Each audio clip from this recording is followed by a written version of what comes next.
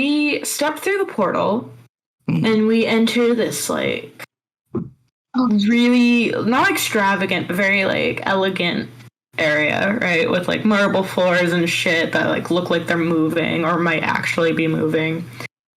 And the hair leads us into a hallway where we meet two individuals. One is called Gold, introduces himself as Goldblood. The other is Darasha, and she is in charge of the Ordo Lumiere, or one of the more powerful members, and is considered one of the bosses, or a boss, higher up, whatever. They discuss how they contacted us because they wanted, and they revealed that they said thank you to me and Andre for warning about the worms issue in Yorne and the rest of the Nafa region. And so they established that, hey, they've been tracking us all over these places. They talked to us about the rules of being a member and how we can't drag the Ordo we can't essentially use their name in a way that would impact them, I guess, or come back to them. We can't, like, harm other members.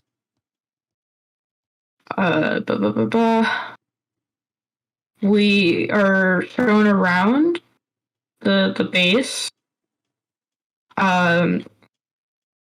And we talk about, like, where we are at when it comes to the invisible world and how we, in particular, are, like, kind of behind where the normal members are. And we talked about how we can move forward with that. And they're like, you just have to find it on your own. So we're like, oh, thanks. And we saw the library. Andre jumped off the stairwell into the abyss, where he used Dimension Door to get out of that. He did do that. And he smushed into a pile of flash. Yep. There's no rule about momentum in 5e. Okay, I didn't know how it worked. Yeah. It's been established that they're still debating whether or not they need to kill us. Or if that's just saying, like, hey, if we see you guys go out of line, we absolutely will kill you in the future. And we are told that we should pick aliases because we're going to meet the rest of the people in the base. Right? That's kind of what happened last night. That is pretty much what happened. Yeah. And that was pretty good. You do get your inspiration point. Okay. I'd like to give you guys an opportunity if you'd like to speak amongst yourself before we begin. About anything related to maybe a course of action or some such you may like to take. If you don't have anything okay. Don't ever mention the shard again, at least while we're in this space. I didn't want to. Okay. Is there anything else we shouldn't talk about? I'm not going to talk about prophecy. I don't think that one necessarily matters as much because we don't know enough about a prophecy for them to really get worried about it. I'm not going to talk about Samus at all because I don't think this is one I've met. So it's only going to be in a situation of he's like, so I heard you mentioned me, and then I'm going to be like, fuck, sorry, I meant the other you. He's here? I don't think so, but just in general, if it's mentioned, it's going to be like, I've met a version of him, at least. Okay. I'm not going to talk about any of the deals I've made. Any of them, plural, huh? Interesting. I mean, I'm not going to talk about the fact that I've spoken to Ivory Dove. I'm not going to talk about those. What about Moss Boy? He's your homie. Oh, I'm absolutely not going to mention Moss Boy. What do you mean? I'm not mentioning Moss Boy. I've already said, hey, I want to get rid of the worms. I think that's enough for now, because they're not... I don't know where they are on that. As soon as I mention Moss Boy and how I have some kind of conversation with him, I think my head's on the chopping block. Do you think already. Like, how much do you think they know about our progress? I am not going to say anything until they bring it up. Okay, that's fair. That way, I'm not lying. That's something to probably bring it up. Something you bring What? up with people. How you like know things about them. Yeah, Well, I that's- don't think they know that I have a second part of the shard. I mean, they can't get Okay. mad if I do because they told me to not pursue it after I got it. So Yeah. Yeah, but then they're going to be like, oh, a student of Lantern? Confusing. what? Yeah. Oh well, they think they're like, oh well, they definitely mentioned, oh, is that what the shard does? But Andre didn't answer because they didn't Okay. they didn't ask him. They were kind of mumbling to themselves, and Andre didn't say anything. So So I don't think we should mention anything about the Horned Axe. No horned axe. Okay. No Horned Axe. What can we talk about? I need to review a session because I don't remember. Did that shadow person that did that one thing to that one rogue dude? Did he mention? Because he said something about he mentioned an organization. A Did he group, say yeah. Ordo, or was it a different one? I'm going to go Because back. I know in someone my named notes. Calder or Coulter. Cult. Yeah, it was Coulter? Coulter, but I don't remember if the something- Ordo was mentioned. So I'm not going to Well- mention the name until I can. Okay, wait. Samson betrayed the birds. He was part of the cult of shadows? Or is that just my note of there's a weird cult of shadows? I think Yeah, that's just maybe. talking about. That's okay. Wait, go ahead, Robin. But I Yeah. have a specific No, you note that says he betrayed the birds for Kelter. Okay, so this is That a is, different that thing. is accurate. But also, Yash, go ahead. No, I'm much more curious about what you're gonna say to the things you say. No, you go ahead. I was just gonna say I assumed they were just referring to this, but vaguely because we didn't know anything at that point. Yeah, That's good. because Also, I will spare you a bit of time. They did mention the birds. Yeah. For that 'Cause- particular instance. because wait, they were going through his memories, and one of the memories was "Welcome to the Everbirds." Mm-hmm. yeah. But then he betrayed them. So we got Why do you? another. That's great. Got another group. Oh, maybe we should. I mean, okay, that group definitely is crazy, but do you think there's another group that's kind of like the Everbirds that's just the ones that aren't okay with them breaking the Flint? Like the Well, opposite there's- we know ideology. right now that Is that person died. possible? But they would be a smaller group, I think. Maybe. Do we know if I guess that we don't know for exists? sure. We don't know I for sure, think- but there's another group that's working against them. Well, maybe not against them, but isn't allied with them. Well, Wait, how do we think- know that? Sorry. Well, because they said that Samson betrayed the birds for Coulter, Mm. so whoever this guy is. Maybe it's just one dude Oh, yeah. that's opposing them. Mhm. Ah, okay. What do you know about Calter, by the way? Huh? What do you know about Calter? Think about it. I don't remember a whole lot about, because I remember his name was mentioned, and I remember writing stuff like, okay, I gotta remember the name Coulter.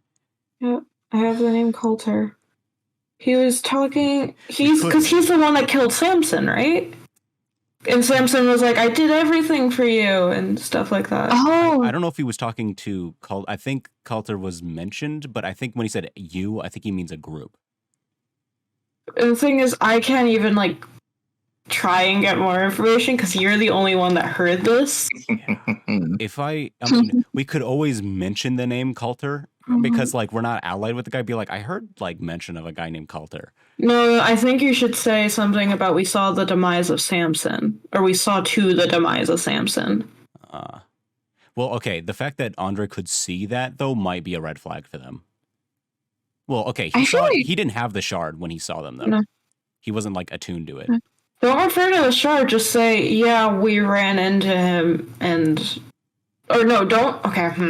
Oh wait, no, we probably shouldn't mention this because I don't think they're gonna like that the moose led Andre to the shard. I don't know if they're gonna like that at all. well, you don't need to mention that. I think. Yeah, no, Just we're generally not Yeah, but it's mentioning the adjacent. betrayal. What do we do if we're I oh can't yeah, believe I'm there's a saying spider this. problem? Yeah. But it's Well, not that crazy. They know we can assume they know where we've been, right? Oh wait, okay. I also want to say, I think that Golden Blood, I think that's the guy that Guilford works for. Yeah. Yeah. So Well, I don't know if he works for him. I think he's the liaison with the Everbirds because he's like, "Oh, we know someone that works for the Everbirds." Because he said he doesn't work with the Everbirds. He says he works for the Snake Man, right?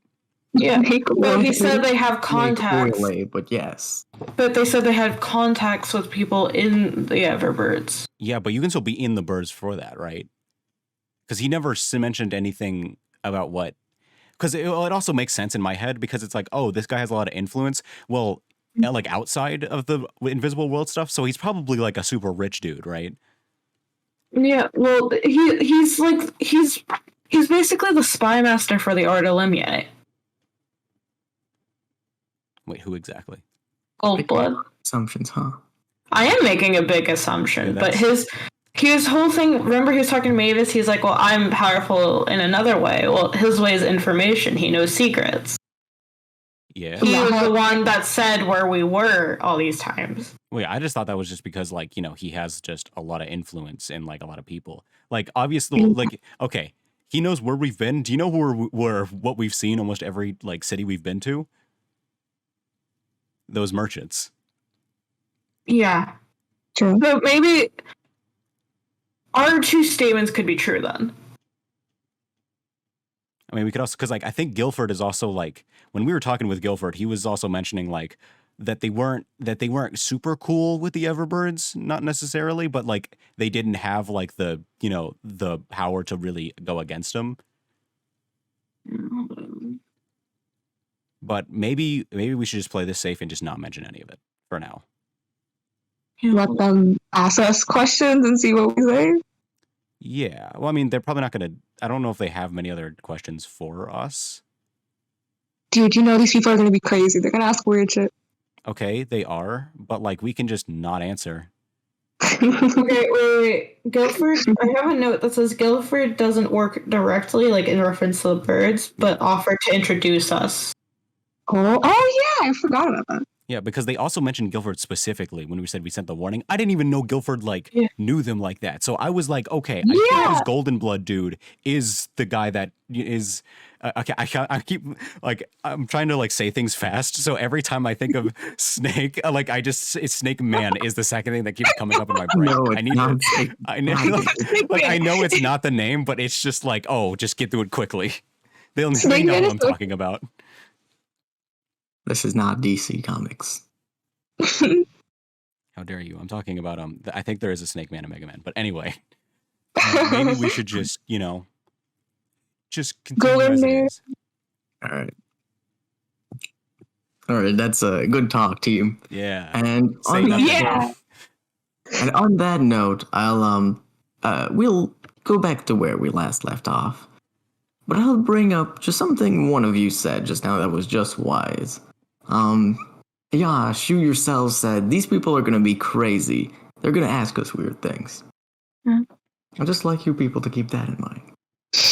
Okay. And we'll go back to all 5 of you. As Andre, you push open the doors. From inside, you hear the yell of, "I'm gonna fucking kill you." You push the doors open, and you notice at first a person flying ahead of you and colliding with a wall to the left. The person seems rather short. The skin itself is rather greenish, and the person is clad in a smooth, silky garb. It goes down all the way. The lining of it is colored, and for it itself, there is a flowing white silk trim, with the inside being filled of red. The person lies against a wall, clearly stunned for a moment. Looking to your right, you see there's 3 other people, each clothed in the same attire, with the difference being in the lining. One, a very tall, muscular individual, has a trim that is akin to brown. Another one, a sleek, slender, and tall man, has a greenish lining, whereas another sat still at a table with a few cards in his hands. He has a very composed air to himself, and a nice light blue trim.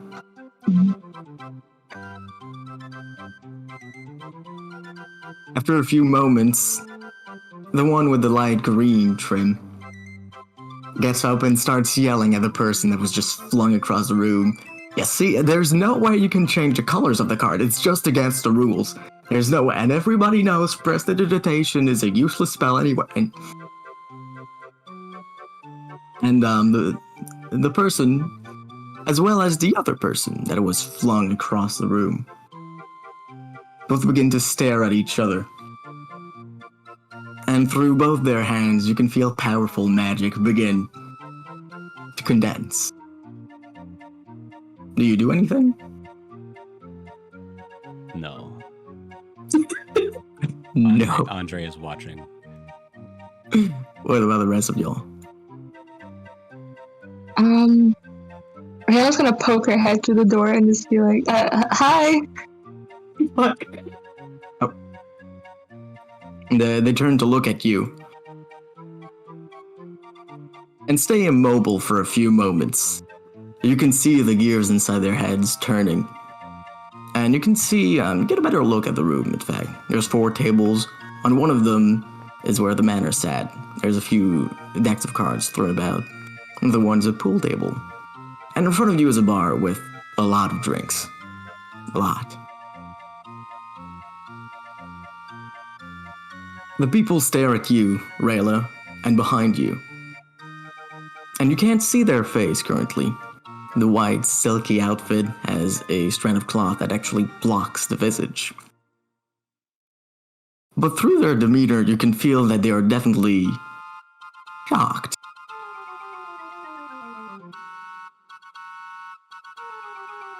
The two of them get themselves a bit straighter up. And you can hear the both of them begin to stutter. Oh, well, actually, that's not really. We're just joking. That's. They keep going for several seconds. Do you say or do anything? Mavis is gonna turn around and look at either Goldblood or Daratha. Goldblood himself seems a bit not discouraged, but disappointed. Perhaps is a better word. Darasha herself is staring directly at the two of them. You do notice that she's standing directly behind Rayla. No, I didn't mean to interrupt. Proceed. Yeah, Rayla will move out of the way. You move out of the way, and one of them follows you with her sides. The other one stays completely stuck behind you. Darasha herself takes a step ahead and speaks. These are some of our new members. And I'd appreciate if you could present yourself with due dignity to them. The two of them take a step back, and their composure shifts a little bit. They seem almost excited. The small red one speaks. Wait, did you say present? The 4 men begin to almost get ready. You can feel energy coursing through the room. Once more, do you do or say anything? Wait, how many other people were in this room originally? In this room, there's actually 6 people right now. Oh, okay. There's the 4 men who were sat at the table right here. Okay. And there's 2 people sat on the stools. One here that you recognize as the Hare. She herself seems to be examining the huge jug of crimson liquid ahead of her. And on the other stool, there's a massive, if you can even call it individual, almost blob of flesh. You can see peels upon peels upon peels of flesh mounding to the floor. You can't even discern anything that would resemble limbs, and seems almost like a slime. A very hairy slime. Ew. Next to that person are glasses after glass after glass, emptied all.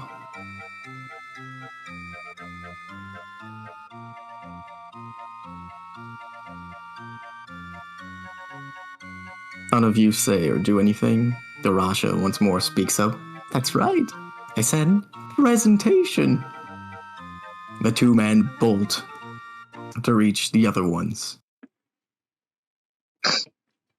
They all position themselves one behind the other in a line. Oh, what is this gonna fucking be? What is happening? Wait. The great burly man speaks up. Men, initiate mission introduction. Oh my god. The small one speaks up first. He takes a pose, a handstand on the ground, his 2 feet raised as high as he can. He faces you to ignite the world with fiery passion. Flare! Bursts of fire raise from the ground and reach towards the ceiling, high. The second one pauses in diagonal. His 2 feet almost seem to defy gravity as he stretches into an X. To free the skies with swift determination. Gale! The room itself shakes with powerful wind. The cues for the pool and the cards fall to the ground. The man behind him, cool, collected, the light blue, takes the opposite stance, the X in the other direction, to spread beauty with crystalline devotion. Rhyme! You can feel a chillness coursing through the room. Your own lips are coated with a thin membrane of ice. And the great man behind them makes a gigantic foray. His hands stand high above any of the other ones. To save the world from growing corruption. Quake! And the ground itself trembles slightly. The lot of their poses forms a 14-limbed star. And the 4 of them announce in one tongue, and we are the Elite Destruction Squad! The 4 elements combine, and behind them a veritable show of pyrotechnics begins to create itself, almost a maelstrom. That was. Mavis is just gonna clap confusedly. Ray was clapping enthusiastically, like, yes! He's also just clapping just in just the most like disrespectful way of just purveyors of the art. The 4 of them seem very pleased. After a moment, the 4 of them take away from their pose and each line up for battle. What do you do? That was amazing. You guys are so cool. What? That was awesome. Thank you. Me and my men work very hard on these presentations. Isn't that right, man? The 3 people behind Quake nod enthusiastically. It shows.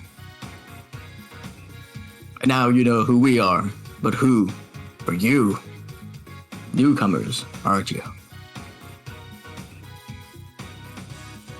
Indeed. He puts his left foot back, right hand on his chest, bends down, left hand out extended, and he just goes into a bow and goes, I am just a fool. It's nice to meet you.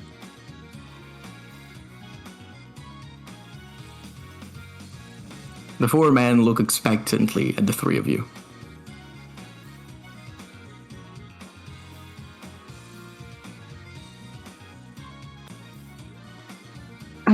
Rayla does like a little wave. I'm the Huntress. Name in progress.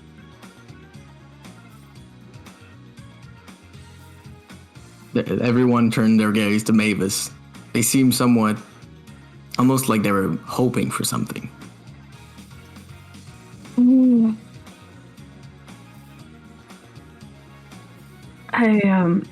Wait, Apologies. one moment. He runs back. He runs over here. Okay. He's gonna try something. Oh god. He pulls out his lute, Yes. starts playing it a bit. and he just sprints. Okay, I need to like think this through. This is a little improvised.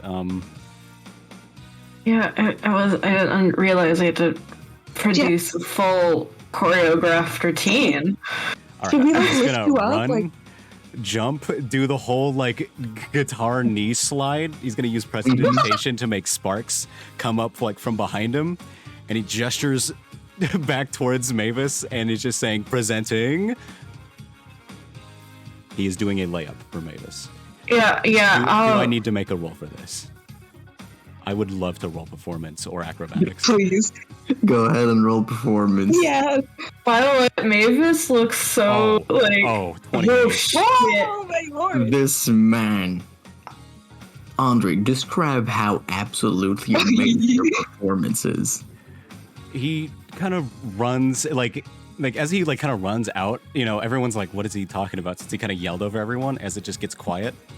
And then like the faint music, you can hear it playing as you start hear like it getting closer and closer.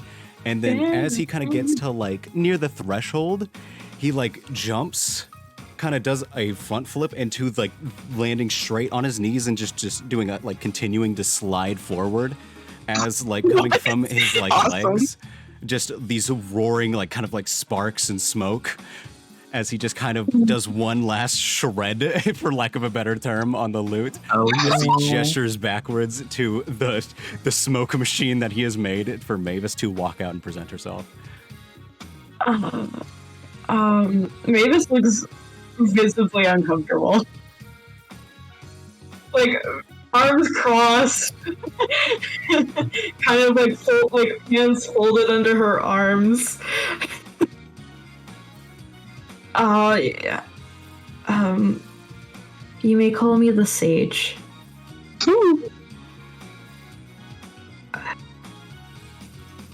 The four of them turn to each other, and they all begin to form a huddle, each grasping the other at the shoulder, with the smaller one being held aloft by the cloak. Andre, you can hear. Actually, all three of you can hear.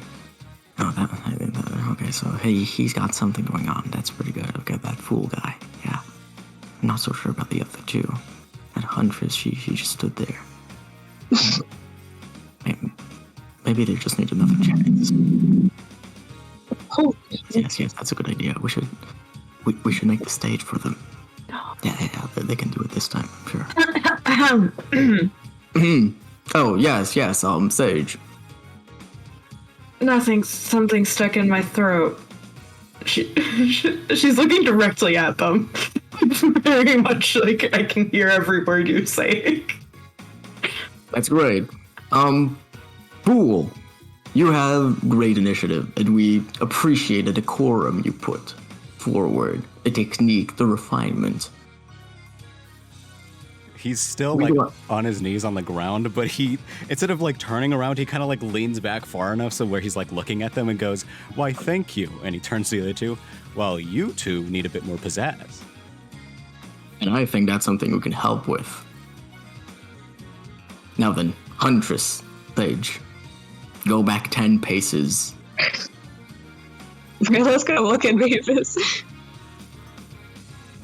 And then walk backwards.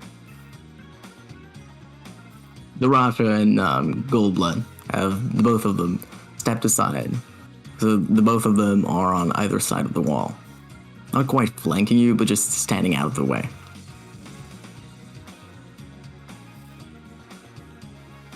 Sage? Okay. Yeah, okay, sure. Maybe this is just gonna trudge backwards back over here. It'll be fun. We're doing a team thing. Fantastic. I will say Andre will try to help by just playing music as whatever they try to do. Fuck, I have Yes, to I'm so come, scared. I have Yes, to come up with you something dead to fool. do. The man with the light green coloring like grasps you by one of the shoulders. The hours of the stage, they must be upheld. Of course. As he's kind of like looking back, he will play a different song depending on who is going. And he's going to just improvise it.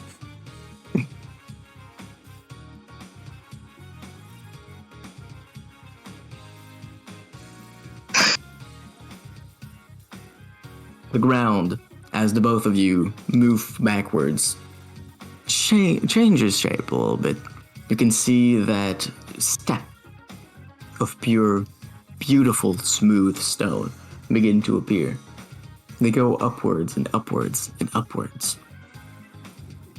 They block the view completely of where you were and go up a good 7 feet in height. Atop of them, a wall, prismatic. Its hue shaped. Each of the colors of the rainbow blocks view, and small bursts of smoke emit from either side of the hall.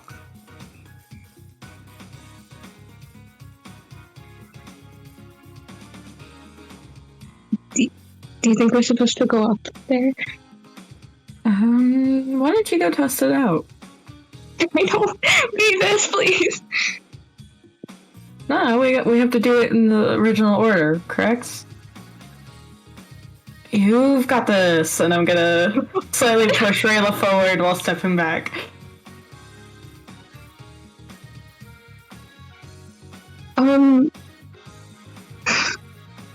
Rayla's kind of like, she does like the little anime thing where she like hits her like cheeks a little bit and then straightens her shoulders.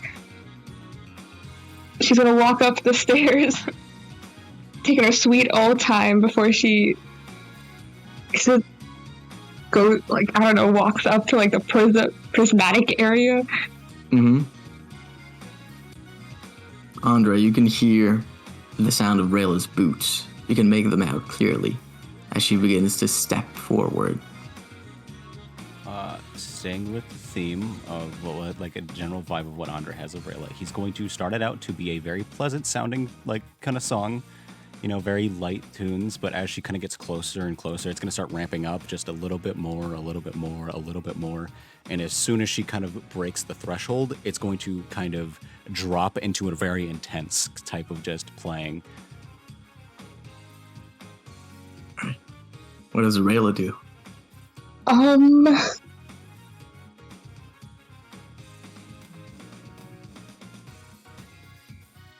She is gonna cast, as she's piercing the veil, she's gonna cast Minor Illusion. Mm-hmm. And it's just gonna be like a sound effect that says the Huntress, but as like a whisper behind everyone. Ooh. Each of the men, Andre, you can see, turn behind them to see where the sound came from. They don't see anything and look back forward. The eyes set on the prismatic wall. Intrigued and expectant. I do not. Rayla's gonna walk out of the prismatic wall. Alright. You just walk? I wait, how high is the wall up? 7 feet. 7 feet. Can I do a barrel roll down? Fuck yeah, you can. She's gonna fucking barrel roll down. Alright, roll acrobatics. Oh god. Strike a pose, like pull your bow and like notch an arrow or something as you get out the roll. Oh, yeah. She's gonna like mid-air take out an arrow. It's also a 16. Okay, a 16. Okay, so you mid-air shoot an arrow through the barrel roll? She's just gonna take out. She's not gonna shoot because that's like aggressive. Okay. Take out the bow and aim it. As you burst through the prismatic wall, you find yourself falling to the ground in a sick barrel roll. The shape itself, the flow is beautiful.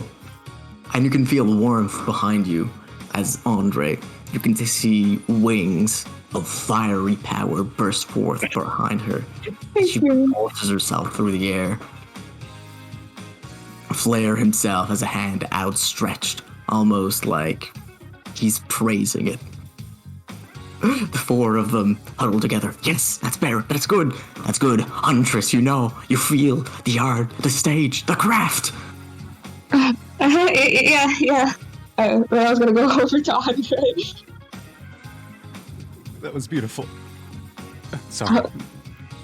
He wipes a tear that you can't see because it's on his mask, so he doesn't really wipe anything away. But he makes the motion. Okay. That was. And such a after nice you touch. stepped, oh, sorry, go ahead. It just the whispering. Oh, that was perfect. That was good, right? I feel like that was a good idea. Yes, indeed.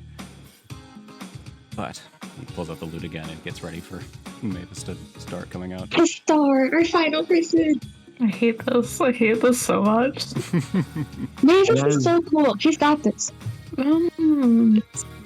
As you get ready, waiting for Mavis, Oh, okay.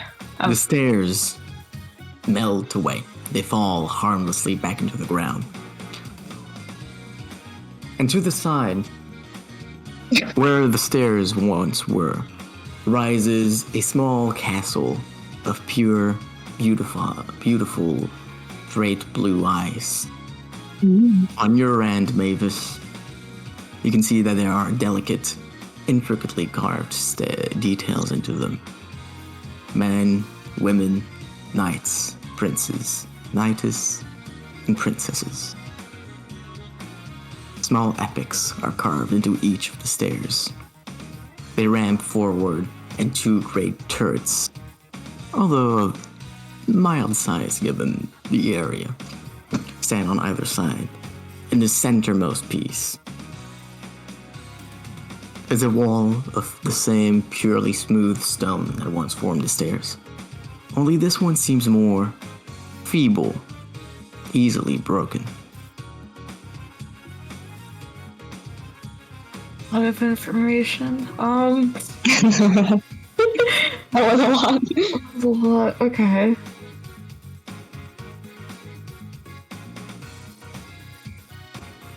I don't even have like any spells that are good for this right now. You could polymorph into a giant ape. I can also help with prestidigitation. I can also do that, so we can double that. Oh, Oh my god. We're your pyrotechnics team. We're here for you. wait.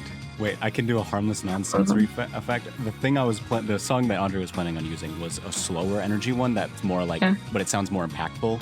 You know, like a lower energy thing. But Yeah. we can use prestidigitation to make your hair flow in the wind. Yeah. Oh, please, come on. Like a supermodel? Yes. Especially with the ice theme. Yeah. Fuck, am I Elsa? Is that what this is becoming? They're just gonna sing, let it go? Is that You have white hair, huh? I do. Not anymore, it's brown now. It's black right now. Sorry. Black. You're right. That's So if cool. I don't dye it, it's gonna go back eventually. So it's gonna be like my roots are white and the rest is black. Like the TikTok people. Yeah, like the TikTok people. Like a goth e-girl. Oh no.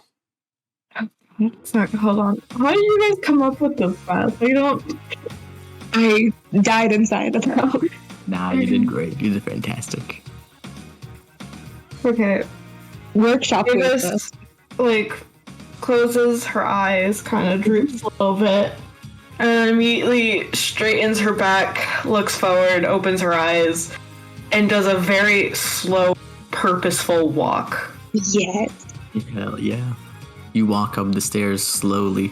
Andre, Rayla, and everyone else can hear each of the crystalline clear steps Mavis's shoes make as she steps on the ice.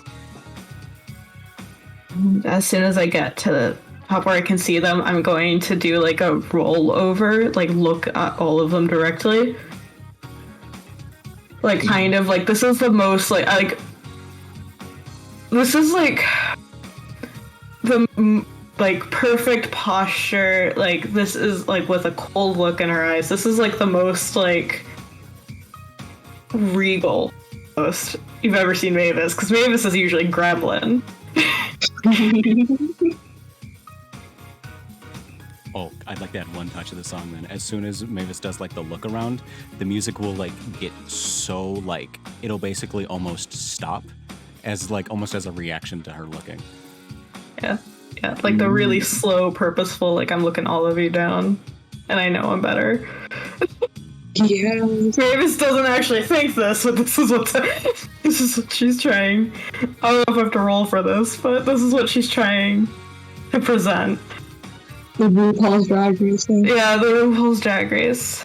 You may roll performance if you'd like. I don't want to. I'd like to assist. Oh god. You got advantage. You got this. Okay, wait, I have advantage? Yeah, I'm assisting with the Okay. music. Oh, the music. I don't think I had ever thought I would be able to assist with my Okay. performance skill in this. Yeah, how many days has it been since the cave?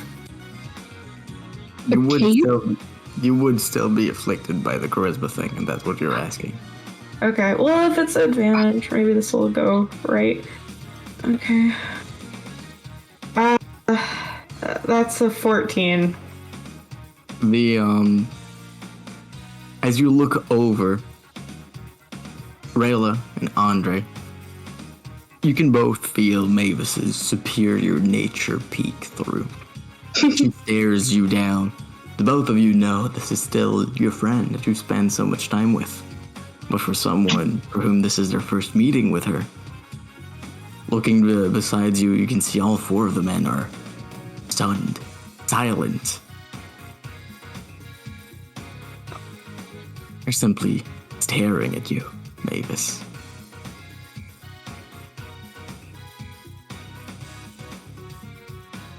What do you do? Staring them down, Mavis is just gonna say, I am the wounded sage.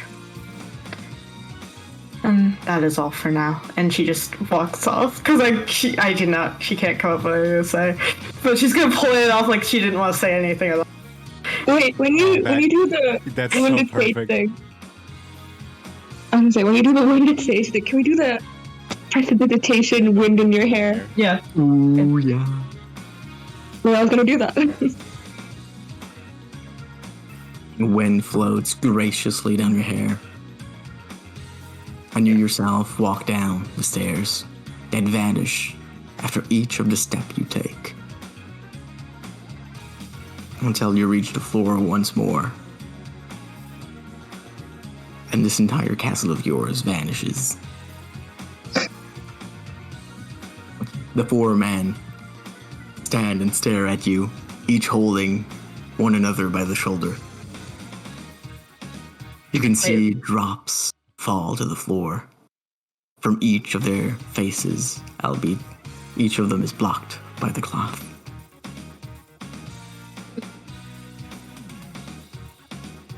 Mavis just raises like one of her brows at them.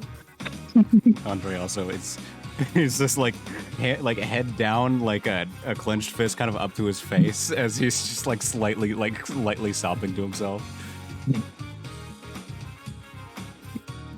Gale, the light green man, extends an arm to you, Andre, inviting you amongst the men. He takes it. They all cry. Fucking goons. Finally, people who understand the value of show. Andre's just sobbing. The men are also definitely sobbing, at least until somebody stops them. Andre will be here for hours. Please, someone. What do you do? Please help. This is me, Colin. Please help. Andre will not leave until someone does it. Rayla's gonna tap Andre's shoulder. Are you okay? What's wrong? Am I okay? I'm more than okay. That was beautiful. Yeah, they all did really well there. Mavis, yours is so cool. Oh, I know Thank you you. had it in you. Sorry. I don't mean to get emotional.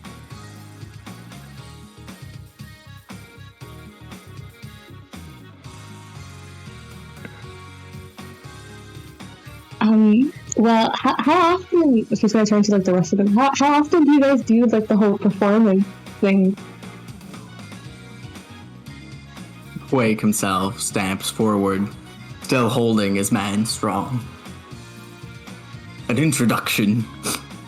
You can hear and still see droplets fall from his eyes. of proper stature, of proper worth, is a necessity when one meets anyone.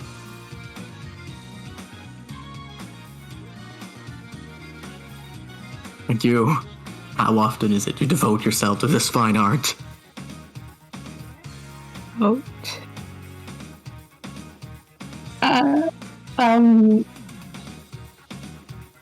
I'm not very practiced here, but the fool, he's more proficient in all this.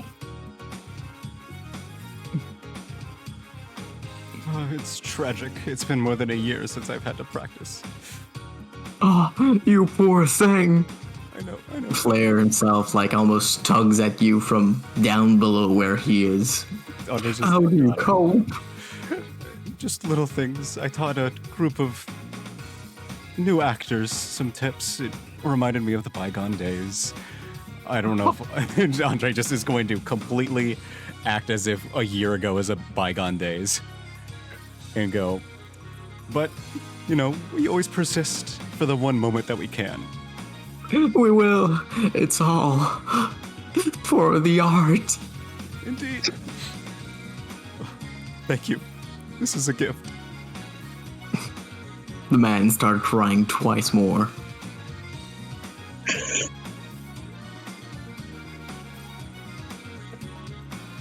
At this point, you can hear footsteps coming forward, Oh god. and the voice of Goldblood making itself known. I see you've become introduced with the Elite Destruction Squad. And their extravagant tastes. I wish I didn't have the whole thing with insight checks. I would love to see what he's thinking when he says that. What if with my passive insight, can I tell anything about? I'll take it. Let How me does he insight feel check him. about saying that name? Yeah, I'll insight check him. Go ahead, roll for it. Yeah, got it. It's an 18. Oh wait, we can't insight him. Try. I got Hey, 18. I see you've remembered something from last time. Hey, maybe he's not trying to hide it, Yeah, I mean, we get vague impressions. I can't imagine he's he's hiding hiding. something. Yeah, 18. He seems playful in the way he phrases it. It's a bit hard to make sure if he's mocking them or if he finds them amusing or if he simply enjoys the show they've put on. Most likely it's one of these options. Anyway, it doesn't seem like any of these three things will stop him from saying what he has to say. Yes. Apologies. I mean, he acts as if he's wiping something off of his outfit and just goes, yes, we have. And you fool,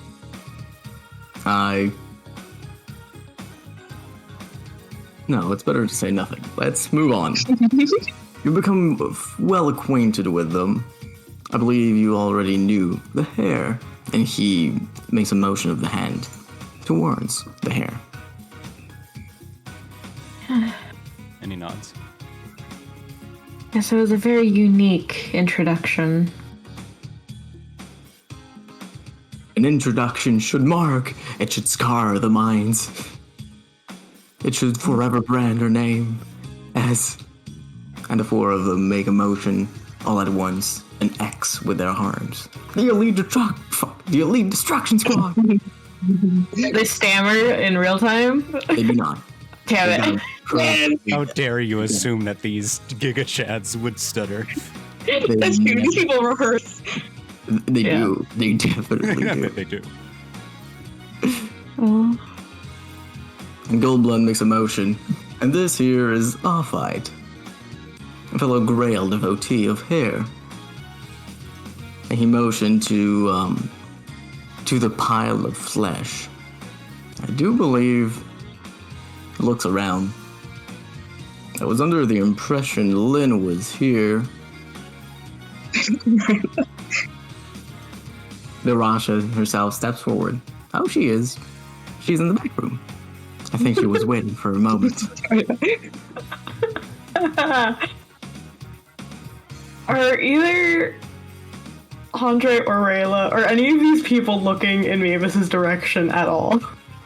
Goldblood would be looking around. Most likely he would, yes. Okay. Wait, is he behind me though? He would be to the side of you at this point. Like here? More like here. Nope, that doesn't work. Hold on. More like here, but yes. Okay. He's here. Arosha's there. Okay, then I don't know if you would pick this up, but Mavis is still. Completely still.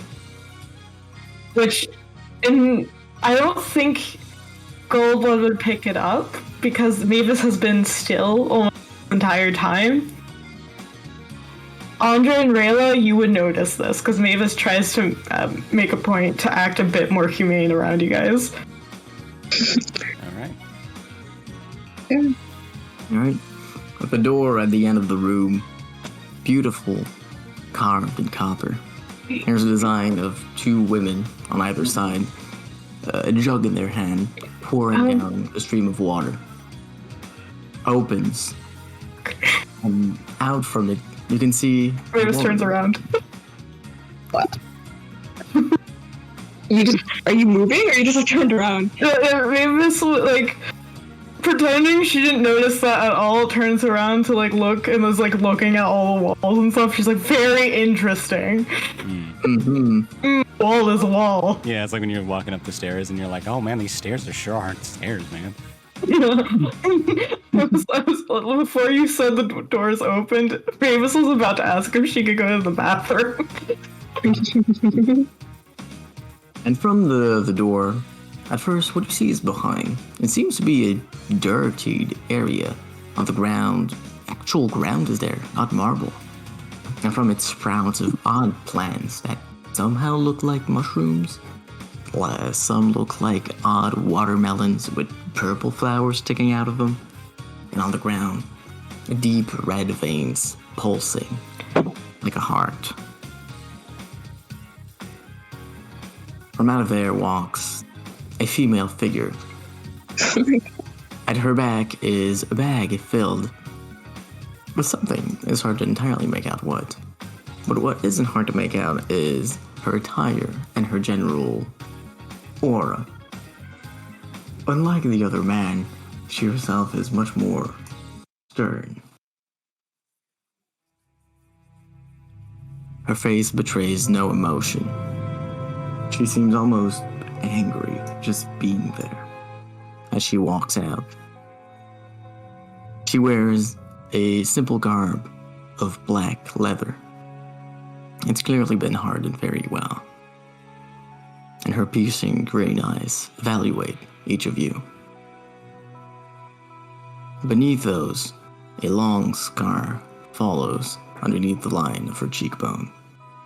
And beneath that, a hideous deformation, almost as though her flesh, singed and melted upon itself, follows downwards in a spiral until it disappears under her armor.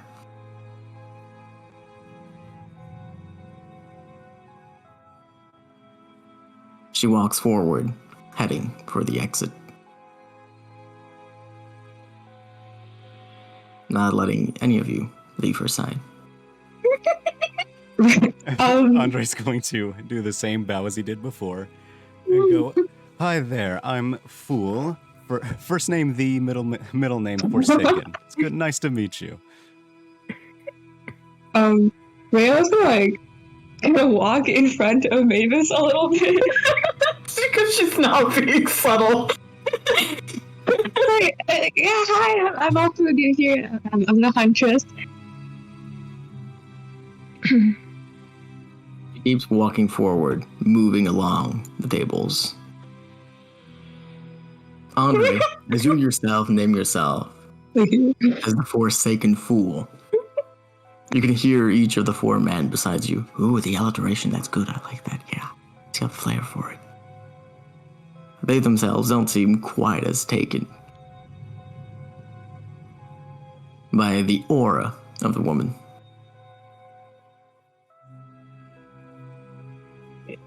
Nurasha herself steps a bit forward, almost like she's blocking the way. No. Escape. Or exit. these are some newcomers. They've joined our nice order. They aren't quite as potent or knowledgeable as many of us. However, there are certain circumstances at play, and I've decided to grant them a membership amongst yourselves. If you'd be so kind as to present yourself. Her eyes are closed and her face is plastered with a kind smile. Lynn and her clearly exchange glares for a while, even though the woman's eyes are closed.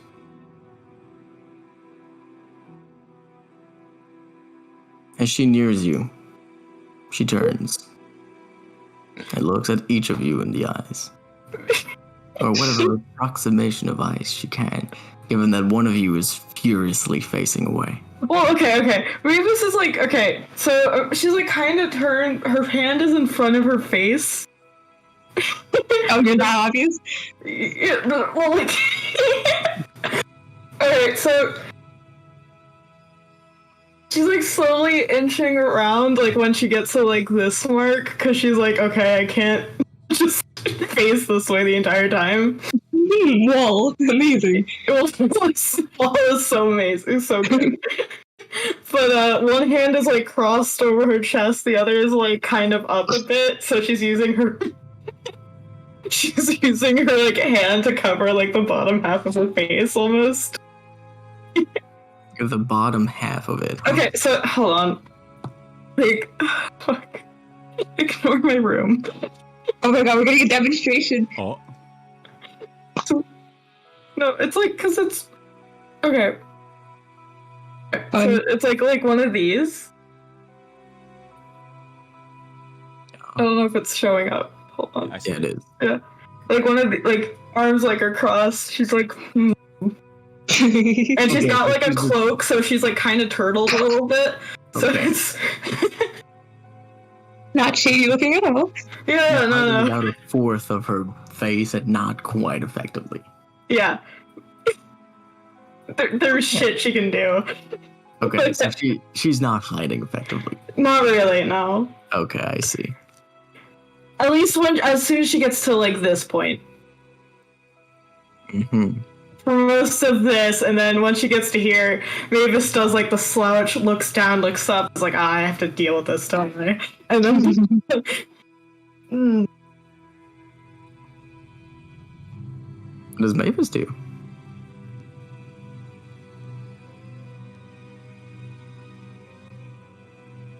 Mavis is gonna look for all of the change details that she does not remember. You can't see much of her hair, as her hood is pulled forward. The eyes, the color of them haven't changed, but they look harsher. She was never pleasant, never happy. But they seem so filled with anger, determination. These are perhaps the singular most intense pair of eyes who ever lay down on you.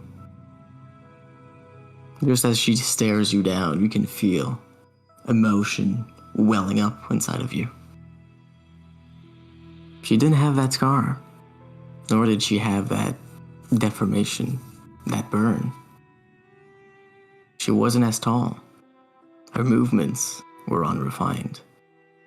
As she is now, it seems like with each step she takes, she slices through the air, as agile as a knife's edge.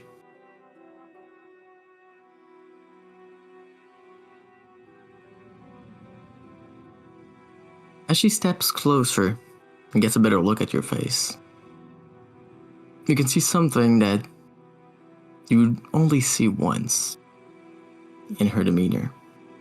For a brief moment, she stops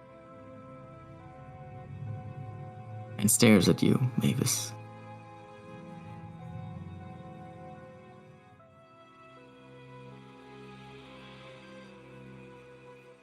That's a natural 1. Oh, You can tell that something, as she lays down her eyes on you, something in her mind not changes, not ticks, but she definitely recognizes you. She faces directly towards you, away from Darasha. Goldblood is able to see it just fine, as are each of the members of the Elite Destruction Squad.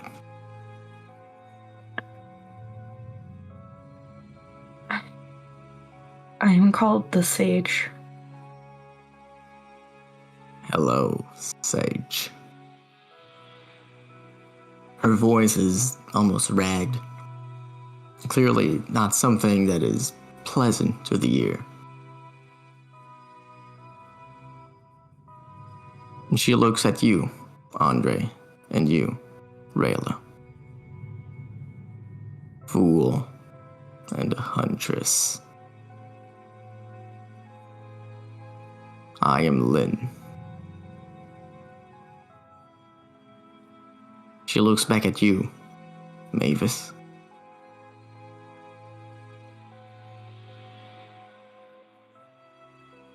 I'd like you to make... actually, no, you wouldn't roll for that. Never mind.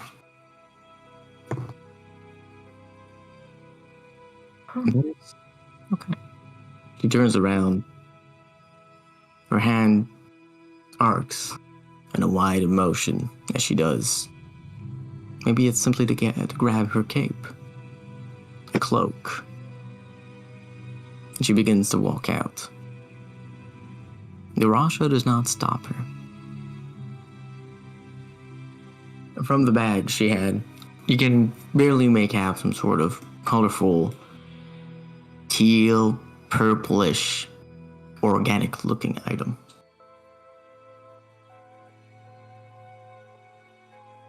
Do you do anything?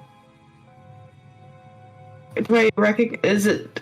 I can't see anything else with the item, right? That's it. It seems. Make an investigation check. Okay.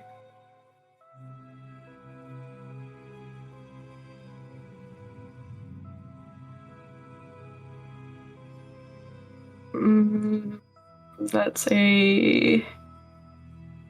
It's an 8. Holy shit. Mavis is just gonna whisper very quietly then. She doesn't see anything. It's just like saying Lynn very quietly under her breath. Or what would be the equivalent of under her breath. I see. The first time you do so, when she's halfway down the hall, her step halts for a moment. She keeps going forward.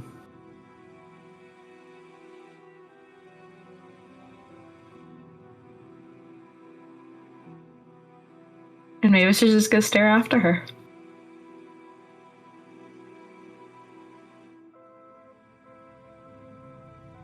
The minimalism.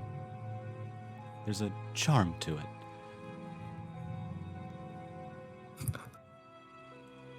Gale once more turns to you. Don't say that around her. And Mavis is gonna turn back. Apologies. Let's just say, those eyes left an impression. Indeed. Yes, Lynn does have that effect on people. Goldblood himself shrugs somewhat. You'll see many of our members have auras and the like, not unlike hers, though hers is definitely one of the more hostile one. Lynn doesn't sound like a title. Oh no. You see these, you'll see them, a few of our members, go by their actual name. Like Darasha. Darasha Yes. herself gives you a bit of a wave from her hand. Yeah, I remember you implied that these are possibly the more powerful or higher up members. No, hardly. These are Okay. simply the people who have devoted themselves fully to the invisible arts. Typically, they've abandoned or lost connection to the world shared by most. hardly a distinction worth bringing up most of the time. All of us here are comrades in learning, aren't we? Oh. So it's official? Hmm? Whatever do you mean? Apologies. Mavis is gonna look down. I believe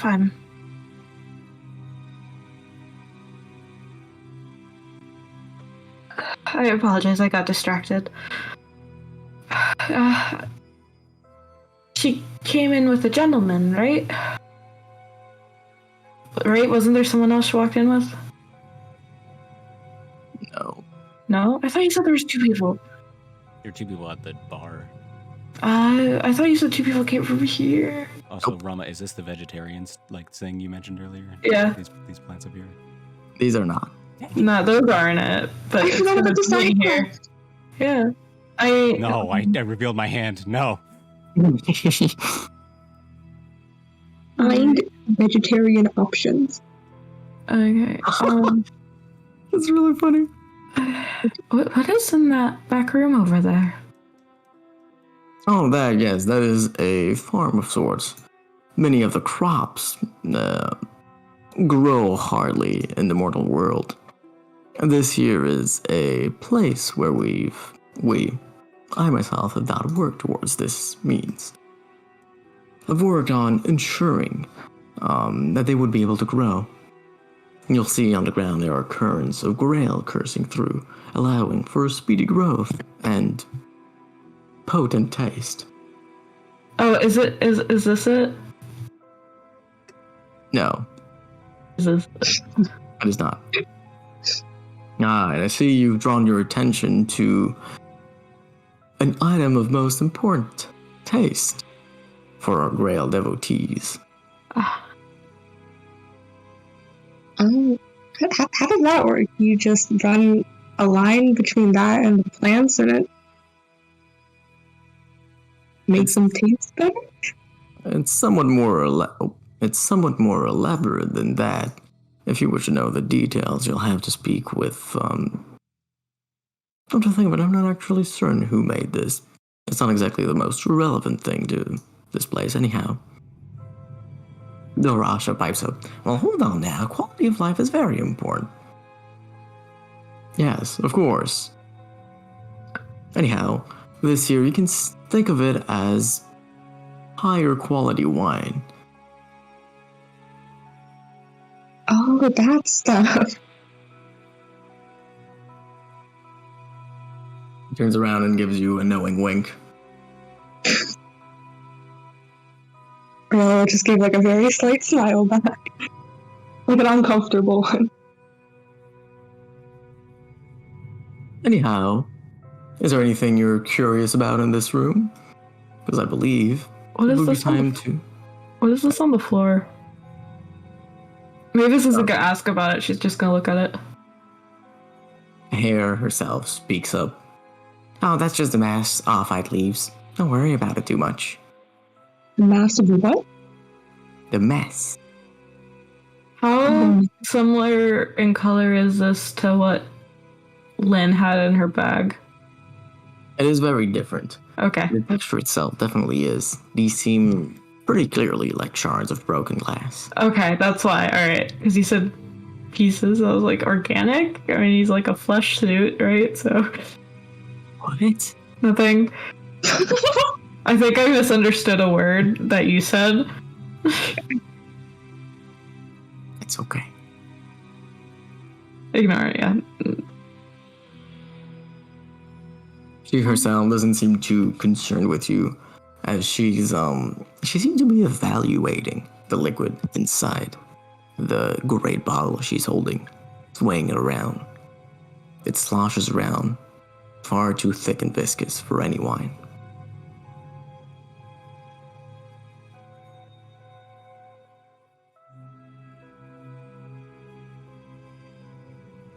Well, I don't believe I have any other curiosities.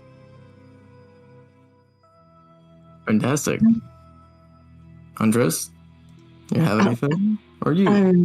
I I was just gonna say I was surprised to see you guys have like a clubhouse here. That's kind of cool. Yes, it was a request made by some of the members that the Rasha held important to honor. I think, if I'm correct, that it was actually here before this place became the Ordo Limyae. Correct? He gives a look at the Rasha. Well, it was here. It wasn't like this. But yes, it was here mostly. The pool table is on me, though.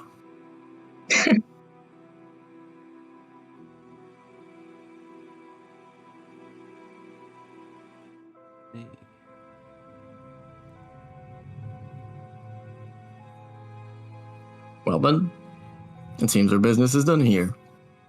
Huntress, lead the way. You heard the man. Um. Come on now. He's going to start pushing Rayla. Okay. You don't need to do that. Where did we come from? You see Rayla kind of like look around a little bit, clearly lost. I'm just going to put his hands on Rayla's shoulder and then kind of like turn her this way. Yes, that's exactly where I was gonna go. I'm really gonna go forward. Alright, you go forward. As the three of you leave, you hear shuffling behind you.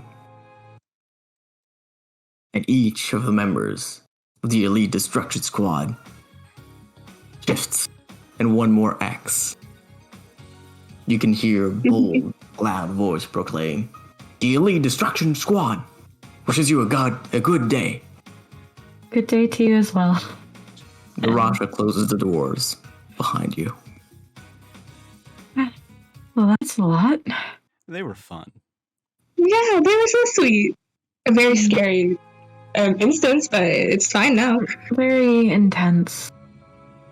We pulled it off, though.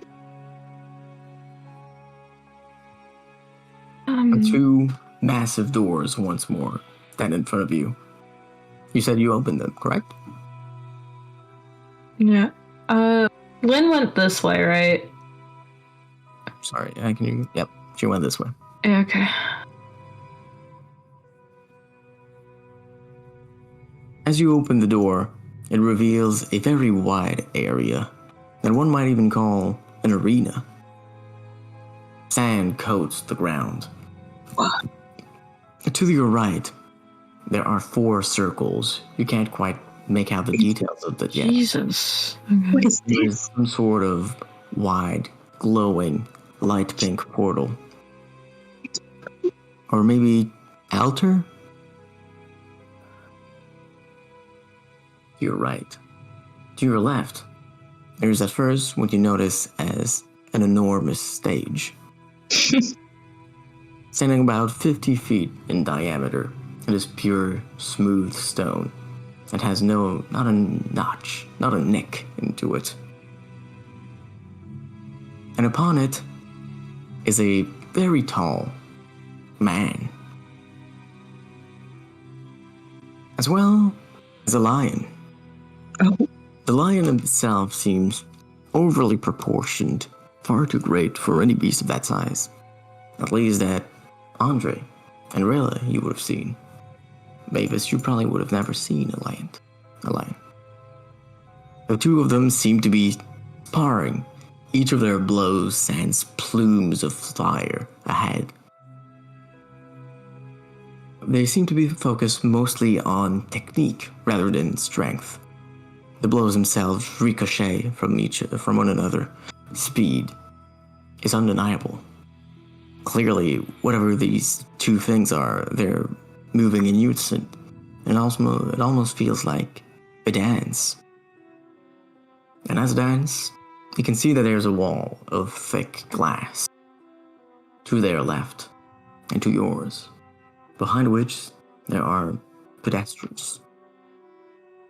Just seats enough to fit about 100 people, each going up in height to about 20 feet high.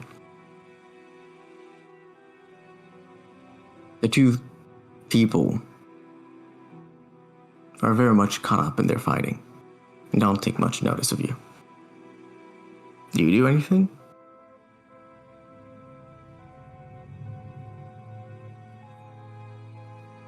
Andre's just gonna start walking over here and just look at this stuff because it's really interesting.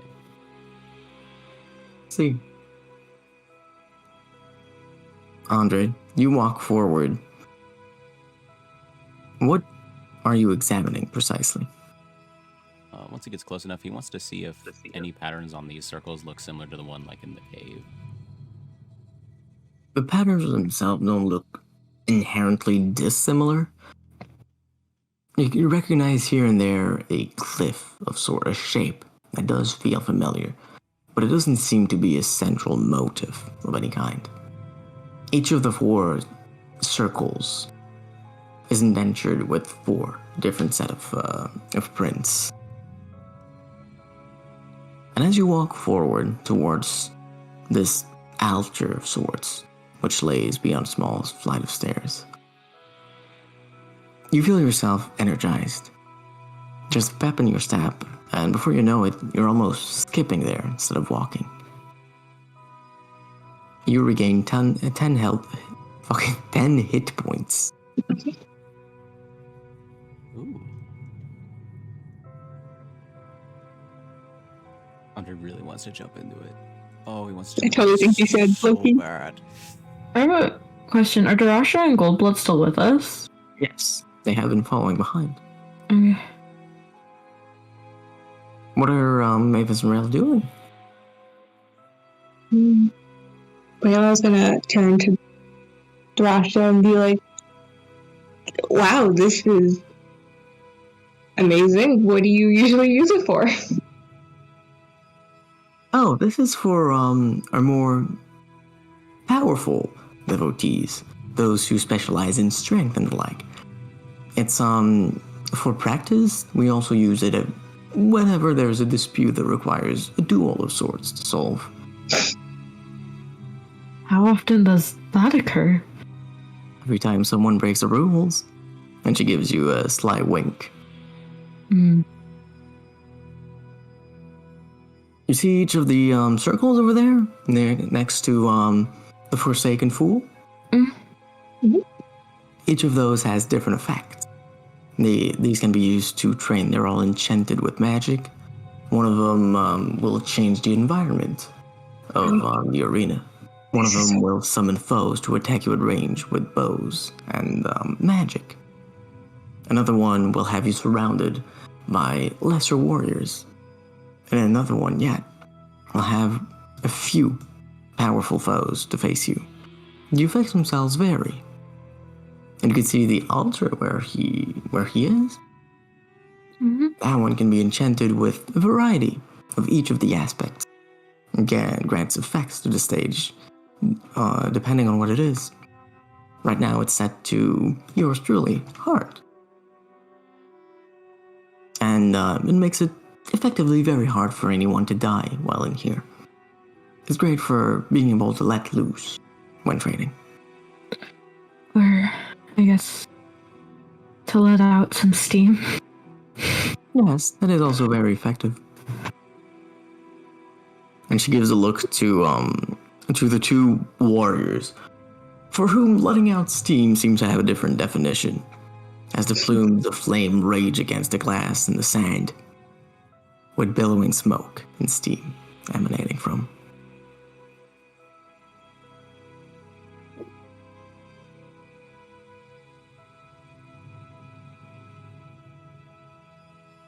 And who might that be? I think it would be better if he gave an introduction of himself. He steps forward, Goldblood does at least, and starts to go towards the stage. Plumes of flames go from the left and right of him, and he himself just simply nimbly dodges between them. Though Rasha herself follows after him, she doesn't seem nearly as worried. As he nears the stage, he gets up on the first step and clears his throat. We've guests that would like to meet you. And immediately, one of the plumes of flames heads towards him. The man, or the armored one, at least. Turns form almost by reflex and fires off one of them. Goldblood himself doesn't seem entirely worried as the Rasha steps forward and into the way of the fire. It collides with force into her, and you can see it singeing into her flesh, cutting deeply into her outfit and burning it to shreds. Only for it to, just a few seconds afterwards, all be gone. No damage, not to herself or the outfit. Oh, the man himself breaks his stance. The lion stops attacking him, and the both of them look towards the Rasha and Goldblood. You shouldn't surprise us when we're in the middle of sparring like that. That's dangerous. It's a good thing I was here. Indeed, it is. Now then, about our guests. Goldblood turns clearly unworried.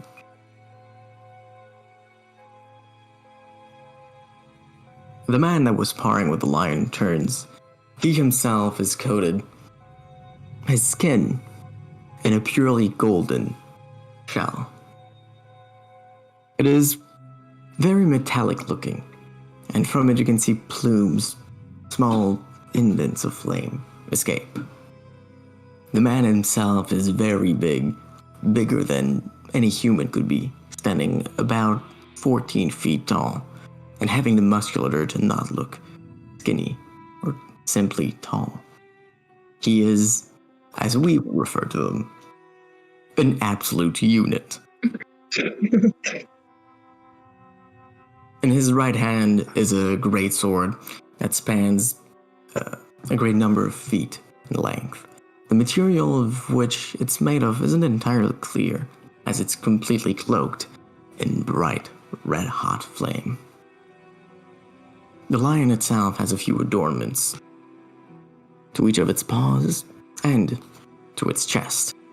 Armor, somehow, that is stuck onto an equally golden skin, metallic. Andre, this distinctly reminds you of a lion you've seen before.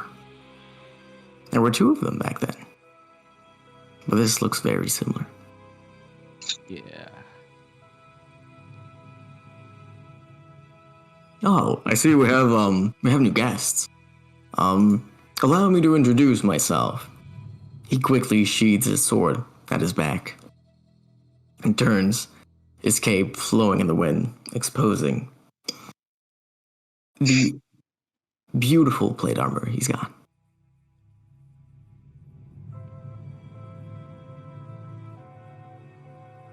He gives you a curtsy. I am Lionheart. It's a pleasure to meet you. Andre bows. Lionheart bows a little bit lower. You fucking start this.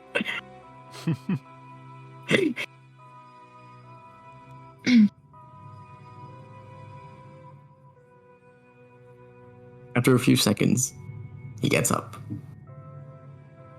And who might you be? How do you do? I am, you may call me the Sage. I see. So the Sage. Pleasure to meet you. And you. He turns his eyes to you, Rayla. I'm the Huntress. Huntress, it's nice to meet you. Greetings, Huntress. It's a pleasure to meet you as well.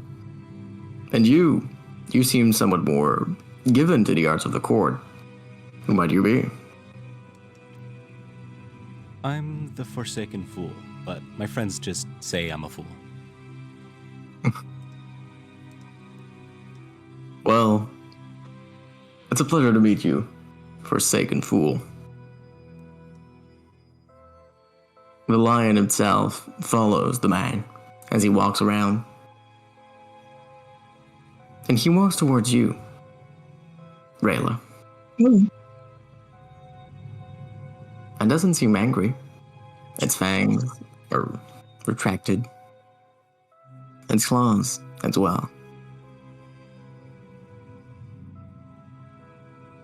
It seems curious. The thing is enormous, for the record, standing well over 15 feet tall. Oh, okay. Each of It's its taller much- than the man. That's it's huge. Okay. It is. I am one mouthful for it. Yes, precisely where I was getting at. Each of its limbs is about half as big as your entire body. It is humongous, much like the man. And it walks towards you, Rayla. In even, unhurried steps. Do you do anything?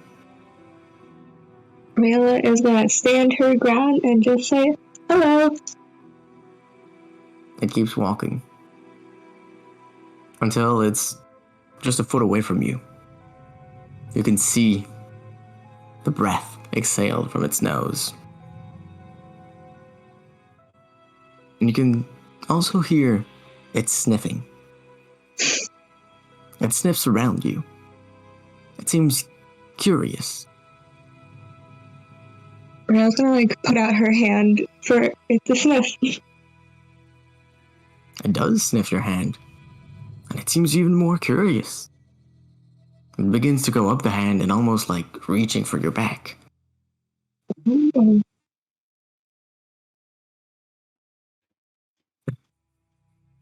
Rayla's gonna back up a little bit, like, hey, buddy, what is it? The man himself turns from you, Andre, towards the lion. Now hold on, Brave. You can't just be invading into people's spheres like that. You're trained better than this. Behave yourself. But a curious. Ha. What is it? Trying to do? I'm not entirely certain. It seems curious. The lion, Brave, Brave. just get away from you. It still seems like it wants to clarify something, like it wants to know something, like something isn't sitting quite right. But it's definitely not hostile or anything like that.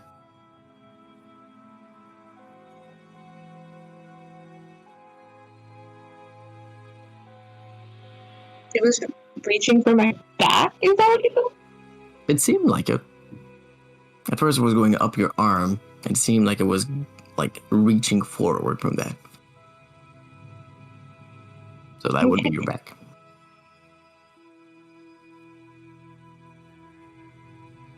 Oh, she do that? Yeah, she'll do it. She'll kind of take out her bow and just hold it in front of her. Brave's attention was once more focused on you. He looks at you and looks backwards at the man. He looks back at you again. Do you mind, Huntress? He seems to be curious about that bow of yours. You see Rayla kind of grip it a little bit. What does he want to do? He steps a bit closer and gives a pat on Brave's heart. Sorry, not Brave's heart. On Brave's head. And he just looks at him. I'm not entirely certain. What do you want to do, boy? Brave looks back at him. Big, almost wet eyes. Well, Huh. No, it's just a cat. Huh. Really now? Lionheart also stares back at you. Mavis is gonna slowly walk behind Rayla. He says there's one more person here that we haven't greeted. Oh, Maybe your bow has someone inside of them? A possessed magic item of some variety? oh wow, you can sense that. Yeah, there is another person here. Ah, I see. Brave has been trained to the utmost courtesy, the highest point in knighthood. Very good, boy. And Lionheart himself bows once more to your bow.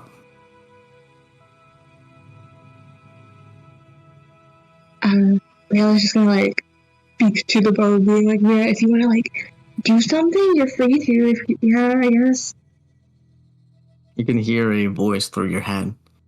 I'd love to. I can't project myself just yet. It takes me time to regain strength. If you want, you could speak to them in my place. You sure? Do you have something to say? What would be my name here? If you're the Huntress, should I be the Huntress Song? Like a bow?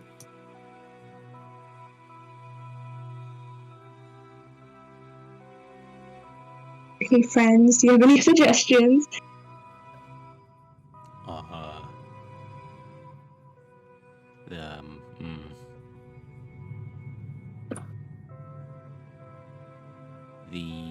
The Hand of the Huntress. No.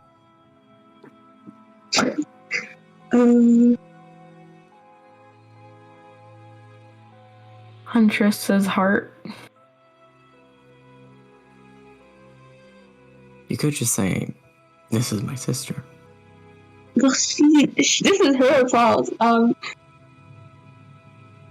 Yeah.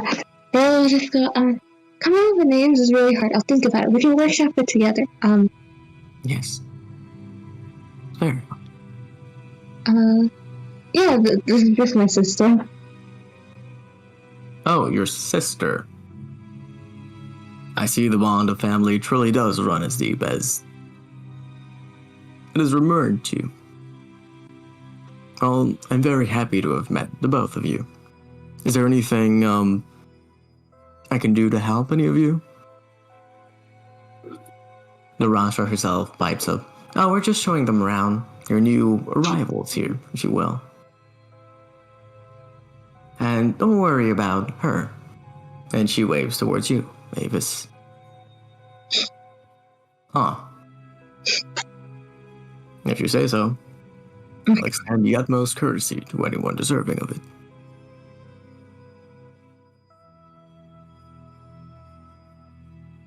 Oh, perhaps you've come here because you'd like to spar somewhat.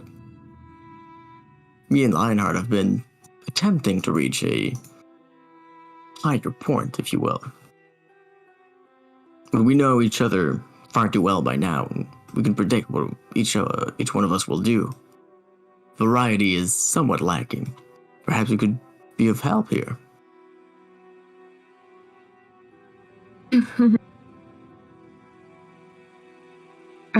I wouldn't be opposed to it. What do you guys want to do?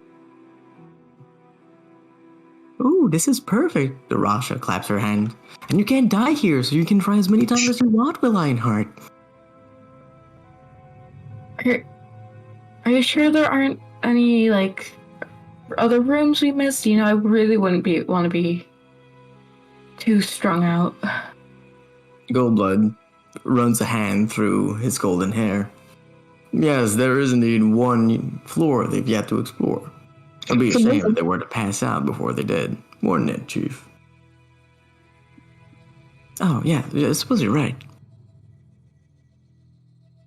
She gives the three of you a look. What do you do? Yes, I wish I could be of help, but unfortunately, I am just so much weaker than my two companions. I would not be of much help.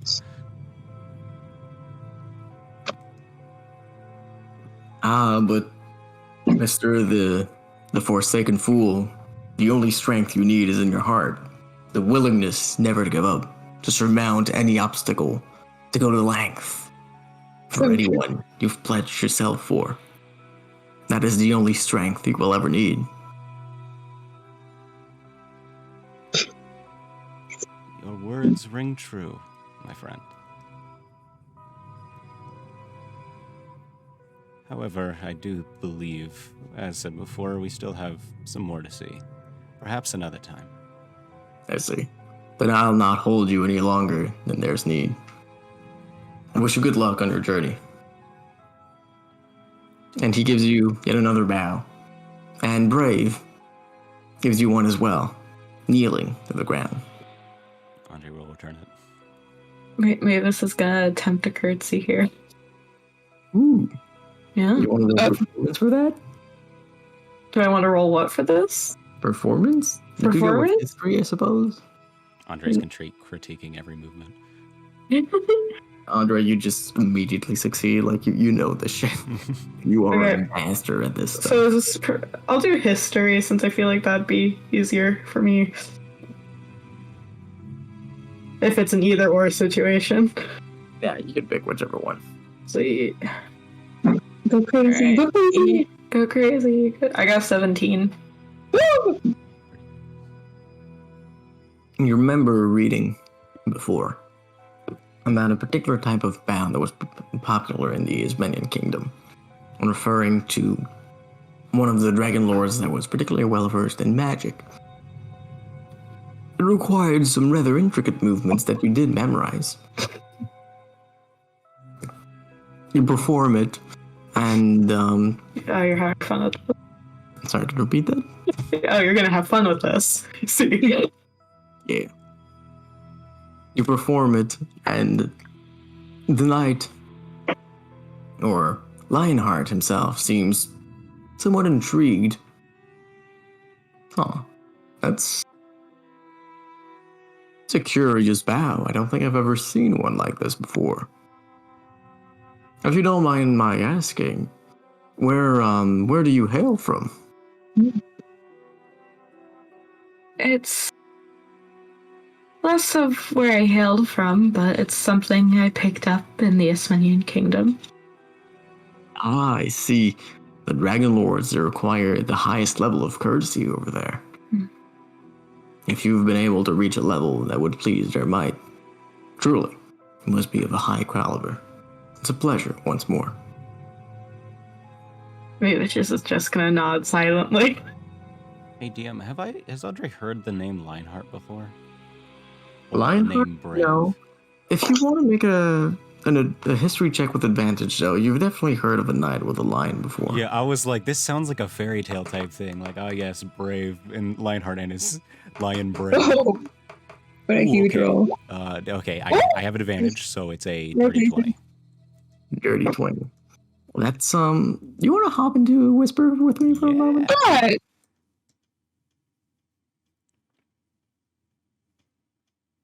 You have definitely heard of a knight that... There we go. Sorry about that. Continue on with your sentence, yeah. I was just asking, sorry, if that's what makes you was photoshopping. Yeah. I see. Amazing. And like that, what do? Lionheart is currently giving back the bow to you guys. Andre does this. Rayla is gonna say it was nice to meet you. We should do that spar next time. Yes, I very much appreciate it, Huntress. And he gives you a broad, happy smile. Rayla will smile back and then leave. What a All right. nice fellow, he says, walking out. You walk out, the Raja closes the thick doors behind you. And now you've met one of our truly powerful members. Each of the ones you've seen before have ability in some domain. His might cannot be understated. And sometimes might is all you need to achieve results. Yes, I've seen many like him. It's very, very interesting. You've seen many not unlike him. I doubt you've seen many like him. Very fair. I've seen, well, given his size, that was definitely a interesting experience. Of course. Now then, shall we proceed? This is the last floor. Or at least the last one, I think. the Rasha here will let you see. Ooh, I do have. She herself nods. Do you perhaps have a forge master of some sort? A skilled blacksmith? It's almost like you read my mind. We're going to go see Kano, our master forge smith. Oh, I can't wait. Always loved watching artisans work. God. Okay. Mia just rolled her eyes at that. What? He kind of looks over. Can I not admire someone just doing what they do best? I was under the impression you were a better liar than this, Sir Timur. How dare you? Mavis does I snicker a am little bit. Shocked. Shocked, he says in an over-exaggerated, like, hand on his chest. I can't believe this.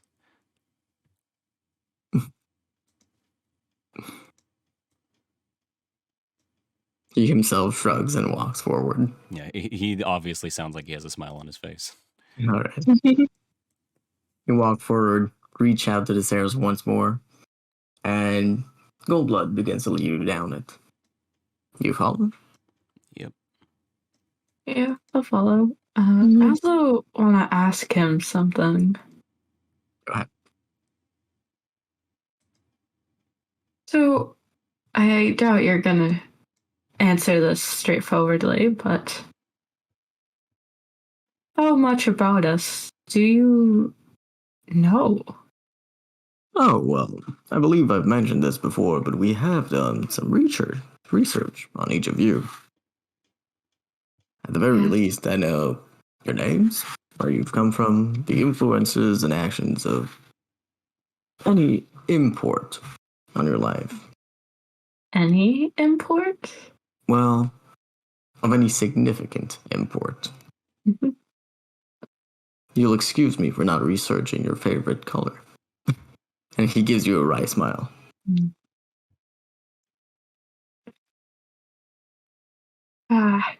Hello, Renan. It's green, by the way. Oh, wonderful. And you? Is it gold? I do enjoy a good gold, though there is something to be said about a pure white. And he gestures at his outfit of wide silk, of plain white with a gold trim. Okay. I forgot I had gold. I thought I had gold trim. Indeed. Mm. Mhm. It does go with anything, doesn't it? Of course. And tell me, how about you? And he turns around. Have you researched us? You know, your organization keeps a tight lid. Mm-hmm. So Go on. I can honestly say I did not know much. You understand why I was so precautious.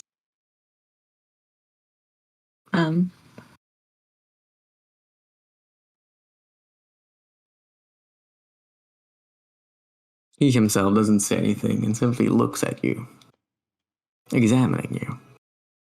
Well, again, that's of no big import. We're almost there.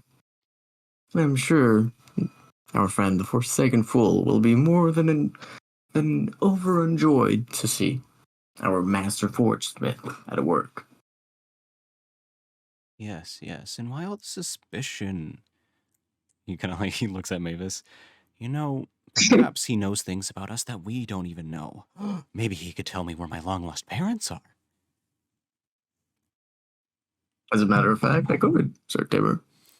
But I don't think now is the time for this discussion. Of course. Don't want to spoil the surprise. Oh? More, I require payment for such things. Ah, yes, business. The extravagances of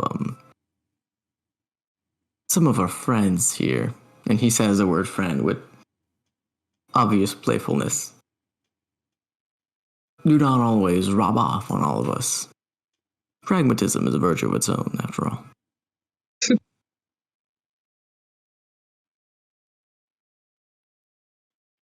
He kind of just like nods. As you keep going, you eventually, after long minutes, reach another floor. This one seems to be the last one. Stretch ahead, there's a path. Another copper door at the end of a hallway, and 2 paths to the left and right, each with their own copper doors. Narasha herself takes the lead as she walks ahead. And it will be over here. And she takes a left. Andre follows.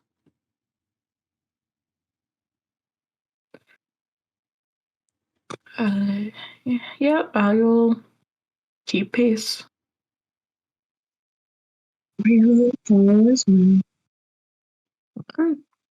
Narasha opens the door, saying with a happy tune, "Hey, no, we have guests." The door opens wide to a rather spacious smithy. To the right, you can see there are small bubbles and gems of a high variety. The bubbles themselves, you've never seen much like them. The gems, however, you can tell that they are of very fine quality.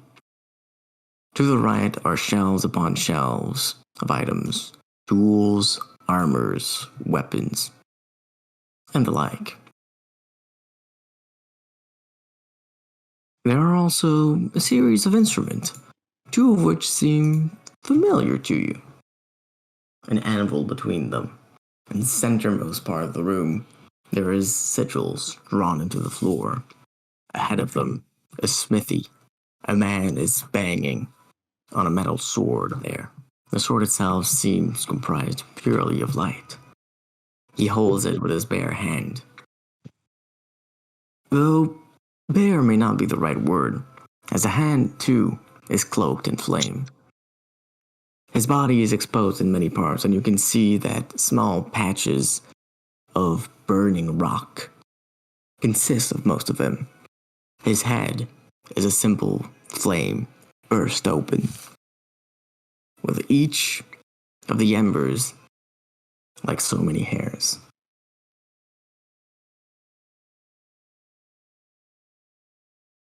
It is completely focused and does not pay you attention. Do you do anything? I know what I said before. However, I can even say that is interesting. Also, above game, who's holding on to the maul? For what? The what? maul we got from the cave? The hammer? Because have we been lugging that around this place? We have a I didn't.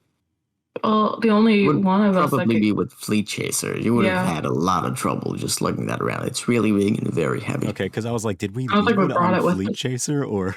I don't think we brought it with us. Because I thought it was so funny, just the idea of us walking around this place with that 11-foot tall maul.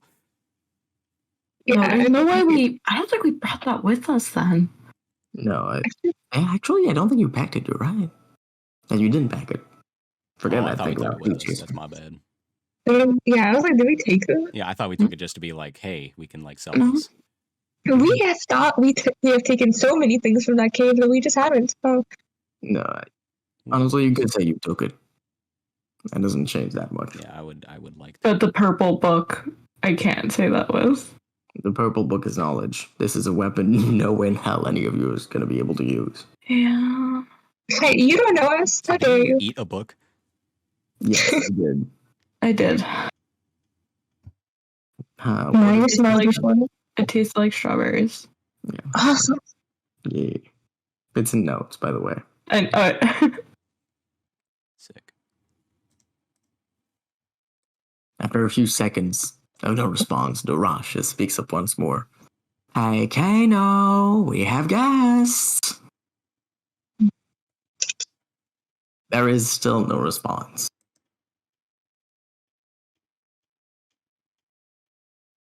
She turns towards you.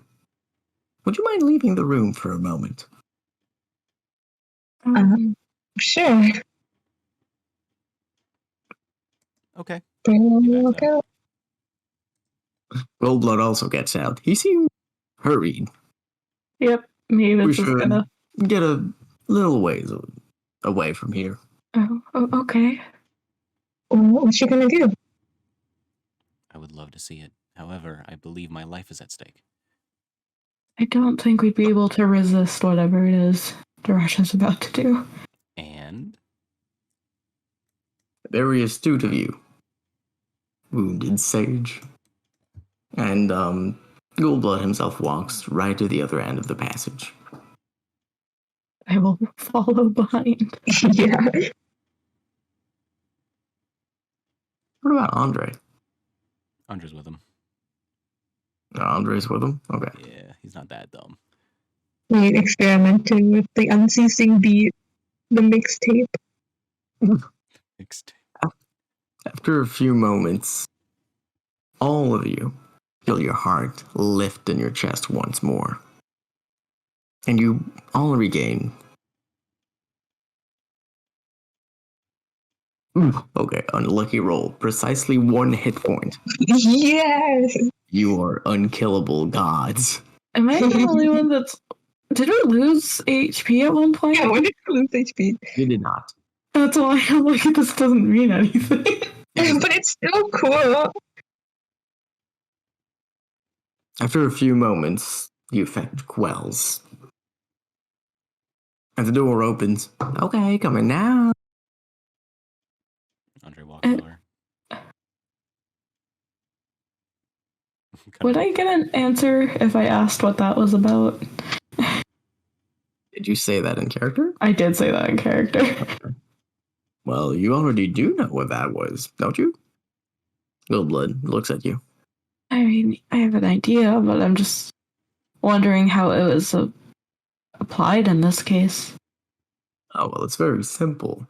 You removed one of her feathers, one of her limiters, if you will. That's enough to make anybody pay attention. Anybody. Okay. Andre, And he walks ahead in the room. Andre kind of like has a finger up to like to his mask as if he's thinking and goes, "Isn't it interesting how we all have the same first name?" And he just continues. What? He's playing dumb. God damn it.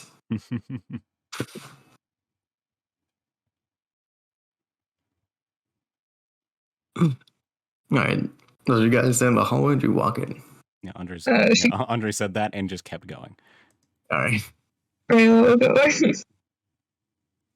You walk inside the room, and you can see that the blade of pure light is now stuck in a font of lava dripping from a ceramic skull.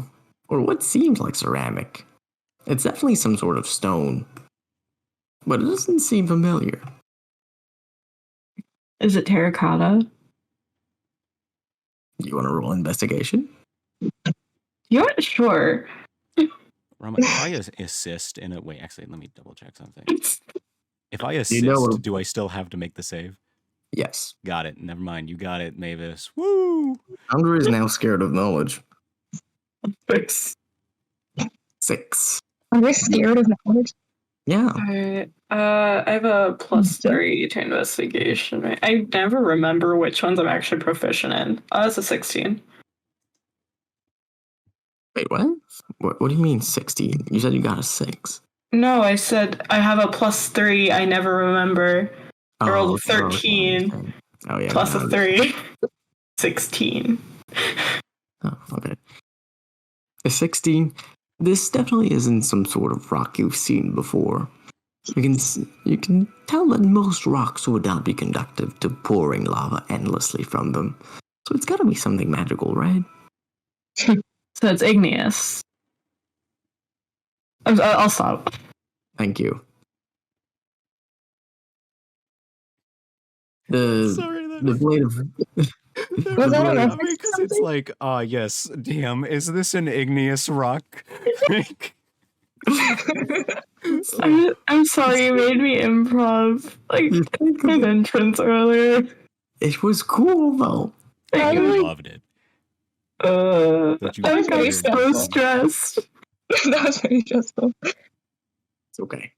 I thought the igneous rock thing was like reference or something, so I was like so confused. I was like, No, No, she's it's just assuming I know what the fucking igneous rock Yeah. is. just a it's a woman in rock stone. made from magma, She's a woman in Hey. stone. Okay, nerd. volcanic stone. What do you mean, Going nerd? You across learn or this. something. Okay. Yeah, this isn't that. Anyway, sorry. The blade of light is stuck in the lava now. And the figure turns to look at you. Hi, name's Kane. His eyes lock with yours, Rayla. And they go down at your bow. Name's Kano. Bring that over here. Why? I want to look at it. Dorasha looks at you. Oh, that's okay. No, don't worry about it. He won't break it or anything. If anything, he could make it more powerful. How big is Kano? Kano himself seems to be average height. He's about maybe a little bit under 6 feet tall. Okay. His height kind of changes. It changes every moment because flames head. Yeah, I was imagining like a giant, like using a lava waterfall for a second. Nah, Awesome. it's like maybe 5'10", 6. I like that. Just a gauge. Layla is gonna go over and give her a bow. He grabs a hold of it. The hands he takes it with seem like they should burn the wood, but clearly they don't. He's very gentle with the bow as he examines it. This is some good work. The souls fuse into the item very well. Did you do it yourself? He looks at you. It infused the souls? Is that what you said? I did not do that. I'm not honestly sure how that happened. You know who's stuck in here? Yeah, my sister. That explains it. Were you close with her? Yeah, pretty. That explains it then. Is this a common thing that happens to people's weapons? No, there is a dwarven custom where they do something not unlike that. But it's a much weaker effect of what you've got going on here. Usually the soul in their ritual gets somewhat changed. Yours seemed to have been preserved from the way it was before it entered the bow. If there has got any splintering, it was before. Doesn't seem like it though. Are you sure? Does it seem like the soul seems split in any way? It's perfectly fine. Give me a moment. He puts the bow down on the anvil and goes forward, reaching out for one of the bubbles. Yes. That would be more cute for a lantern. Reaches out for one of the golden ones and sticks his finger into it. A single drop sticks to it like honey, which he goes and dribbles on the bow. Rayla, you can feel a low chill go down your spine. Almost like you were just pricked by a needle. Not harmful, really, but unpleasant in some way.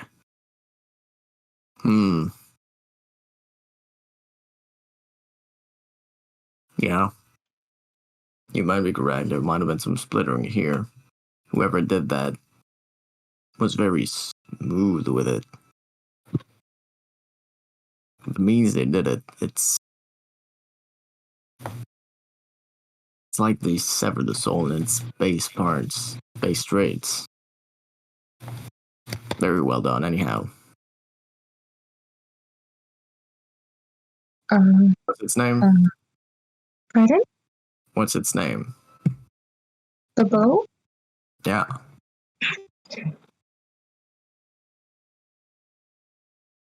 Stop making me name things, man. You don't name all Okay, your weapons? No, I don't think about it. Bro, when you got a magic weapon that is infused with the soul of your sister, maybe that's one of them that's worth naming. You know. I mean, you could probably just use the name of your sister. Like that would be kind of hits hard if it's just a singular name, but it's an actual one. Yeah, but isn't that too much connection to like who she actually is? Yeah, I know, that's kind of cringe. Stan behavior. Like, that's not it. Wait, what? What? How? What? Okay, so like naming a weapon after, someone you lost, like in remembrance of them, because she also apparently, I think she taught you archery, right? So I feel like Yeah, wouldn't that be apt? I don't know if that's a Stan thing. No, that's Stan behavior. No, Also, no. since she's in the bow, I feel like It's weirder then. What do you mean? It's what? weird. Go off. You know what? I don't know. You do. This is you. why I don't know. I don't know the name of the bow. Okay, I don't know. Well, I think this is another one of those things that only the boys get. You could just pick a name and then change it later. It's your bow. Yeah. Can we retcon whatever name? Yes. Fair. You can also just try to gaslight this man afterwards. That would be really fun. Okay, wait. Uh,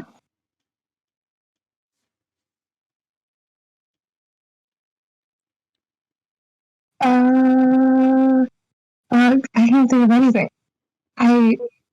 Did you say that in character? Sure, yeah. Not a name or type, huh? That's what Not people from really. back in the days. Back in my days, we attributed me to, and he starts rambling on for a little while, handing you over the bow once more, gently. Andre gets like next to Mavis and leans down. He pulls out his short sword and goes, "You reckon I could put my own soul in this thing?" Mavis just stares at you. I like half part of it. No? Food for thought? Yeah, I see. He puts it back and then starts looking, and then turns his attention back to Kano.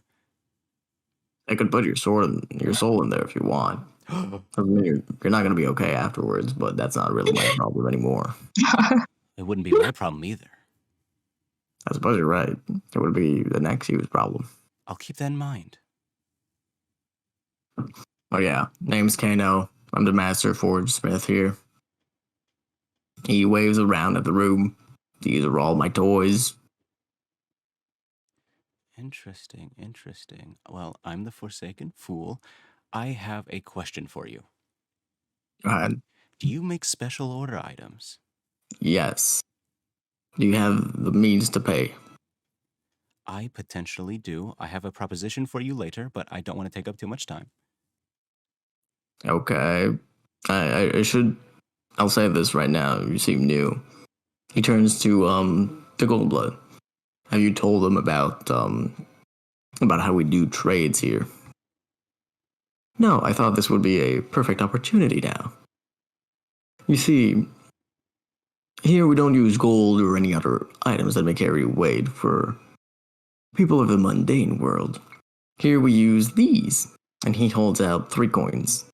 One of them is bronze, another silvered with a hue of blue, and a third golden.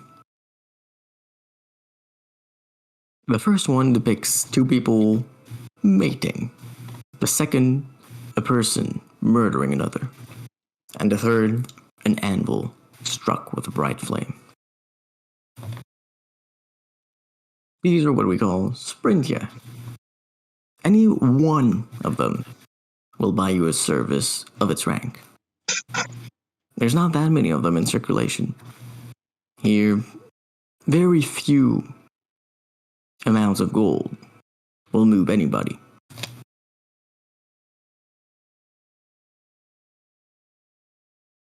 He tosses each of you one of the bronze ones. Here's a little something to get you started. Don't spend it all in one place. Why, thank you. He puts it in his bag. How big is the coin? Is it just like typical Yeah, it's a little bit bigger than a coin. It's like about twice the size of one. Okay. How do you spell? No, let me. Like in general? Sorry, I'm getting too much of character.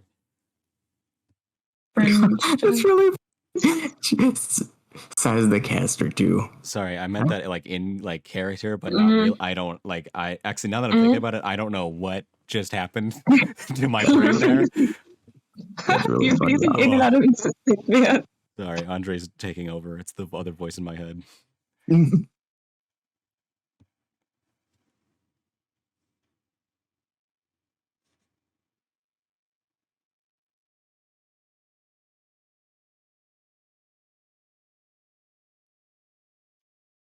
Sorry, what were we talking about before? I blanked out.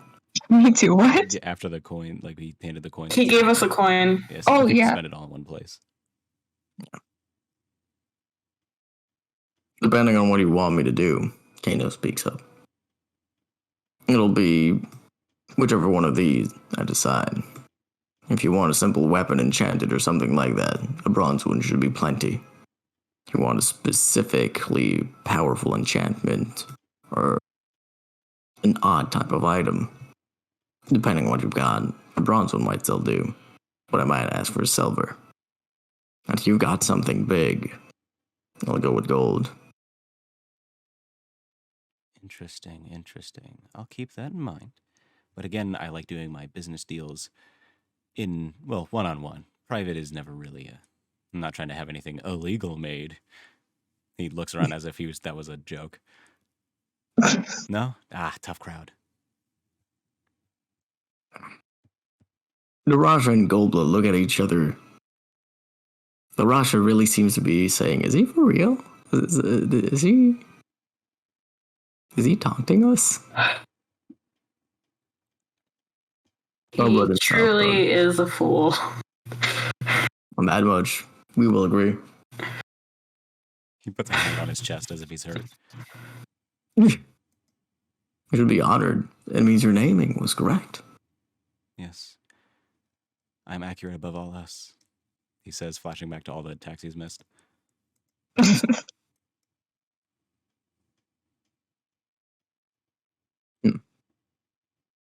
Well, what are you standing here for? If you don't have anything to say or ask, why don't you get moving? Yes. I'll be back. Unless You you have some.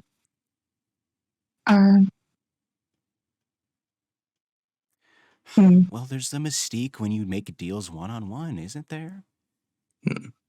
I guess so. I just don't really get why you want to do that, but okay. I will tell He you just- all above game. He is Mhm. like, this is not him trying to hide anything.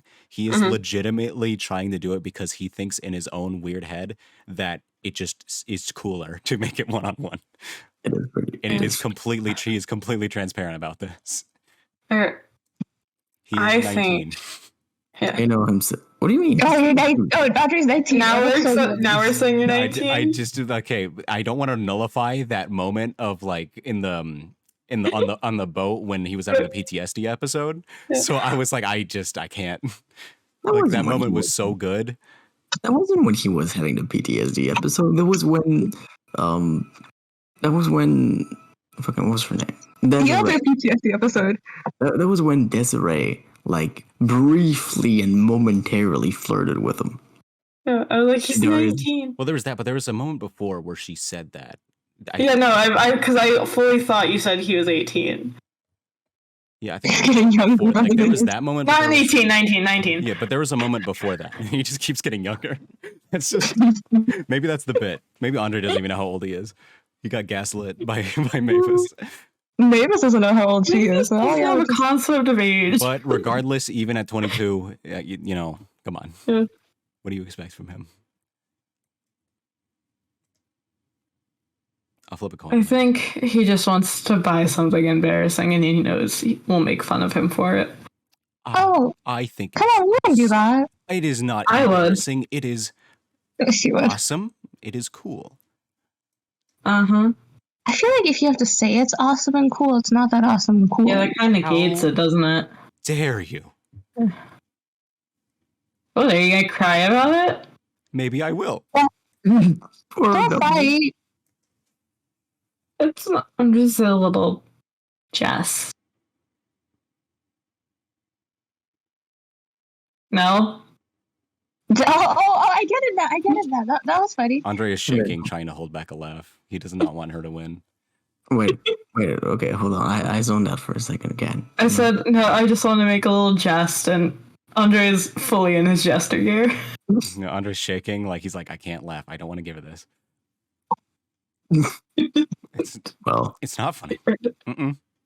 Mm-hmm. That was pretty clever. Maybe. Thank you. that wasn't bad. Thank you. I had to make up for earlier. I don't think I actually asked your name. That's the Forsaken Fool. I just keep saying your actual names. Officially, it is the Wounded Sage, but I will Officially? go by Sage. Okay, Miss Formal. And you? I'm the Huntress. Okay, that's good. Was there anything I can do for you? Not currently. I believe we have some business to take care of. Sir Kano. All right. Well, if you don't mind, then I've got things to get back. And he looks behind you. Andre, tell me where you're standing in the room. Andre? Yeah. You move a bit forward, I think, right? So it'd Yeah, be he like wouldn't here. be next to the guy, but he would be like a bit closer, like since Rayla was the Is closest. there a map? Yeah? Oh, we do not see the map. Oh, Oh, we motherfucker. don't do that. Oh my lord. Oh, Oh, it's Oh. sick. I worked until 1 a.m. making this fucking map only to We forget. just thought you didn't have anything. yeah. Theater of the mind. There we Yeah. go. All right. Once more, That's how you know. my own stupidities. It's not your own stupidity. We should have said something. You're good. Depending on, so where is he exactly? Could you ping it? Bobby. Self is right here. Ooh, Andre, can you be, get? like, right here? Oh, yeah. Hold on. Like right here, then. Because Wait, he which doesn't- one are you gonna do? He doesn't want to invade the space, but he also wants to see it. So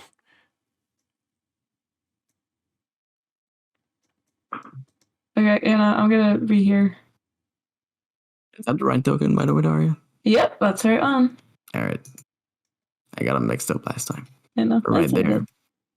Kano himself, as he turns away from you to his right, to settle back for his anvil. Top's completely dead track in his movement and rushes over to this piece of equipment. Oh no. A piece of equipment that you actually recognize somehow. And you recognize not only the general shape and mechanism of it, but you do notice the arrow, that one of the arrows is pointing directly at you, Andre. What is this? I don't think that's ever happened. What are you? a fool, a buffoon, half-wit. What else? A traitor, deserter. He looks over to Rayla and Mavis. Anything else? Just a regular jester. That's it. That one too. You're really selling yourself short. Goldblood speaks up. There's very little point in hiding it. Especially not from Kano here, because he will search until he finds the answer. Why don't you just tell them? Well, he looks over Dorsha and Goldblood just to be like, am I allowed?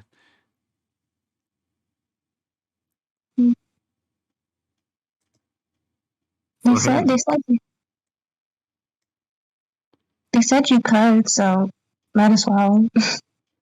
Kano himself has some ties to this item of yours. And if you don't tell him, he will make you tell him. So I think it would be preferable for everyone to settle this amicably. All right. He puts his hand in his bag and pulls out the shard. believe Kano it's this himself. thing. Kano himself starts waddling towards you. That's.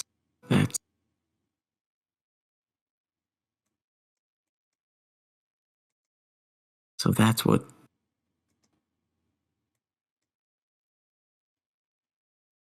How are Darasha and Goldblood reacting to this? The both of them, their expressions are still. The Rasha, in particular, seems to be ready to act. It. Her step is springy. Hey, you combined it so it's much larger than they thought, right? This is out of character. I don't know if they Double? knew what that part looks like. Well, they have a part. They do have a part, but I don't know if they... So they know you obviously have more than one part, right? I mean, probably not through shape, but through the aura given off of it, probably they do. Unless, But they- see, when you did Detect Magic, it was still just all, like... It was mostly orange still, right? Yeah, but there is yellow in it, too. Oh, yeah, then they probably do know. It doesn't really matter, because, like, you know... Like, it's either this or... We lie and then also get beat up. So let's just Yeah, okay. let's just play out. Okay. Hi. Kano keeps on waddling towards you. The closest he gets, the more his gaze, those pupils of light, they seem to get fuzzier. You can see them, feel them burning inside of you, Andre. The room gets warmer and warmer and warmer. You can see the stone start bubbling, the anvils as well. Some of the flasks burst, shattering. Power fills the room. Do you do anything? As he himself keeps getting closer. I'm just going to say, well, if your reaction is like that, I might have to start charging for you to look at this thing.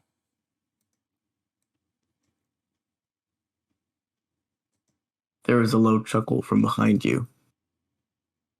But he keeps coming closer and closer. To all three of you now, the heat is unbearable.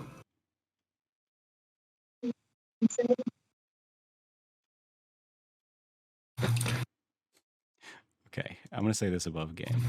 How bad of an idea would it be for Andre to try to do the whole, like, coin trick thing of, like, it's gone, and, like, have it, like, fall behind his sleeve? It would be so funny. That would be so funny. Should we keep letting him approach you like this? I feel like he could do something. It's just like bad. Like I don't know. I don't think he's just gonna attack. What if he just grabs it? He might. But like, what are we gonna do? Fight? We're gonna get murked. But I'm a pacifist, so y'all do what you want. You're a pacifist? I'm a pacifist. I'm a logical pacifier instead. You pacify people really well. I'm not gonna start fighting people who are just better than me. Good point. I'm really tempted to do the coin trick, but with a big rock. Do it. Because like in my head, it serves a function of if it's out of like line of sight of him, maybe he'll be a bit more like conscious. Because I don't think talking to him is gonna work at this point. Alright, man. All right, he's gonna try to do sleight of hand to just kind of at least have it out of view for a moment. Go ahead and roll for it with disadvantage. Got it. First roll. Oh, the first roll's so good. It's a 24, but the second roll, ugh. It will be amazing. Oh, okay. It's a 10. 10. You make the trick, but clearly it doesn't evade his sight. He keeps walking towards you. And just before he reaches out his hand to touch you, to get the shard, the Rasha's voice rings out. That's far enough now. And once more, your heart flutters. You feel yourself immediately taken as you begin to dance. Left, right, up, twirl, twirl, twirl. twirl, twirl. She herself moves Kano back and sheathes the flint once more at your side, Andre. She seems almost dainty as she touches it.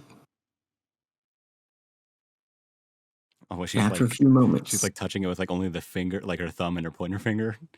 she's using the cloth of her garb to almost like That's shield her so- hand. That's so funny. Fuck. That's so weird. Yeah, I don't know what What? their problem is. Since unless the shard's lying to me, he doesn't have any problem like with them. So I wonder why they're so adverse to it. The shard could be lying to you. Let's give Yeah. a little Good. grain of salt. I can't read a voice in my head, so like That's fair. That's fair. DM, I want to inside my schizophrenia. Are the voices in my head lying to me?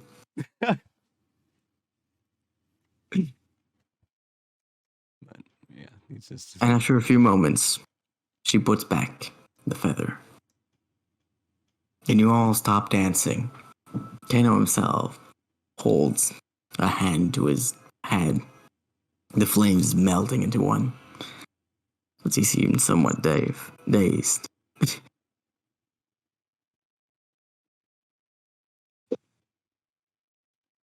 And on that note, Goldblood speaks up. I think we've explored our Forge Master enough for today. We should give him a moment to rest. of course. So sorry to disappoint. He doesn't seem to have a reaction to your word. Kano, that is. Yeah, Andre just starts walking out. You do.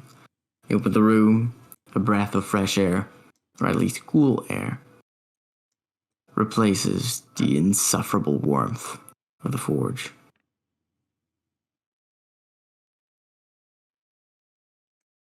Darasha and Goldblood close the door. And Darasha herself speaks up. Kano won't speak of this to anyone. And neither will you. Are we clear on that? We've already established I- that, haven't we? Of course. I don't even know what you're talking about. Now then, there's the last place. The Alchemy Lab. Yes. I think there's some things that you'll be quite interested in. Oh? She herself walks along, almost skipping, and opens the door to reveal an immense laboratory. To the left, bookshelves, summoning circles, the same odd instrument that seems to be meant for measuring the aspects that you saw before. Shelves filled with items that seem random. Butterflies, scrolls, flowers, flasks. A large, sturdy table emblazoned with the sign of two majestic geese looking downwards. To the right, an enormous cauldron. Further to the right, stones, precious. Is that a cat on a turtle? And yes, the most powerful being in this entire room. It is Mr. Fluffers. Where? Oh yeah, it is. Wait, where? As you enter, a cat turns to stare at you. It seems to have been napping and was disrupted by the door being opened. It sits, or rather, lays on top of a turtle who itself seems to be sprawled for a nap as well. You can see it rise slowly up and down and up and down. Andre looks at Golden Blood and looks at the machine in the corner and is like, kind of like does a motion of like, should I not go in? Oh no, don't worry about that. The machine itself is simply how he noticed that something was amiss. You see that item of yours. He thinks for a moment before saying the word. has a particular aura that is enormously powerful compared to most other aspects, especially those available to someone of your caliber. And that's why he thought something was amiss. Ah, so I've been giving that off? Yes, clearly. It was part of why it was so easy to locate you. Interesting. Or Learn something new every day. He walks in. How much of like a PTSD nightmare would Mavis have in this room? There's nothing like familiar in here. some items would be. The three Okay. circles at the ground. Yep. Those patterns. Each of those three. Those are things she's seen before. That table she has seen multiple times before. The other items, maybe not so much. To the right, as you enter, there's a huge well in the ground. It stands about half a foot upwards, a mere foot guard, and in it the water is clouded, dark, with a green hue. It bubbles softly upwards, and you can see that a few items have begun to disintegrate through. What do you do? Andre pulls out his note book and he flips through it. Are some of the symbols that he traced of from the from the cult, like those dudes that summoned like the elemental and stuff? Like they summoned that one cold spirit thing. Do those circles match up to any of these? Because he traced them down on his book. None of them are exact, but the one in the centermost part, the red one, that one seems to have the most in common. A few of the sigils are the same. And the general shape of it does seem to match as well. Huh. The main differences are the innermost part. There was no 5-prong spiral. And many of the smaller details, the small glyphs at either side of the star's points, each of those are different. There are similarities, though.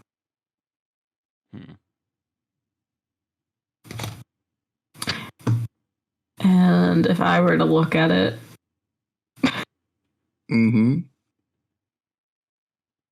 what will Mavis pick up on? Not this one. But this one here. You've seen that design before. It's meant to draw out something that is inside of someone, or an item, and amplify it. It's been used before. You've seen it being used before.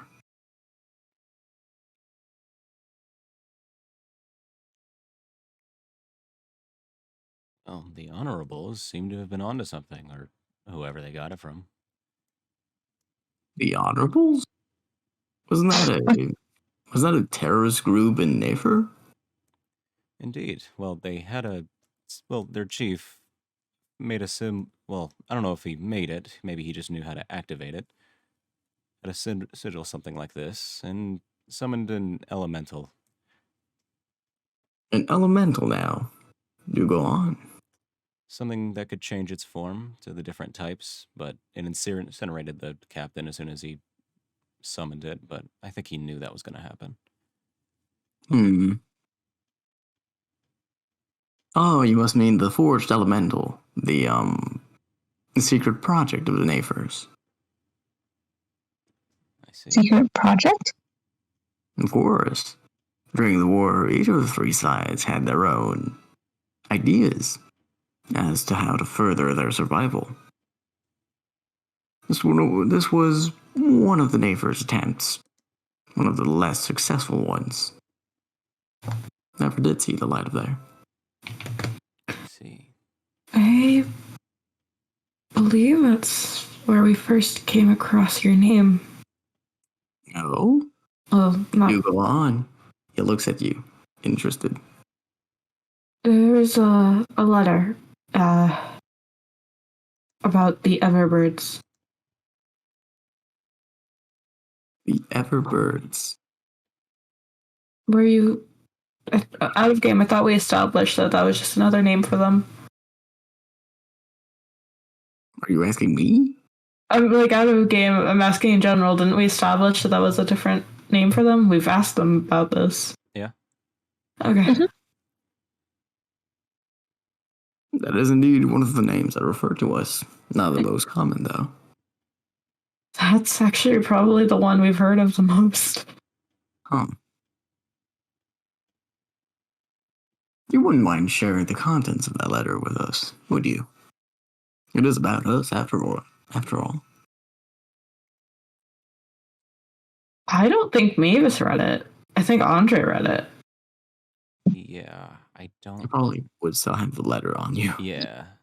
I'm just gonna go, well, would I get a token for it?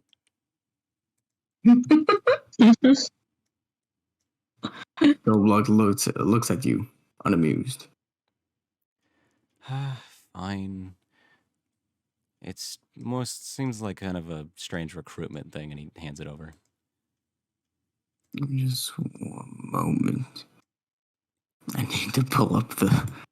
All right, Yeah, there you go. because I remember it was something like kind of talking about like rally against these things. Join, like it's kind of like something. Join the recruitment. join the Everbirds. And we also had a thing of Lantern look at us right after that fight. Wait, really? Yeah, there was a huge presence of like Lantern. Oh, there was, yes. Oh yeah. Oh, was that? You know, that makes sense if someone was just spying on us. Right? That's terrifying. Like now, I'm imagining a giant yellow eye in the sky looking through the cracks of rock, Well, like rock hive. I was just saying like a scrying thing. Like, what if this is just a giant like? I don't think it is, but that's what my mind thought it was at first. Oh, that is very interesting. He kind of like puts the hand up to his face after. Wait, did Mavis say that out loud? No. Oh, okay, never mind. Where the fuck did I put this goddamn text? It was so long ago. It was session Yeah, it was- 15. I think I see in the notes. Yeah, that was so long ago.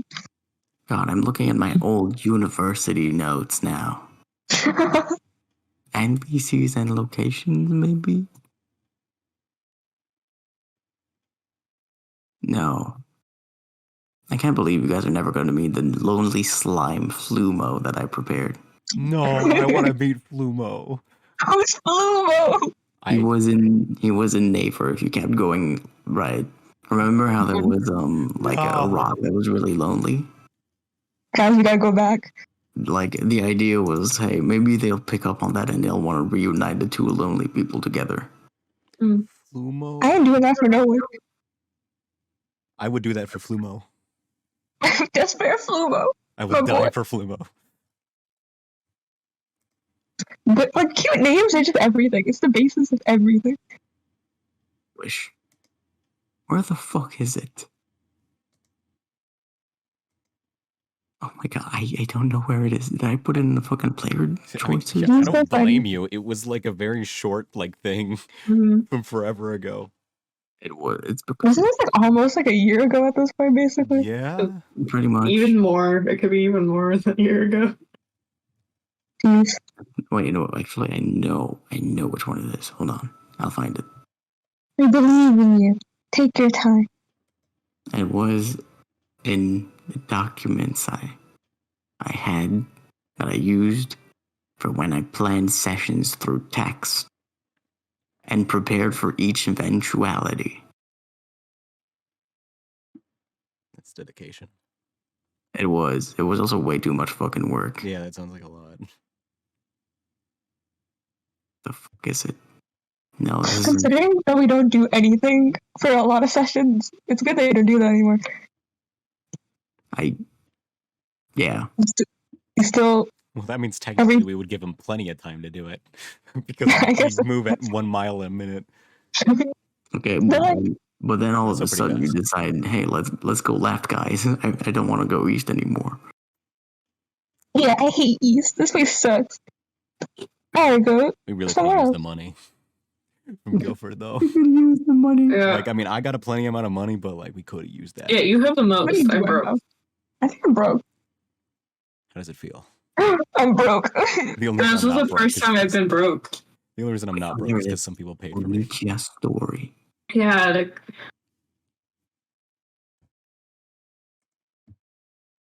Wait, hold on. Mhm. Ah, there we go. So you pull out the journal. The title, The Journal of the Imprisonment. And the second one is titled The Everbirds. Let me put that in notes real quick. thank you. What I'm the gonna read hell? it. I don't know where there's a space there. No, this isn't from the Everbirds. The first one, the Journals of the Imprisonment.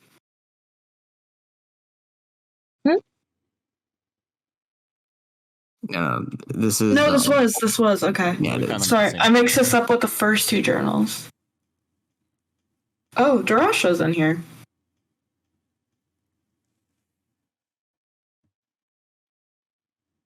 And so you just give those over to the Goldblood? I think you would give over the Everbird one.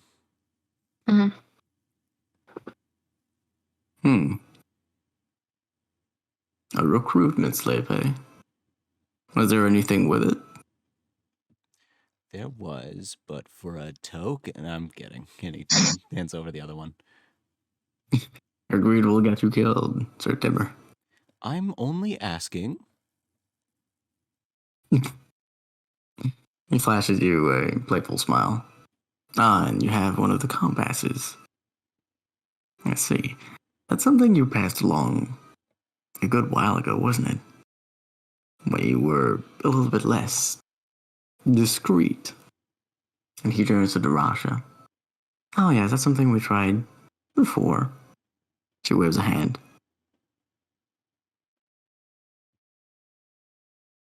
That was the elemental in Rockhive, wasn't it?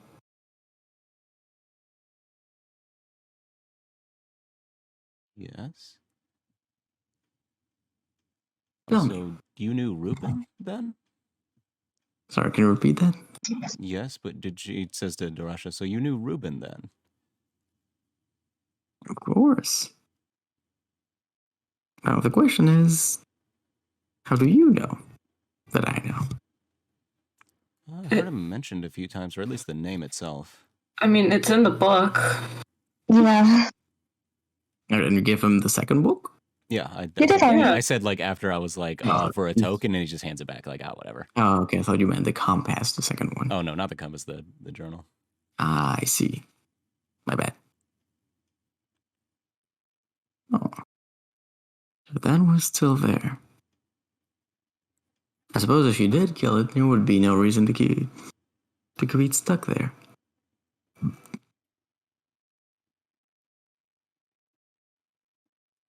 She seems in thought for a moment. Did we get rid of the other feather? What? Sorry, can you repeat that? I was talking to the others. Did we get rid of that feather we had? We did, right? No, But I think I still Reuben have still it. has it. Yeah. I think it's hers, isn't it? Oh my god, she's fixed it out. Remember, guys, Darasha's boon? Oh, No. Oh yeah. I said, oh, should I return that? Might be nice too, or could be Are we- interesting too. Okay, now this has got to be for a token. I mean, Yeah. this is the only thing we have that can maybe combat her ability to just. We could just ask to keep it.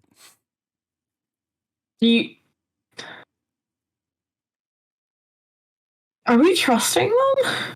I don't think we should, but I kind of love her, but that's a different problem. If you want to keep it, because you... season to keep you safe from it. Well, okay. If it says if I give thanks to Darasha's boon, that must mean that like Russia probably gave it to this guy. Yeah. So she doesn't want it back. Okay. But, like, I just think it might be interesting to show it to her. I'm just like, not gonna mention it for now. okay. I think you should do it, Rayla. I think that's a good idea. I don't have it. No, he's saying you should mention it because I'm saying if she mentions it. But, like, if you don't want to mention it, I'm not going to mention it. I character. Honestly, you can do it whatever you want here. Mm-hmm. Mavis is not gonna mention it unless it's mentioned. Andre never read the book because he was too busy being frozen in time, so he Yeah. has Oh, no yeah. idea. Oh, yeah, you were doing the most back then. Yeah. I kind of want to mention it. I like stuff. Reactions are fun. I'm a chemist. Okay. That's Really funny. that's a fire joke. That was great, Yash. +1. Did you leave one of your feathers there by chance? I think In Rock I haven't seen that. No, I don't think I did. I believe my companion here is referring to Orne. Oh, Orne. Ah, yes. Or Yes. yes, it was in the old town, wasn't it? I did give one of my feathers to a friend back then. And Oh my God, Mavis is gonna go into her bag and pull it out. Would you like it back? She stares at you. Her eyes turn at you, somewhat devoid of her usual good humor. Rayla, did you get me murdered? I'm so sorry. I'm so sorry. Where? How did you get that? My friends froze, and this seemed to be the only thing that fixed that. Yeah, we just found it in New Orleans. We didn't get it from anywhere. Orne. That's a rebuilt city. Yeah, we found it in the old town. There Yeah. was an incident, and all the townspeople were dancing that one time. Do you remember? Must have been.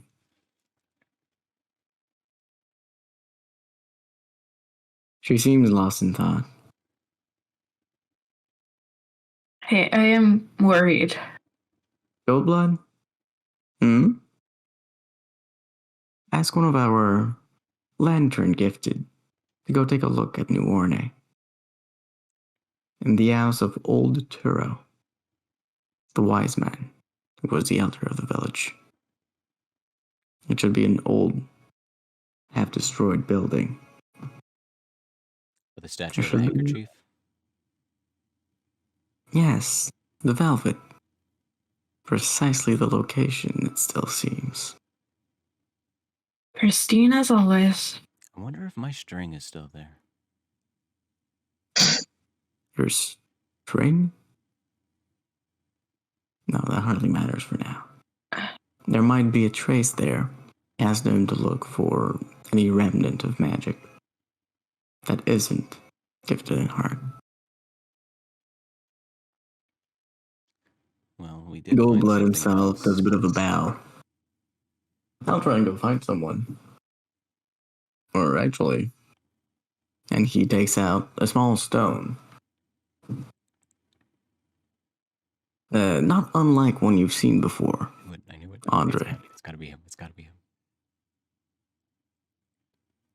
It's a very common type of magic item that allows one to peek at a distance. Don't break my theory, please. It's my only one.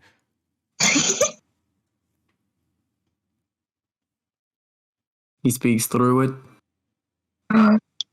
Meet me at base in 2 hours. Discussion by Darasha about New Orne. He puts away the stone There, that will be done soon. Let's conclude our tour. Yes, you're right.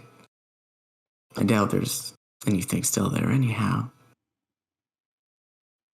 She shakes herself for a moment. And this is the alchemy lab. What do you think? Is there anything about it that strikes you?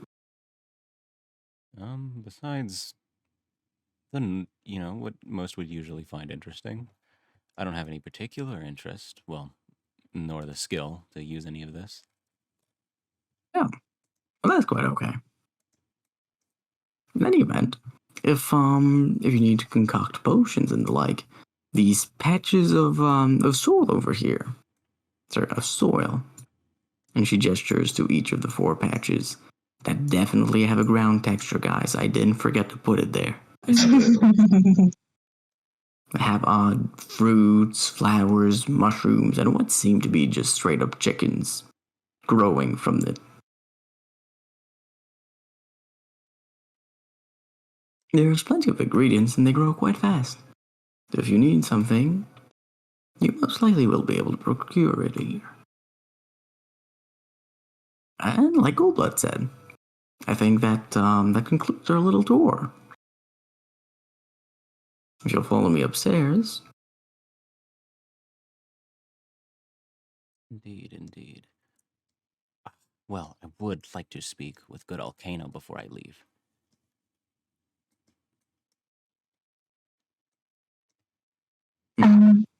Also, Jamasha, I kind of wanted to talk to you for a little bit as well.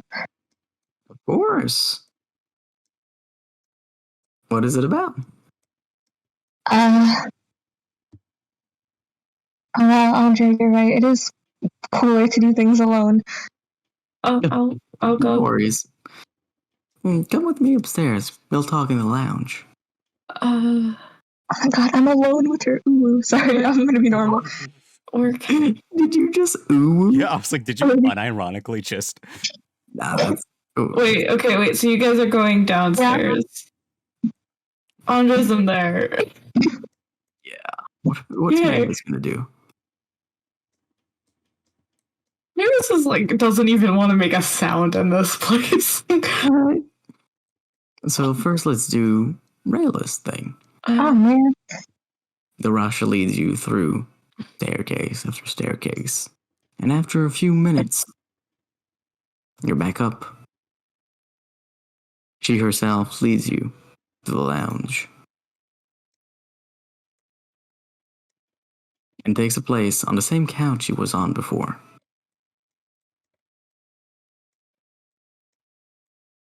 Oh, what was it about? Well, there's kind of 2 things. I really appreciate you inviting us here, and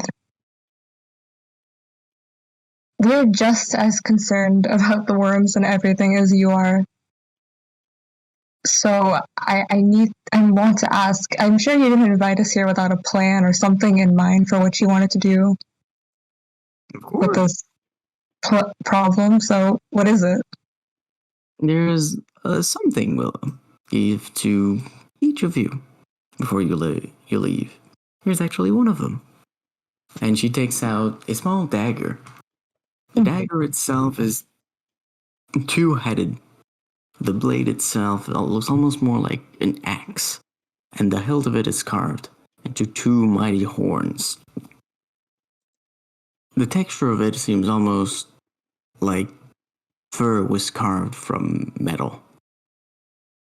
It's very intricate, clearly superior crafting in every way. This alone, even if it was not magical in any way, would easily sell for hundreds of gold pieces. It's an art piece. These are all something I've asked Kano to concoct us. They're enchanted with an incantation of the horned axe. She is one of the 2 who stand quite vigilant against the threat of the worms. The other one is somewhat occupied at the moment. We intend to give one of these to each of you. To the Forsaken Fool, to you, and to the Wounded Sage. And we expect you, using these, to kill any worm that may spread further from the Wounded Sage. It is a very grave matter on which we will have to rely on your ability, and we will be forced to have faith in you. I hope you can prove to me, to us, that that faith is well placed.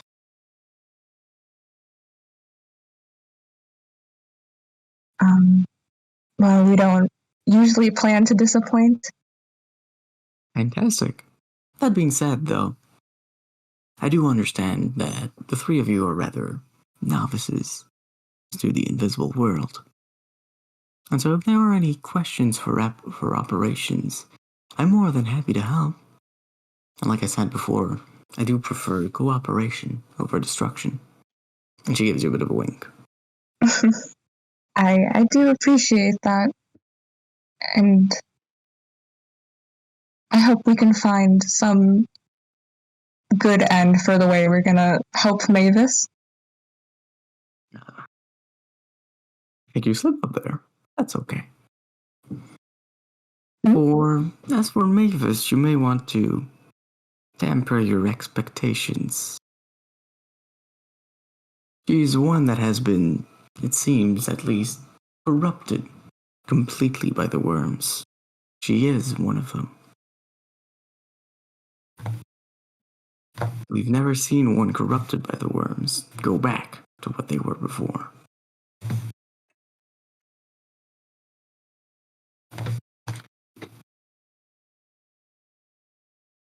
You're a practitioner of heart, right? Of course. I'm actually a follower of the Sister and Witch. Yes. I'm not entirely sure how heart works, but I know for me, it's been very connected to my sister and to the people around me. No. You wouldn't mind elaborating on that, would you? I will. I was going to ask. I want to ask a little bit about you. I'm sure there's people around you care a lot about. Of course. The people here and each of the people who live in this, even in the mundane world, these are all people with hopes, dreams, families. They want things, they fear things, but they can't all protect themselves from each of the things they don't know about. And knowledge of these things can be dangerous. I'm here because I do care about them, and I wish to protect them from what they can't know.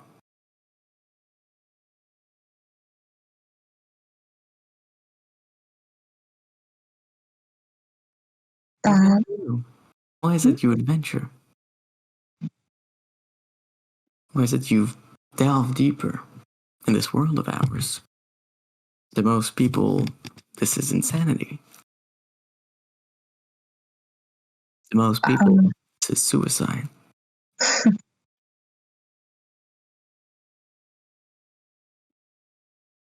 Well, I have a lot of different goals right now, I guess. One of which is making sure my friends get through this okay. But I'm sure you've noticed my sister and her situation. Yes, it seems a part of her was stuck in that bow of yours. At least that's what Kena was saying. Could it be she's the one that's influenced her to take the path you have?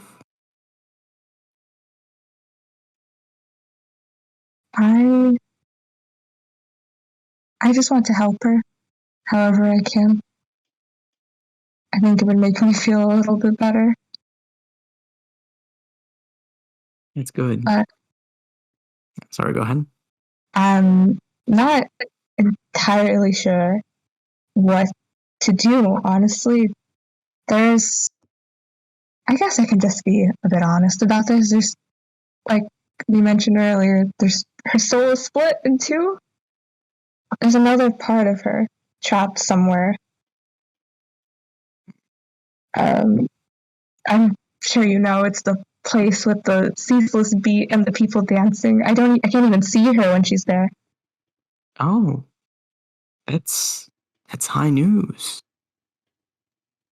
You said she was inclined with the No, you said she was inclined with heart. But she doesn't seem to have any forge about her. She extends a hand for you. Would you mind if I just touched you for a moment? I feel like I could learn a lot. And maybe I could help you. Yeah, Rayla will extend her hand. You extend your hand, and grab a hold of hers, and immediately you feel the beat of her heart spreading through her hand into yours. You feel so much more alive this way, so much more energetic.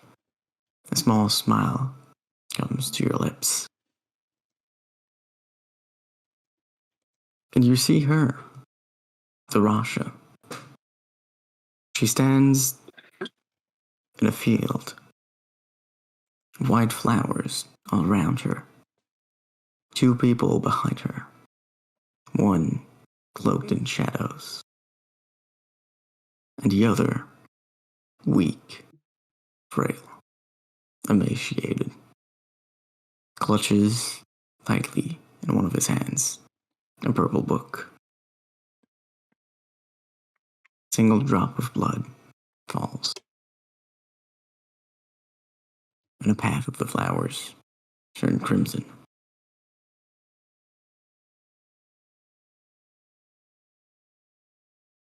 For a moment, you come back to this room and you see her as she sees you. Your sister was indeed split in two. I saw her where she's now. She's in your bow, but she was brought there by my mistresses. The sister in which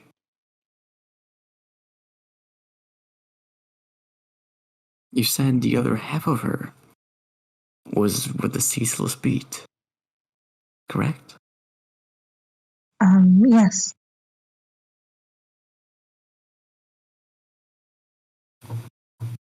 The things that danced, they progressively turned to flames, didn't they?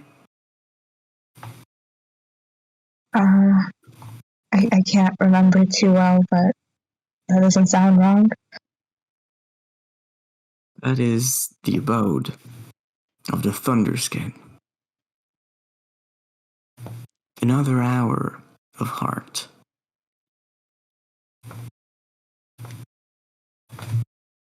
It seems like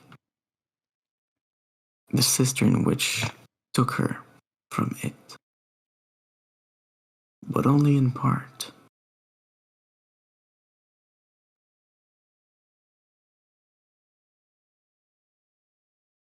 Your sister, tell me about her.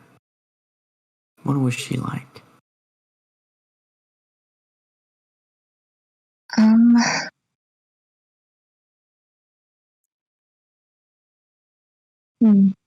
She still holds your hand.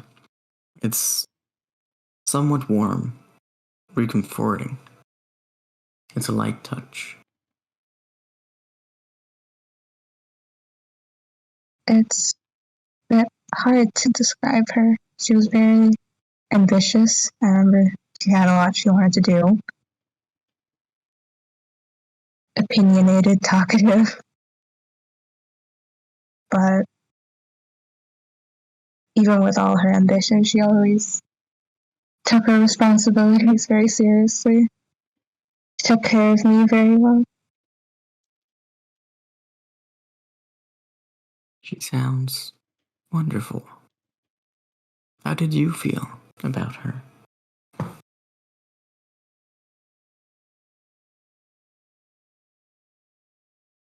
When she was alive,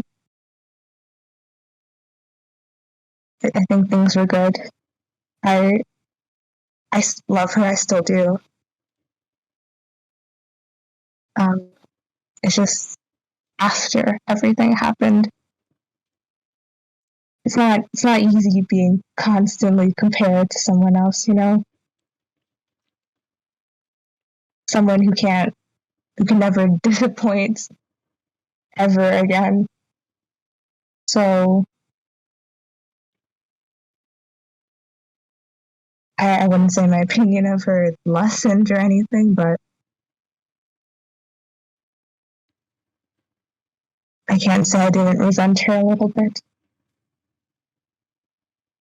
It's only natural. No one is perfect, and when one can be seen as such, that is often the reaction people can have. But you should know, Rayla, very few people come here. Very few people are accepted. Very few people are like you. You can be proud of yourself. The mere fact that you stand here is a testament to how far you've come, how far you've went.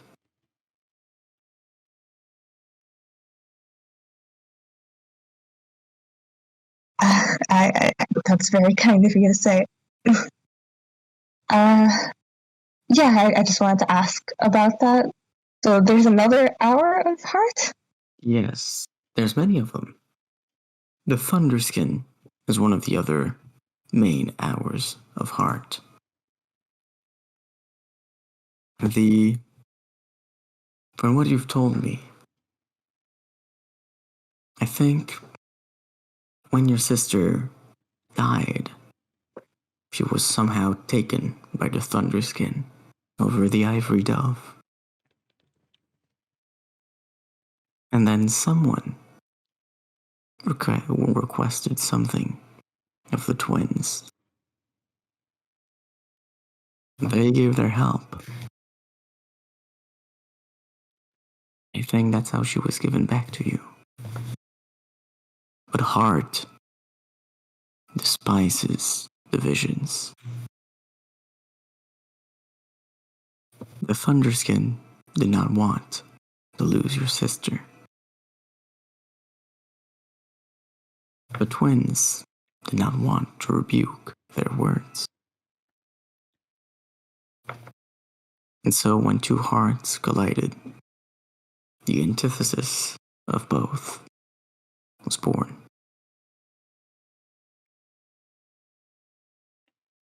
Or at least that's my theory for now. I think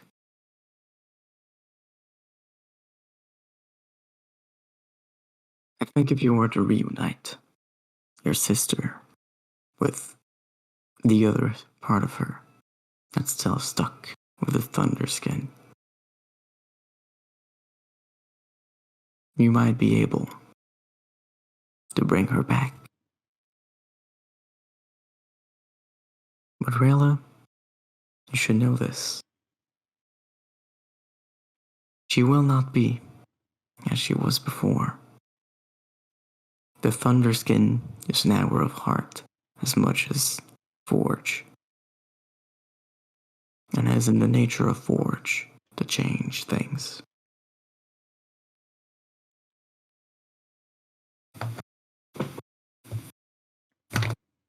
What do you think you should do?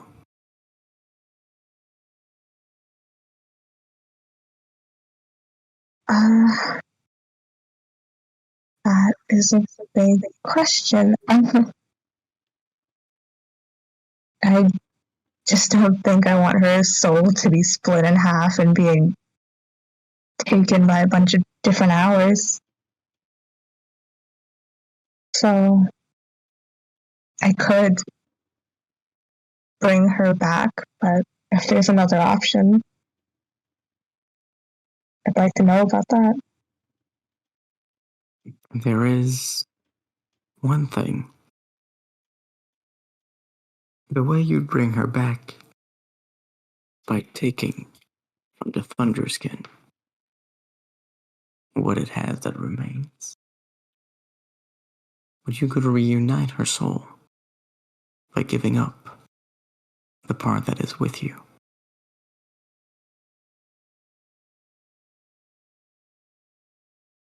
The Ivory Dove has the most merciful hours of them all. You attempt to reach them. If you somehow manage to get the attention of one of his names, they may be able to give her a lasting peace.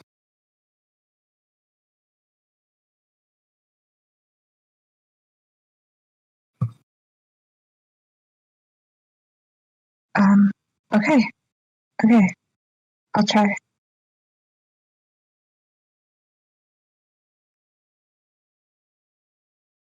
Remember, Rayla, that the only thing you need to do is what your heart tells you is right. Is that something you have to say as a servant of heart, Versace? I do enjoy puns. And she gives you a low smile. Well, thank you for your help. Rilla's gonna get up and start making her way to the door. Just a little side note. I know you said for me to keep my expectations low about Mavis, but I'm just not going to do that, and I don't want you to expect me to. But thank you again for your help. And Rilla's gonna walk out the door. You walk out the door, and you hear a low chuckle. Oh, to be young again.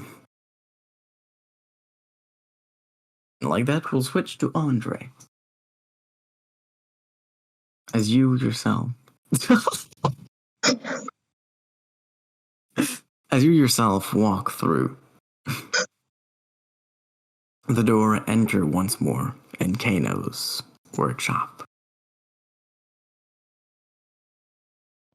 Kano himself has gone back to smithing.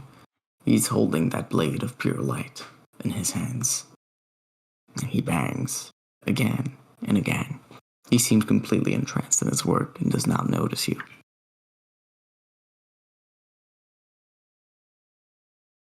What do you do? Pardon.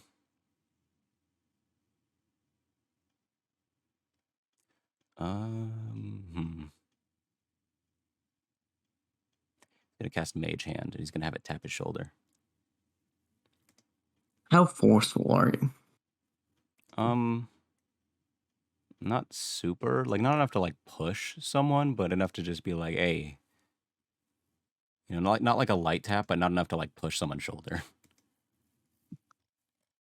All right. So not enough to throw him off balance or make him miss a hit of his hammer. No, he's not doing that. All right. There is no response.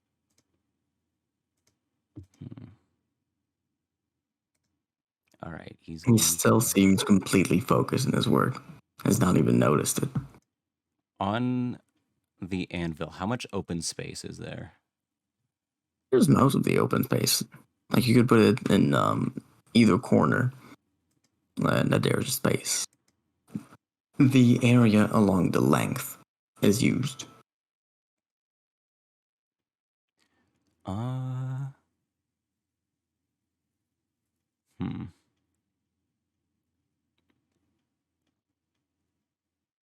No, wait, no, that's not the length. Along the width. Sorry.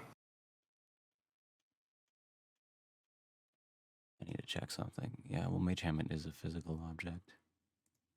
I don't really know if I have a...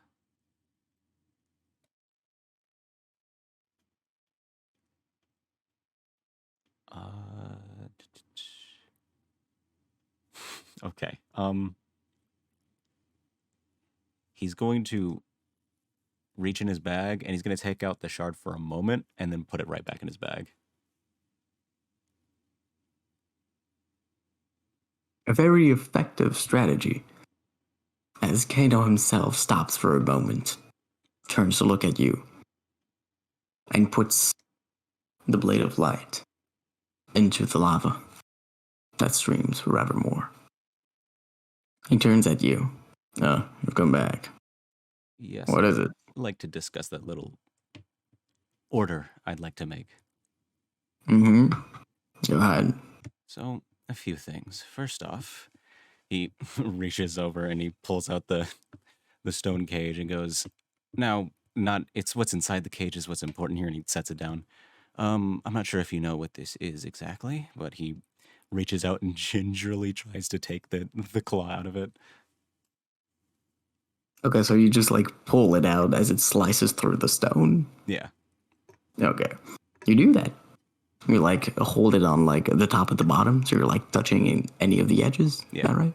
Okay. So, well, that's a good enough demonstration. He shows. Well, this exactly. I'm wondering if you could work with this. Yeah, that seems to be gifted an edge of some kind. What kind of beast did you take that from? Indeed. It was a gift from a giant fox creature, if you'd believe me. 50 foot, like about 50 feet tall.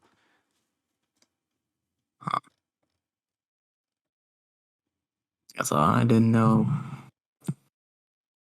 Where was that? Was that in the mundane world? Yes. Yeah, I didn't know you guys had these. Well, anyway, it is strong in edge, and that's good enough for me. What would you like me to do with that? I'd like a spear. See, but I need a particular kind. I was hoping I could bring the materials to hopefully lessen the blow of this a bit, but I need a spear that relies a bit more on one's finesse rather than their strength. I had one made a while ago, but I've misplaced it, and until I find that one again, I'd like to have a replacement. You aren't too loyal to your weapons, are you? Well, once I find it, I'd like to use it again, but for the moment, I have little to no idea where it is. I see. You still tuned to it? No, I'm honestly not sure what happened. Maybe it was... I had about a 2-month hiatus, we'll say. I'm not sure if that could affect any attunements I had, but well, let's just say I lost my mind. So some things are a little foggy. Could be. Somebody used mind magic stuff. I can make that for you. But I will need you to bring me some materials. The claw is the first. But not just anything will be able to hold that. Interesting. What do you need? Either I'll need to charge you a silver sprintier, and I'll just do it right now using my own materials. Or for bronze, if you bring me something potent enough in heart, so that it can regenerate the splintering of that claw of yours, so that it can stay whole. I can use that as a base for the shaft. I see. Could this be... I am also a bit low on mithril, so I'll need you to bring me some of that. I'll use it for the shaft. That way you won't have to worry about any breaking. I see. So would any object powerful in heart work? Could you just reshape it to whatever you needed? Yes, so long as it's powerful enough. I see. I'll say I'd probably need, at the bare minimum, 2 items of, let me consider. Would it be 2?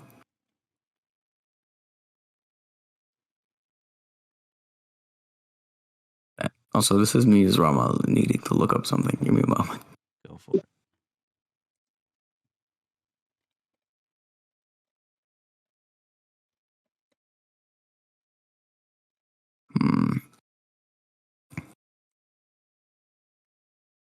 Yeah, I'll need you to bring me either 1 3rd tier or 3 2nd.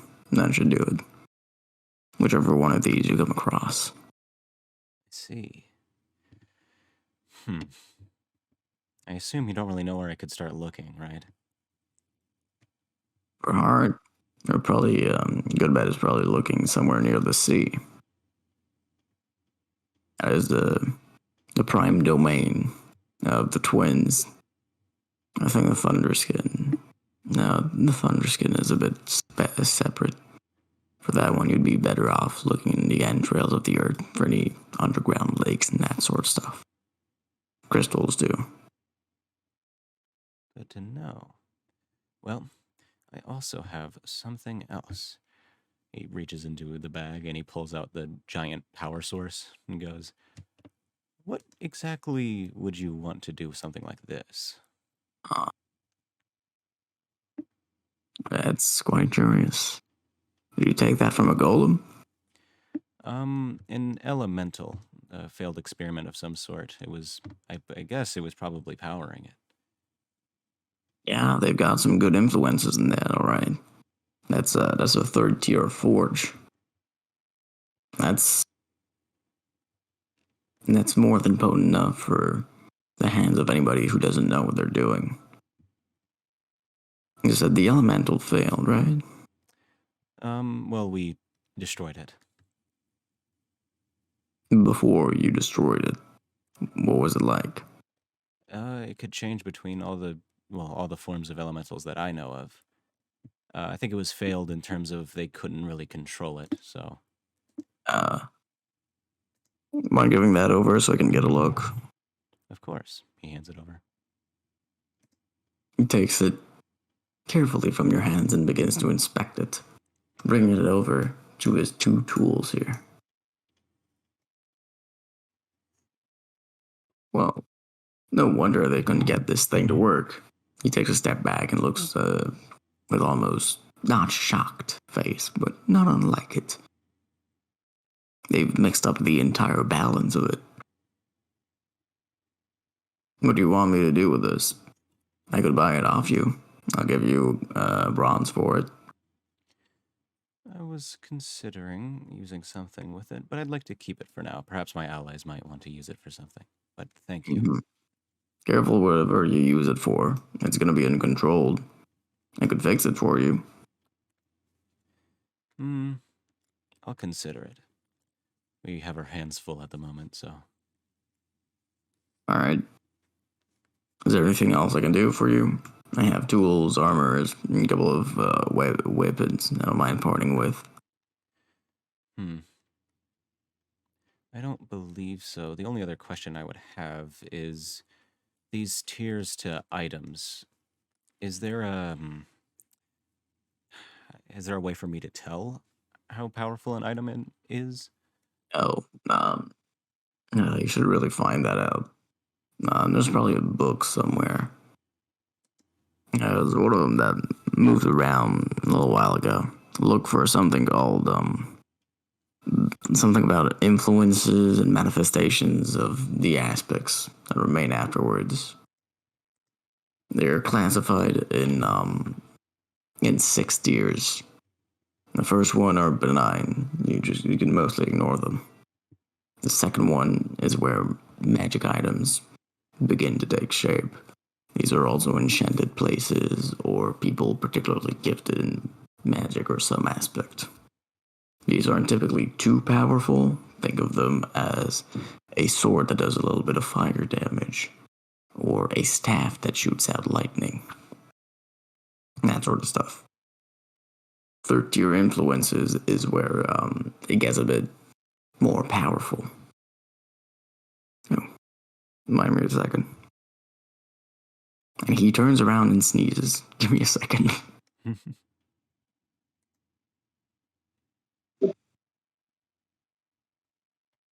Okay, never mind. I guess the sneeze is not coming. Fuck me. God damn it. The 3rd tier is where it gets more powerful. These are generally more attributed to well-known cursed environments, or blasts.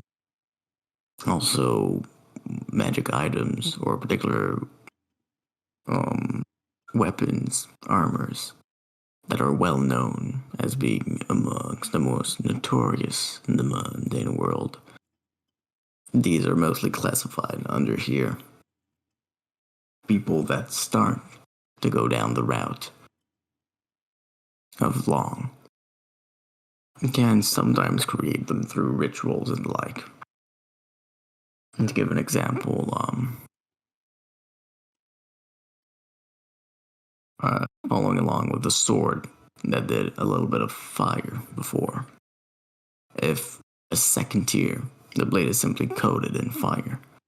A third tier, the blade would irradiate fire and shoot bolts. It would be wielded not by a commander, but by a king or the highest general of a land, or by a very well-known adventurer. Fourth tier are very rarely seen in the mundane world. These are legendary items, places seen as holy, often completely overshadowed and hidden away from it. They are too powerful for most people to know of them. If they did, only depending on the aspect, could it warp not only individuals, or not only cities, but entire nations. And that's why they have to be kept hidden. These are above legendary items and need to be treated with the utmost caution. Fifth tier are too powerful for anyone that is not long to even consider interacting with. So you're better off not touching them for now. And the sixth tier, that's not for me to talk about. Interesting. Find me a good, strong magic item, powerful and hard, and I can do something for you for that sphere. It'll need to be at least as potent as that claw is sharp. Perhaps I could ask for that statue. Who knows? Either way, thank you, sir. And he kind of flips over the coin. I'll just forward that right now, and if you could just hold on to the claw for me. We tend to get in a lot of trouble, so just to keep it someplace safe. All right. No worries of it. If you don't bring me the materials and you want it back, I'll give both the coin and the claw. Thank you. Well, that's all for me. Thank you again. I'll be on my way. All right. Goodbye, fool. Goodbye, Kano. He walks out. He gives you a smirk as you leave. And Andre's just going to go, maybe I should hurry. And he starts running up the stairs and tries to go to the lounge. What's Mavis doing during this? Alone with Goldblood. Alone with Goldblood? Oh, boy. That's so scary. What the...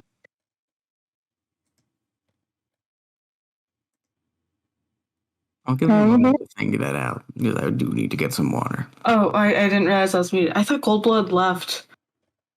No, Y'all left me alone in the alchemy he's room. got 2 hours to kill.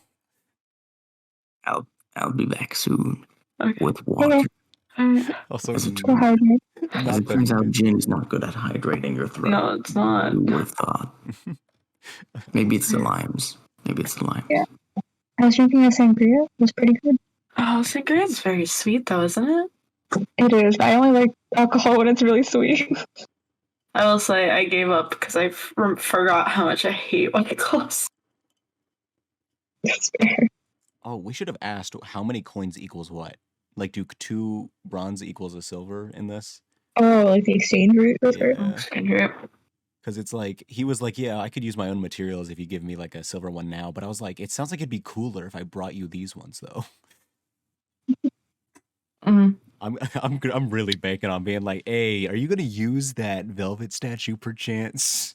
Right? I could really. Can we use that? I could just use like a chunk of it, maybe. If you could just for a. Well, we couldn't break it, and I don't think we can move it. Well, Yeah, we can break it. Well, this guy can apparently change things, so I think he has a way to just stop it from. All we need is Anyway, to give it to him. am I okay? So here's the thing: I either stay in here with Gold Blood, or I wander into wherever this is, You could totally wander, and that'd be kind of awesome. and then I run into person from my past potentially, Then lore. because they haven't been in any of the other places. Where did they go? They went to the stairs, and then we didn't see them. Yeah, they either went So up they or down. probably could be here. There's like a 50% chance then. Yeah, That's fine. and I still don't know if they'd kill me or not. Damn. No one Well, they likes you, can't. huh? Like, on Well, the mission, no, do something. no. They can't. Okay, but we just found out that Darosha is like, there's no hope for her, so I'm gonna die at some point. I'm either gonna die now or after the problem's done. Okay, maybe Yeah, you're what still is part of that the about? Everbirds. I'm not though. You are. Yeah. That's what this wall was. Well, no, Yeah. the only one of us that has the key right now is That doesn't mean that we're not part of it. like until I have like the official thing of membership and Mavis is mine, she's still an We outsider. have the I symbols. think you're part of it. I think We you're have, in. they gave us the symbols to show to people. Did they? Yeah. Oh, they did. Okay, I forgot about Stop that. trying to exclude What are the yourself. symbols again? I think they were. I want to say they were circular, but I don't remember for sure. No, they're birds, weren't they? No, it was a woman. No, fuck. Hold on, I have it in my. Women, birds. What did Rama Wait, mean?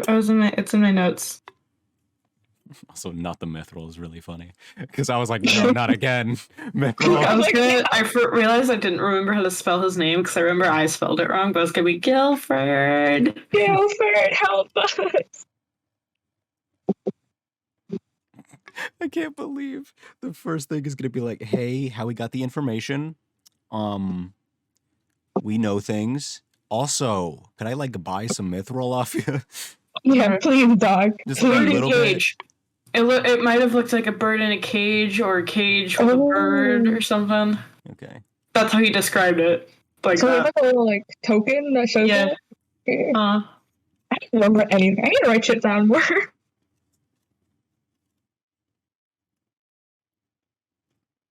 Also, I was really hoping that power source was going to be like a lot more worth it than like what it was. Yeah, he like, said I one thought rock. I was I thought he was offended. going to go, whoa, what's that thing? And then he was just like, oh, sick, it's a power source. And I'm like, oh, nah, it's not like a wow type factor. No, okay. I'd honestly sell it at this point. Yeah, let's just sell it. I mean, I don't know if you guys want anything from the guy. Like, I already got my thing. I just need to do extra steps. Should we get something? I would want got magic items. I don't have money though. We You have to- you have the I have bronze one. one coin. Yeah, I'm gonna hold on to that. That's fair. What if we save it up and do something cool like an arcade? Exactly. I want a cool weapon. All right, listen. Yeah. No, that's fair. Yeah. I feel like I should have realized there was another part, but I just like did not Yeah. think of it. The Thunderskin was meant. Well, we've heard Thunderskin a couple times. That's something Rayla already knows. She just like doesn't. Her player hasn't put it together. Mm. I'm glad you had the one-on-one conversation with her because, like, I'm hoping that if it's just her in that lounge, he's just gonna be like, "Hey, could you get this like statue? Yes or no? All right, bye." I'm so scared. I'm so I scared. know. Yeah, apparently. I was like, okay, they just don't have a plan for you. You're just gonna die, I guess. Yeah, no, they're fully gonna be like, hey, we want your cooperation and we're gonna use you to figure out what we can do against the worms and then we're gonna kill you afterwards. And now you guys left her in the alchemy room Well, they're not gonna kill you now. with one of them. Yeah, not yet. Yeah, that's literally what she said. Though, so I was really hoping she would not say that, but that's exactly what she did. Yeah. Oh, no, Mavis knew what she walked into. You should have been like, you know what my heart says? It says to not do what you just said. Yeah, my heart says my friend Mavis should really be alive. I like said that in like a basic Yeah. bitch way. Yeah. Cause like I don't want to like fight these people. I'm gonna get murked. I think I'm keeping him guessing, and I'll take it. That's fair. At I'm- least with the. I am both literally and figuratively a walking corpse. Yeah, that's correct. We're gonna figure something out. Don't you worry. Uh-huh.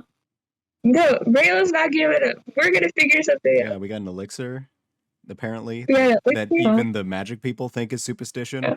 But Yeah, we'll get there. How concerned do you think I should be that the only person I know in this place aligns the most with Edge? You think I should be concerned about A that? little bit, possibly. This place is so fun, though. This is great. I'm so It's like the Mickey Mouse Clubhouse of death. yeah. Maybe I can like guilt her. Killed her. Yeah. Into what? Oh, I've died in front of her like twice, I think. Fine. I'm so excited to see if this conversation happens. I love the destruction force so much. That was like an actual gift. I was like, yes, Yeah, I love that these was the dudes so greatest much. thing. I mean, it was really funny, but I was stressed. You were stressed? I was having so much I was fun. stressed out. I totally get that. Whenever I feel like, oh shit, we gotta improv right now. They're like, oh my god. When Rama started doing the fucking like Team Rocket essentially intro, I started dying. That was awesome. Yeah. Yeah, if you Yeah. I have Angel. not.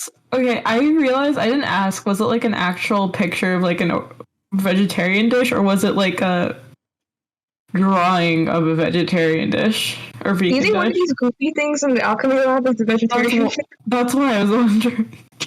I was thinking too. I totally forgot about the side. I was like looking at these things. Yeah, the green thing, right? Like, do you think that's it? I don't know. Ask.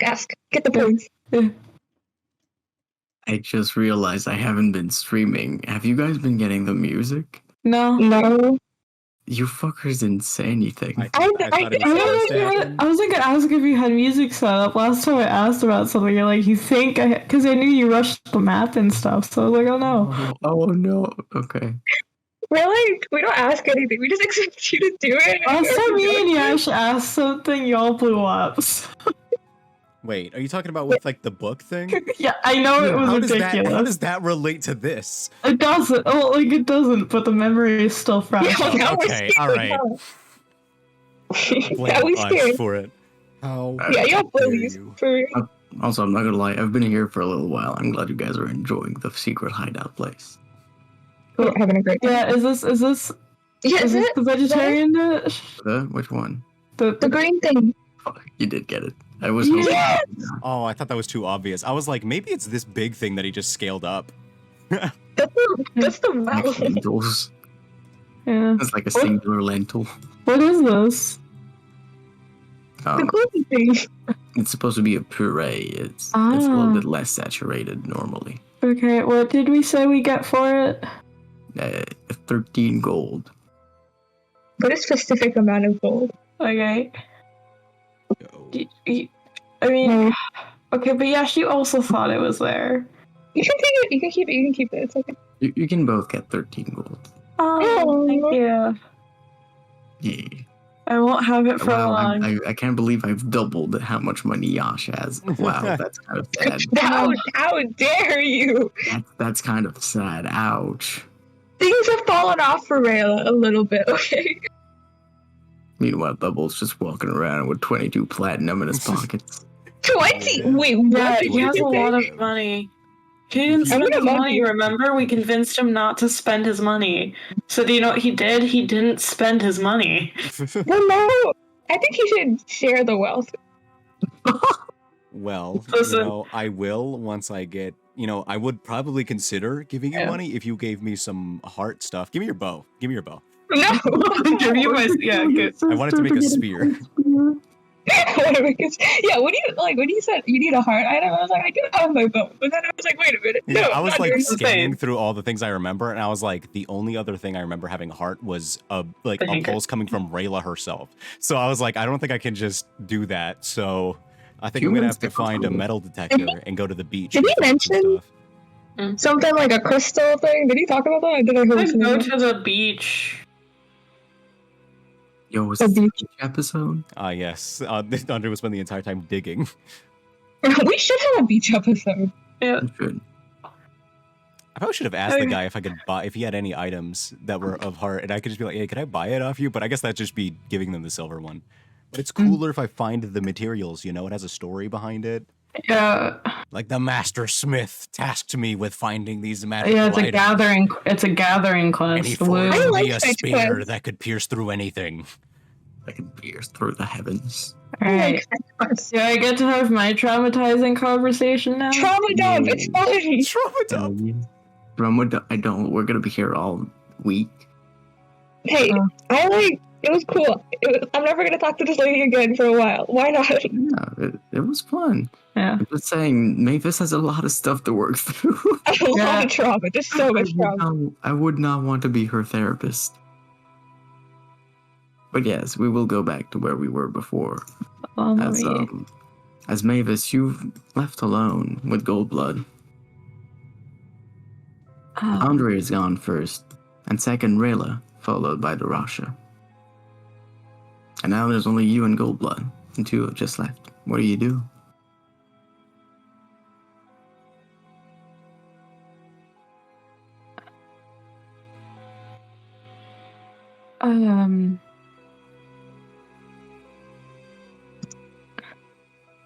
Well, what was like at the end of that hallway?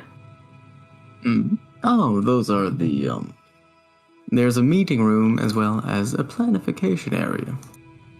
There's something quite valuable in there, so I'm afraid I can't quite let you in. I understand. There's also Rama Speak 4. I was supposed to do that yesterday, but we played Elden Ring instead, so... Okay. Got it.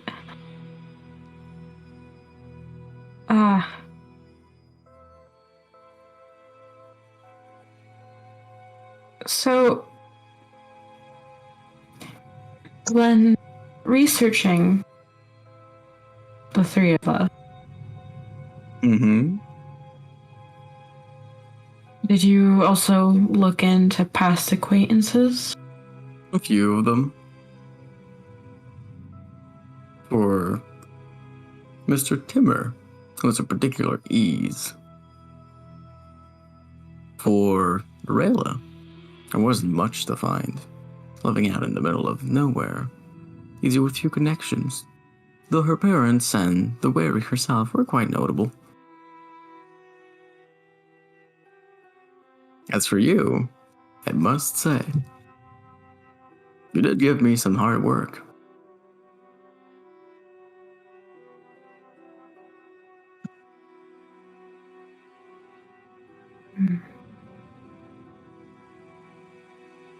When did Lynn join?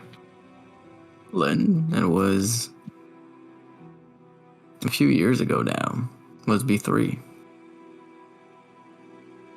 She's become a very different person. Well, that's not entirely accurate. She's become more of what she was before. Oh, so much more. But I don't think she intends on stopping.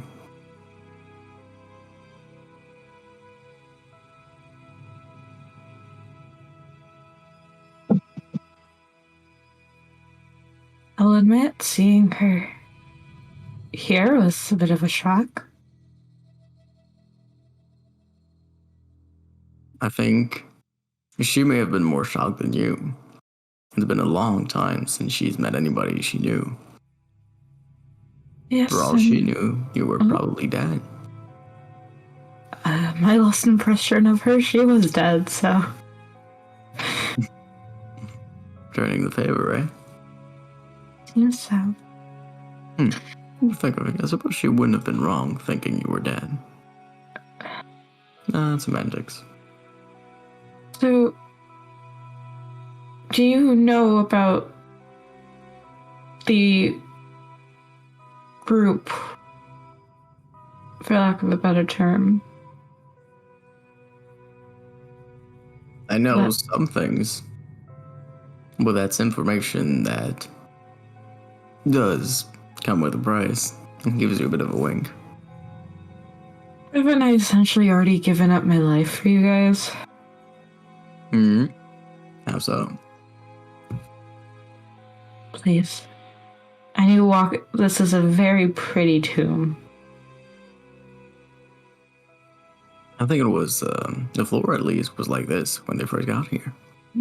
But I don't think you quite understand. This is as far from death as you could be, where the Ordo Limia is concerned. You've seen the people that are here. Lionheart, the Elite Destruction Squad, however goofy they may be, their skill is undoubted. And their coordination is, without a shadow, the deadliest among anyone here.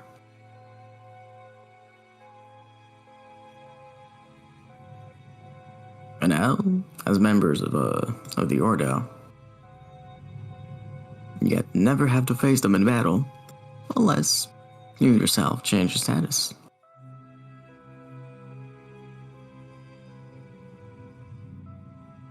What? If you hadn't joined, well, certainly one of them would have been sent after you. But even barring that, if your issue with the worms had continued to escalate, you may very well have simply had to deal with one of them. And if it still continues to escalate? Me and Dorasha have prepared something that we'll give you and your companions before you leave today, in order to prevent any of that worsening. Though we will be relying on you to prevent that worsening. And after the worms are dealt with? After? What do you mean, after?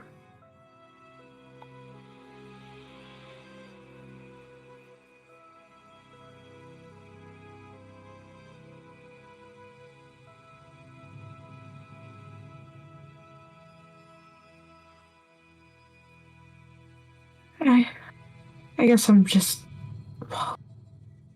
optimistic.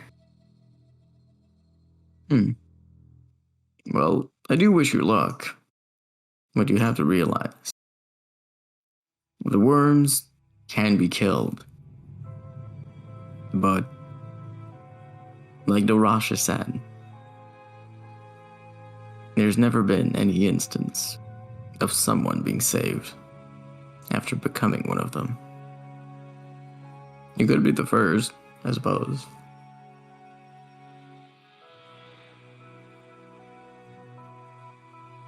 I will admit I don't understand why I'd be kept alive. Dorasha is a sentimental one. She wants a better future for all people. I'll have to agree on that last point. You yourself, through the worms, have not willfully committed anything to harm people.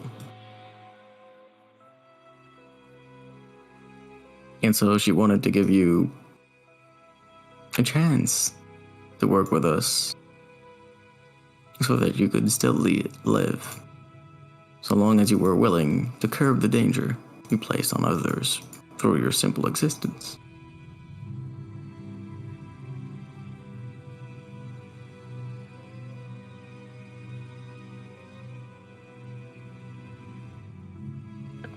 You might want to avoid mentioning that to some of our more lantern-given followers.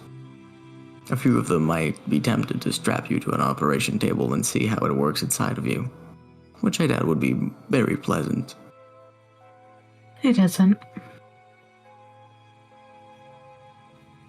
To be honest, that's also what I thought I agreed to again. Again, huh?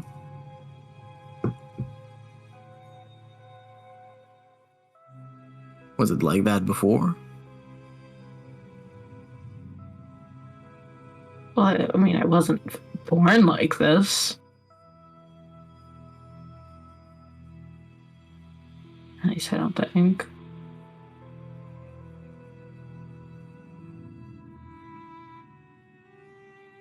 It doesn't matter. But, we're truly members? Of course. I do hope you feel honored. He leans back against the door.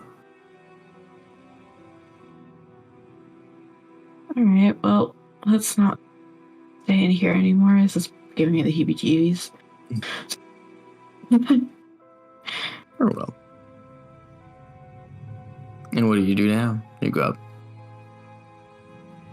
Yeah, I mean, You like wander the hallways. what else can I do? You could go say hi to your buddies at the Elite Destruction Squad.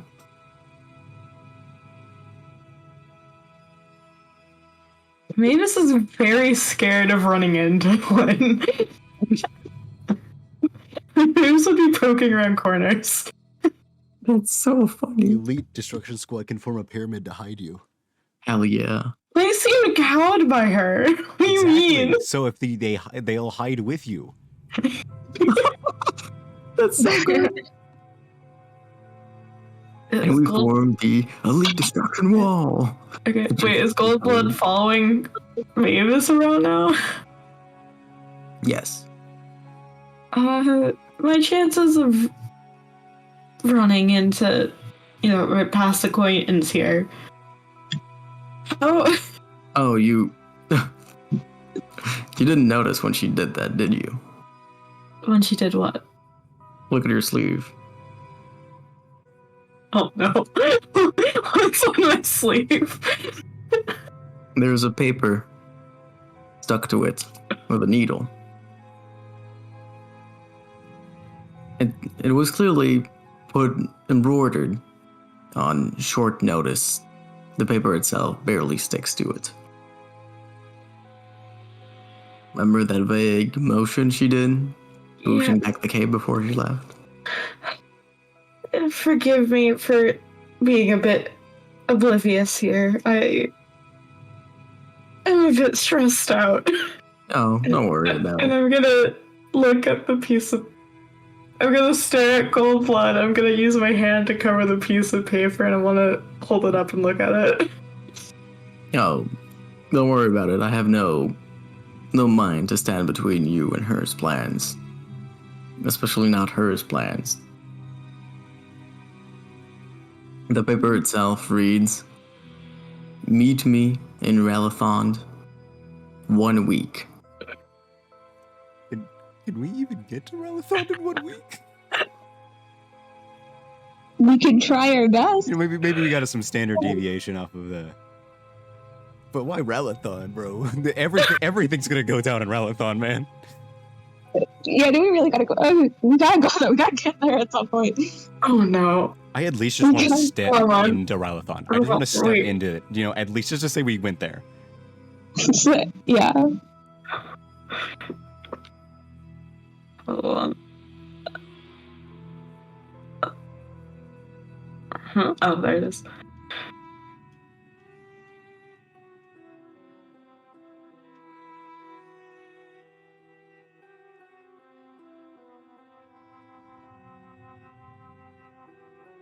You don't have to answer this. I'm typing it. Oh boy. Wait, we need to ask for directions. We need. Maybe they can help us. Oh, We need to ask you for you're directions. so smart. Yes. That's so smart. That's so good. I'm so You're grateful so for that. smart. But Yeah. also, we could aimlessly wander around the mountains.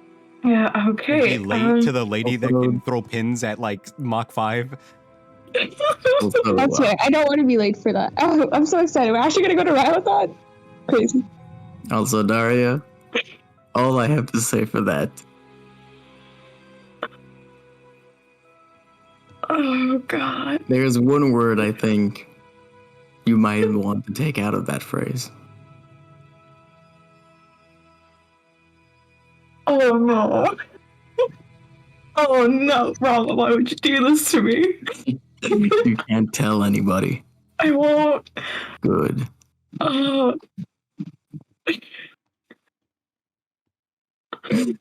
Somebody should be concerned. This is gonna crumble the paper and eat it now. She is very hungry. You are like abnormally hungry. I didn't say that before, but Yeah, I've been ignoring it. I know. I've been subtracting the rolls from the rolls. The wine you saw earlier in Yeah. in the little farm thing, Mhm. like you very much had to restrain yourself not to just go in there and drown in it. Like Yep. just shove it into you. Yeah, no, she's essentially starving herself at this point, but it's like, with a shaky hand, she's just kind of clenching it, like crumbling it up in her fist. Rosalind. Well, where's your next one?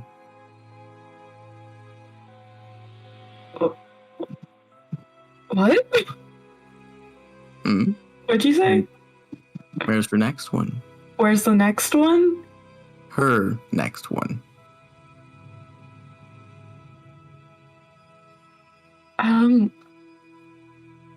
You mean her lack of a better term, ambitions? Yes. I'm glad you saw where I was going with that. She has been tracking people down, you know? And she wants to involve me in this?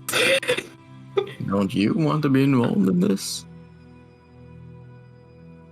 Are you not already involved?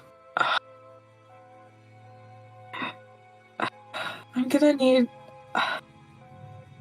Is there a map of this, just of roads in this area to Ragathon and the surrounding areas? I need to... Do you have a map? Like, Is there... I'll Is show there... you. Yes, I need to... Can I please have the way to Ragathon? Come with me. Thank you. He goes over to back inside the alchemy lab Mm-hmm. and rummages through a few books until he finds a blank sheet of paper. Here. And here you have pretty good memory. You have a map of your region, or don't you? Yes, we do. Okay. Draw. He hands you a quill. Okay.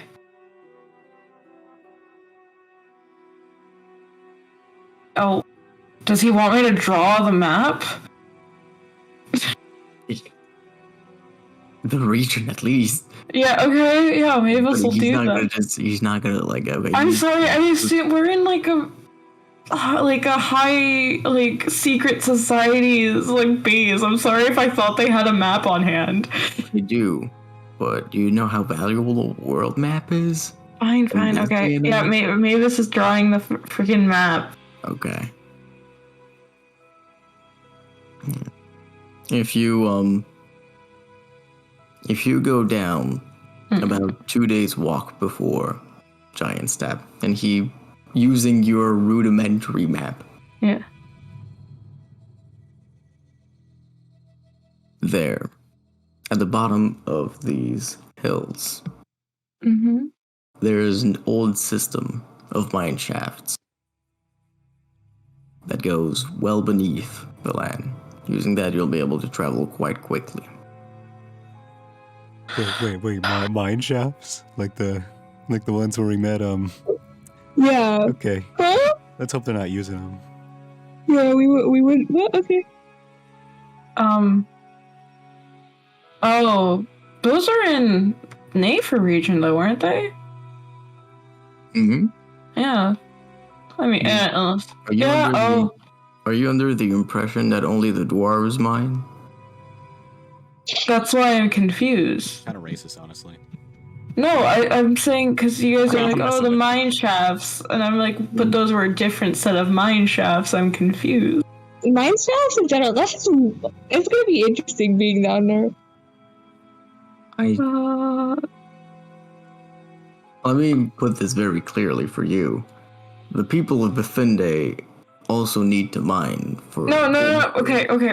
Out of game, Rama. That's not what I was talking about. I was saying they're like, oh no, the mine shafts. Like it's, Okay. and I'm like, no, those are different mine shafts. Why are you Well, guys? I'm thinking like Minecraft. It's like it's gonna be spooky.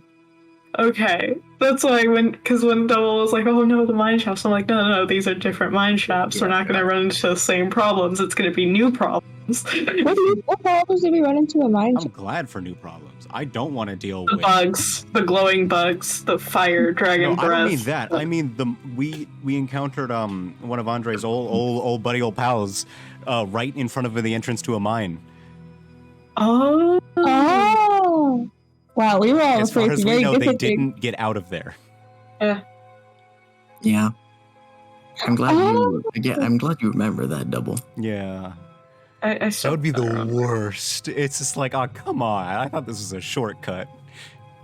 good. Why But are what if y'all we down all- here? What if you all like get on some fucking like mine carts and like they're just chasing after you, Indiana but like, Jones, you're in the like- mine cart ahead of them and it just doesn't stop. Yeah, just For friggin' like spell 3 at each days. other.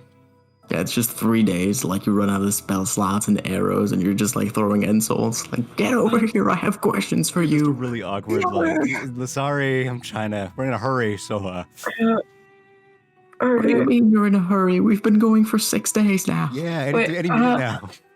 Okay, wait, how many days? But like, how many days has it been since the whole thing with the giant? It's been like 1. 2. Oh, it's 1? Yeah, it's been like 1 day. I thought it was 2. We No. slept, but that's only like 8 hours. Like we got there in the Okay. middle of the day. Alright. Okay, well, I'll do it by the time that'll be gone, so. Alright, whatever. It'll be gone by the week. Yeah, it's been like a day and a half Okay. right Do now. it. As long as it's gone by a week, that's fine. I really need those charisma rolls.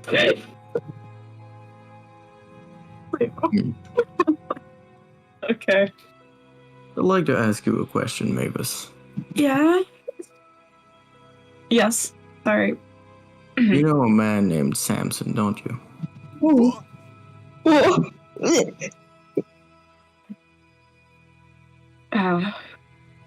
I saw him die. Yeah, I'm glad you're getting straight to the point. I'd like you to tell me the details, please. I'll admit, Do you- it was very dark. Like, unnaturally dark. Naturally dark, you say. Did he say anything? Out of game, did he say that I did this for you, bit ramble? Did he say that out loud? He did, but only Andre understood it. Did Okay. Andre?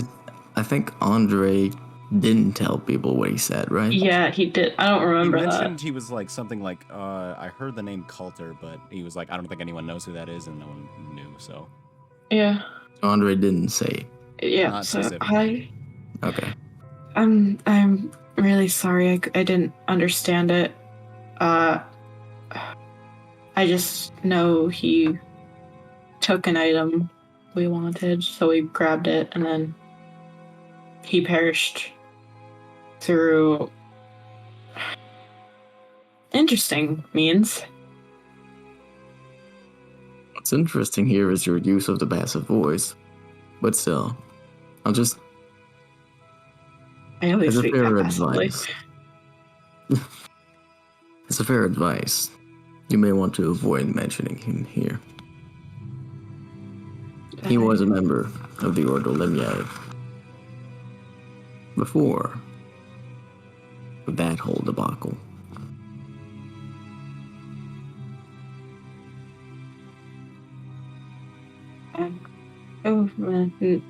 Didn't leave on good terms, it seems. Hmm? I'm assuming he didn't leave on good terms then. Oh, well, they don't know that, he attempted to betray us. Or, really, betray them. To them, You he don't- simply died attempting to retrieve the flint. Most likely, at the hand of Andre.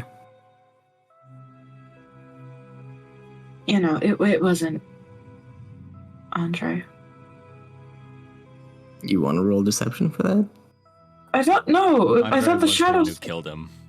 Oh, no, okay. Then never, I take that back. It Then. was a mercy kill. I understand. Yeah, Okay, I honestly thought it was the shadowy thingy that was like. I understand the confusion. That is Yeah. okay. It was a while ago. Yeah.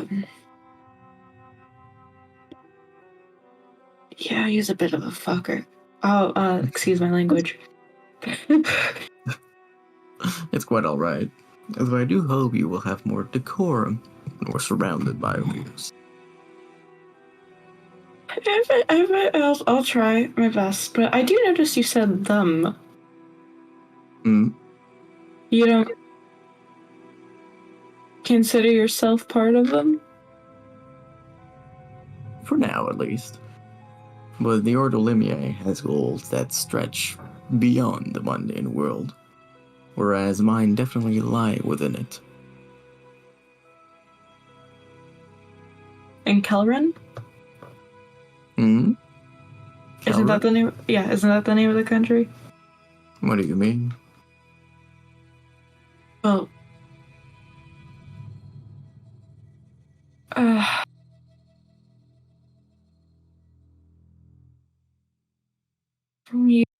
you, Guildford. You knew that we Of course, you'll spoke put to in him. contact with someone. Indeed, in Kelren. A certain merchant group. Guildford's loyalties are no secret to anybody. Okay. He is pledged to Snake Orley, the merchant prince of Kelren. Yeah, that's what a name. Snake Oile. Unfortunate, don't you think? A bit more than that. I'll be honest, I don't know, quite frankly, what I'm to say is gonna get me killed here. I am trying my best. No. You're mostly out of trouble. Oh, good, mostly. Well, you've seen what the people here are like. Some of them don't need so much impulse to turn violent. And for as much as the rules the Rasha holds them, there is a blatant flaw through them. If the person isn't caught in the act, there's very little that you can do to prove to herself and to others that the punishment is deserved. Well, the last time I think it was with, yes, it must have been with Matthias.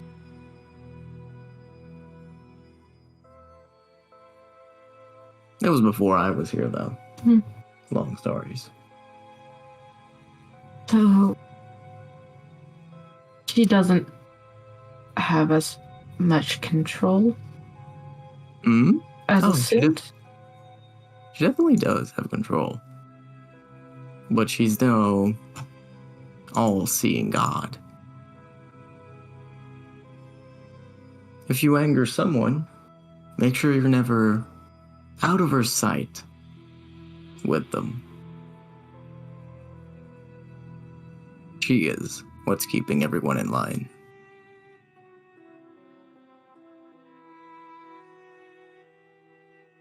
In a few instances, a lot of times people are simply devoted to some ideals or whatnot. I believe Lionheart will have given you that impression, won't he? Yes, it seems you all have a drive for something. Of course. Nobody gets here without a drive. You, the three of you, are somewhat of an exception to multiple rituals. There's usually initiations and ascensions and all that. But I'm afraid given your particular situation, yours especially, those Redeemers' attachment to his item is certainly a piece of note as well. Hmm. Usually it's about writing a book in a single night, that sort of thing. Not exactly the most important. It's rituals. Traditions. Hmm. The house does go far, very far back after all.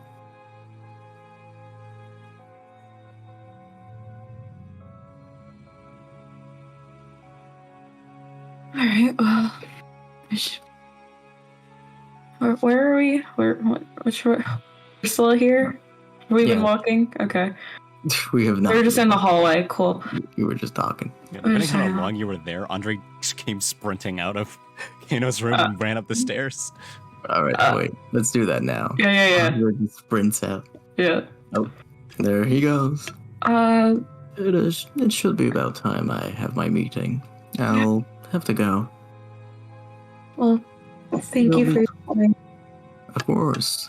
You should go meet with Durasha back in the lounge. And, I'll say you this, Mavis. I may play games.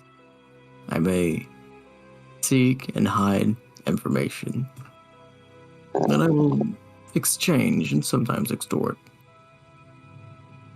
But for now, know that I am not your enemy. On that note, have a wonderful evening. You too. You sound like you're gonna have a busy night. I always do. And at that, he begins to climb up the stairs. After Andre, who is dashing like a fucking horse, like, boom, like an arrow. What's Mavis doing? She's gonna watch Andre like run up, and she's gonna kind of look at the note that's like crumbled in her hand again.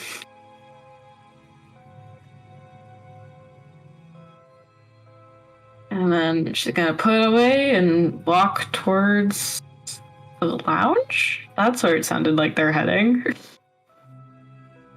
Alright.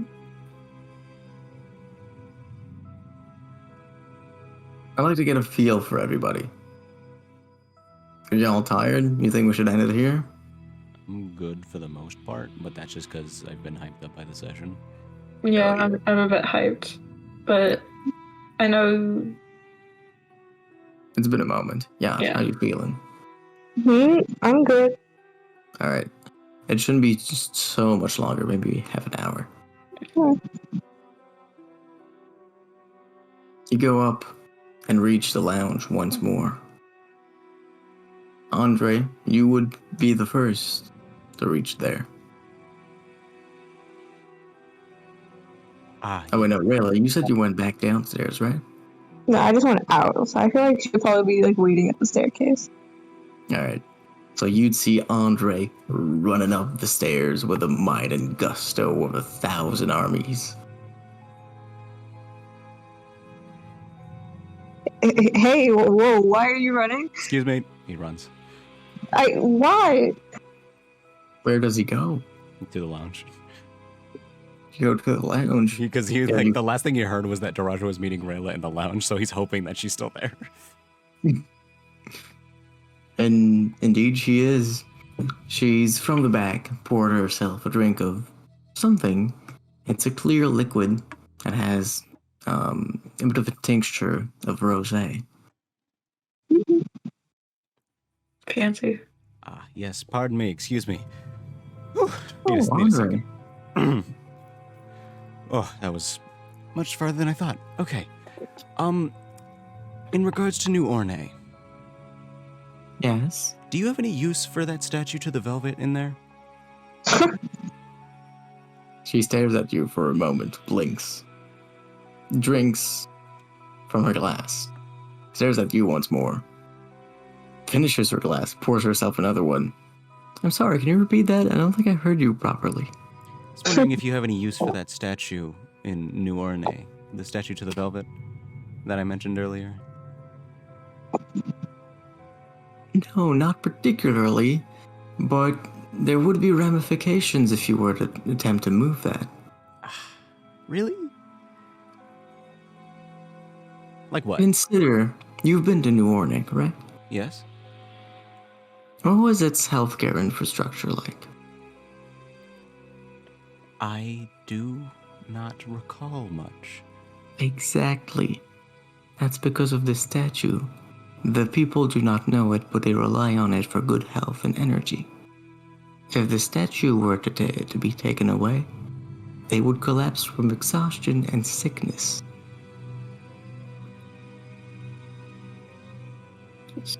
So she does have use. Ah. Well, that's a tough pill to swallow.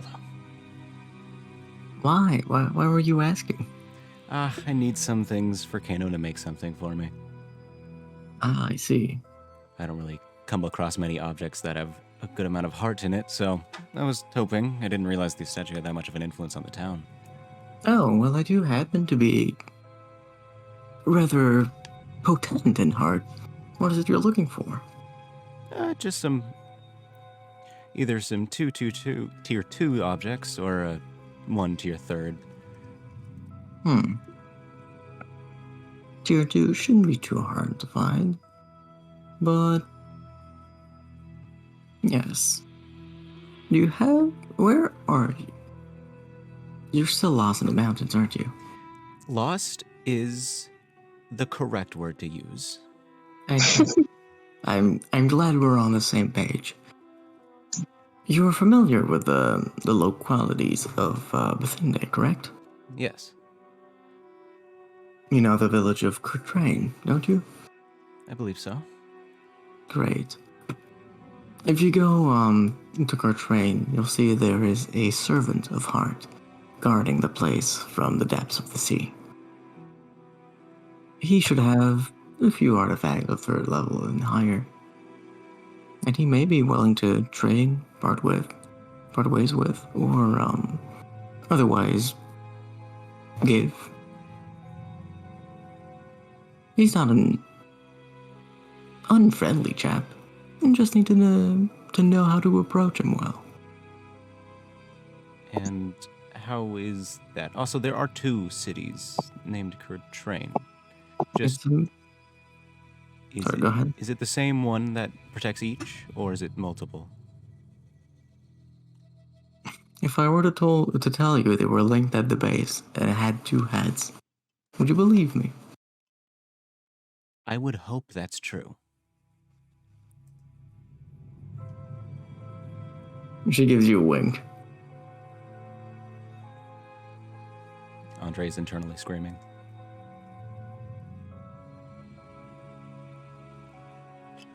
Interesting. Okay, so That's a good place to start looking. Otherwise, if you wanted to buy something, I could lend you some items of mine. but it's a much more interesting story if I go talk to a giant sea creature. I do agree with you. I'm very glad you've picked up on that. I think you're gonna get along great with the Elite Destruction Squad. I think so too. But They might be able to use a 5th member. Are you specialized in any sort of elemental energy? not a particular one. It's a shame. True. That's a real shame. But how do I approach this creature? Are they able to speak normal common, or? You'll be able to understand them. Don't worry about that bit. You should worry about getting there. By which I mean getting into the sea. Very true. That home is quite far down. I'll have to find a way to get down. Because I'm pretty sure you can't breathe in water, correct? It's very true, and that's where the challenge lies. Thank you so much, Darasha. And he just whips himself right out. Oh, of course. And Andre comes flying out as you, Mavis, emerge from the staircase. He kind of like skirts to a stop in front of him. Okay, there we go. Are we all okay? We all... Yeah, I got directions for Alethond. Nice! That is certainly needed.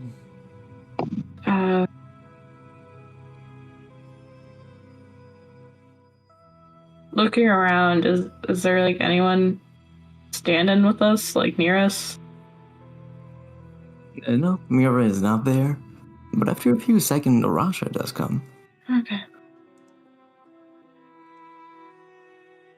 Ah, you can't quite leave yet. I still have something to give to the two of you. Oh,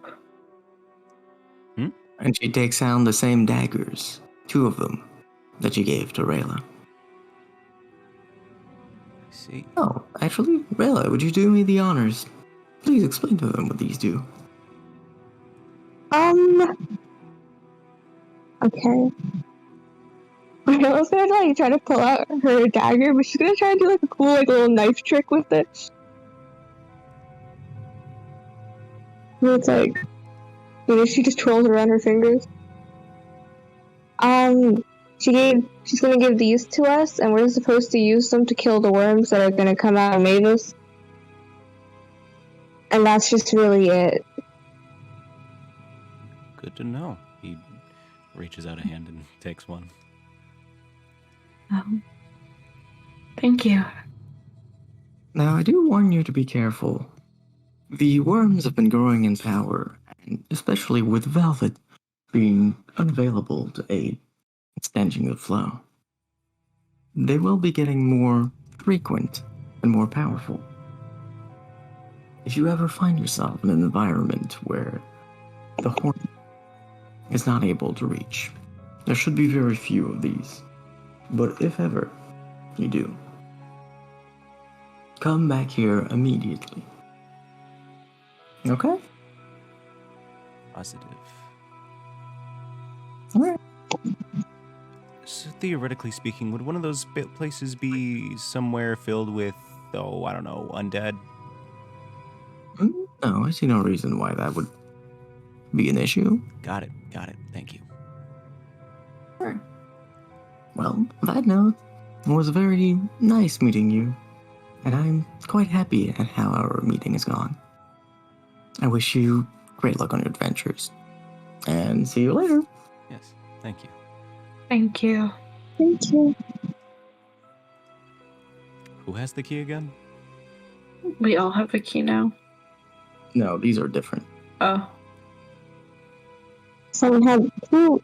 Really made this? Yeah, she handed the key to someone, but then used hers to open the portal. Yes. Is it? I think she threw it. Somebody tried to catch it. Oh, Andre has it. Never mind. I remember. Yeah, someone tried to catch it. Yeah, I forgot. Yeah, Mavis was not going to touch it, so Andre used Mage Hand and grabbed it. yeah. Oh yeah. He's going to walk all the way back to the front area and then mumble the words that weren't actually words. Mavis is gonna actually lag behind a little bit. Mm-hmm.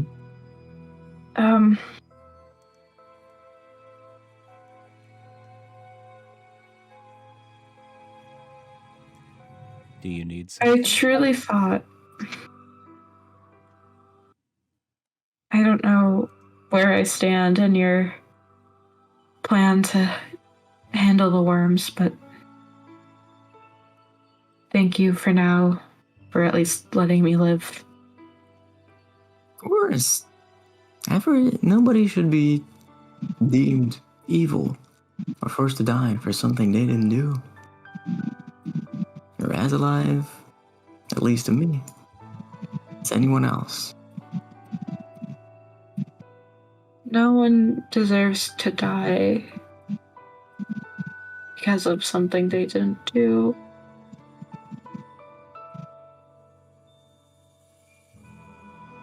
And that's your philosophy?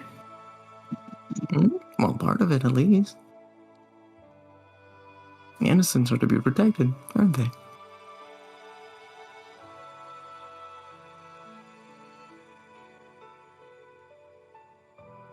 You have an opinion on Lynn, don't you? She smiles at you. What do you mean? I noticed a look exchanged.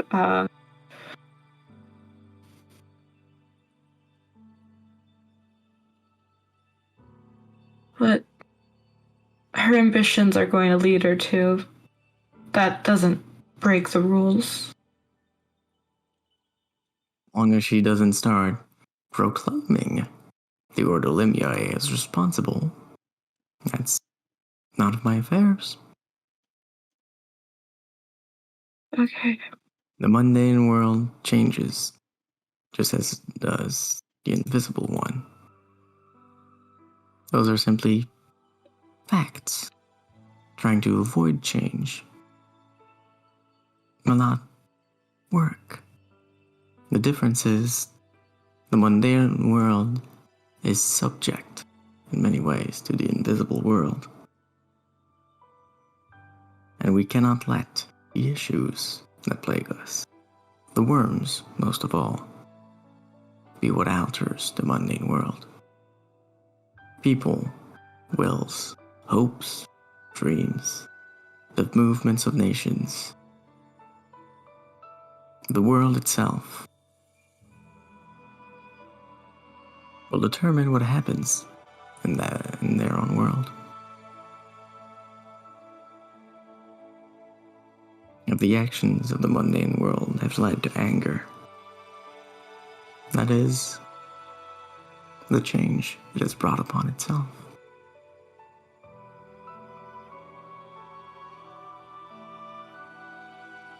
But please do rest safe. If she ever does, as some may say, step out of line, we will be there.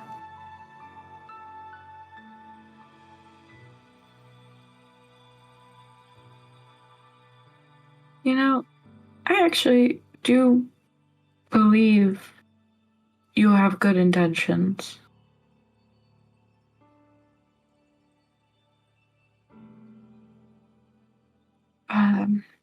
I should catch up with them. Thank you. She smiles at you. Good luck. Maybe one day I'll get to hear the second half. What?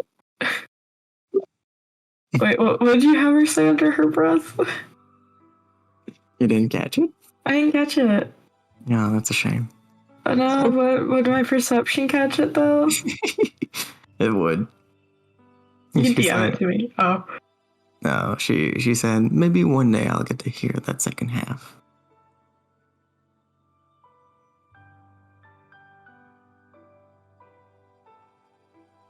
Okay. Alright. Oh, we made it out of here alive. Hey, Yeah, that. we didn't step through yet. Oh, yep, sorry. I don't want to Okay. jinx it. Knock on. We don't even Does know if we're anyone going to have- exit the same place we entered. Let's hope and pray. The mountains were. I mean. Okay, I got directions, right? Yeah, he gave Okay. you like a Yeah. path to follow. Yeah, roughly. okay, good. It would lead Uh, to the mine shafts. I'll be able to get us out. Also, you two didn't get like some new side quests you need to do, right? What? What? Well, we always leave these things with random, I don't know, goals, and then we always go off somewhere that we're not originally supposed to, and then we never go to where we need to go. Well, Listen, Um, the sea trip can wait. All right? You want to go to the sea? okay, That hold can on. wait. Hold on, both of you. I have one with a deadline, okay? Yeah. You have that done? We should. I'm saying we go into Ralathon, and then And I say we maybe- should go to Reuben, and then we Yeah. go to the ocean. Maybe this is gonna bring up her hand, and she's gonna open her hand with the crumbled up paper, and she's gonna say, "I received this from Lynn." So I don't think ignoring her is the best idea. Did you think we planned on not going to Ralathon? Maybe I don't want to go to Robinson, but we have to now. Remember, we don't have to do anything. And Andre's gonna try to copy the gibberish that the hare said with the key. And Mavis will like, I'll just give me that. and Mavis will Wow, recite it. you didn't even give me a chance. I mean, You just- Andre, it does work when you recite it. Like, Oh, it does? Okay. He did Those recite it. words- He didn't just say, those words did he? are all marked into each of your brains. They're oh, well, okay. those non-words. There's no way you will ever forget Okay. those sounds. Okay. Yeah, so Andre has spoken like this before. He has the most experience. How dare you? Okay. Oh my god, wait, what if it's just whale sounds? It could be. We don't know. That's what I'm getting pictured as now, just whale sounds. Ooh. All right, in that case, you gotta give me your best whale sound. So I it can't works. right now. I have someone sleeping in the guest room that I share well with. Valid. Somebody's gotta give me a whale sound, or you're stuck in there. Oh, well, you live alone. I need to listen to a whale sounds. Okay, but you live alone, so you're the only one that can do it right I now. need to know what a whale sounds like. Okay, hold on. Need to do some research real quick. I'll be back. Double needs What was to a be whale sound you. like? What does a whale sound like? What does the whale say? Like whale sounds was the first thing that showed up on the YouTube. Okay. Yes.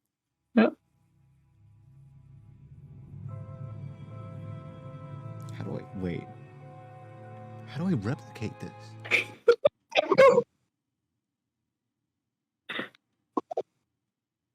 This is horrifying. It's not that bad. How dare you? At least the whales are Like I'm imagining being in an endless void of ocean and hearing this.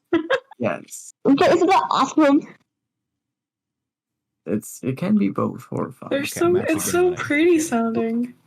I like the ocean, okay? It's cool. And the Ocean's creatures so are cool. I am named after the ocean. I like it by default. Whoa. I don't know I if named like after my God. I need to see if my mic will pick up the sound. No, that won't be it. Maybe echo cancel? I don't even actually Yeah, know background noise. Yeah, exactly. Disable that one. Okay.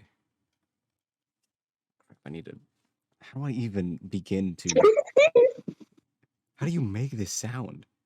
It's like, wait, you know, like the Doctor Doofenshmirtz? Yeah, exactly. Pretend you're Doctor Who. Doctor what? It doesn't help. I mean, pretend you're the intro to Doctor Who. I haven't watched Doctor Who. You know how it goes. Ooh. Oh. The Doctor. Yeah, exactly. Like that. Yeah, but just make that higher pitched. Higher pitched? That's like Yeah. my worst enemy. Yeah. That's fair. Oh, we're stuck here now. I can't do that on command. We're stuck here now. Wait, where's that video of Dr. Doofenshmirtz doing the whale sounds? Boy. Dr. Doofenshmirtz. If you send me that, that'll count. Can we substitute double for Dr. Doof? Yeah, please. Any day. Like, listen, Double, I love you. You're my man. But, like, I can't say no to Dr. Doofenshmirtz. I can Come be on. there. Yeah. This video's for 10 hours. Why? I'm gonna be up all Yeah, night why trying to not? figure out how to do whale sounds now.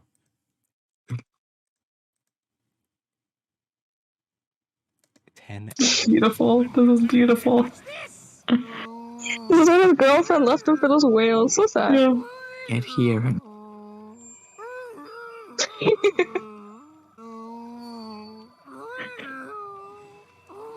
That's I couldn't imagine like what do you have to do in like an editing software to make that 10 hours?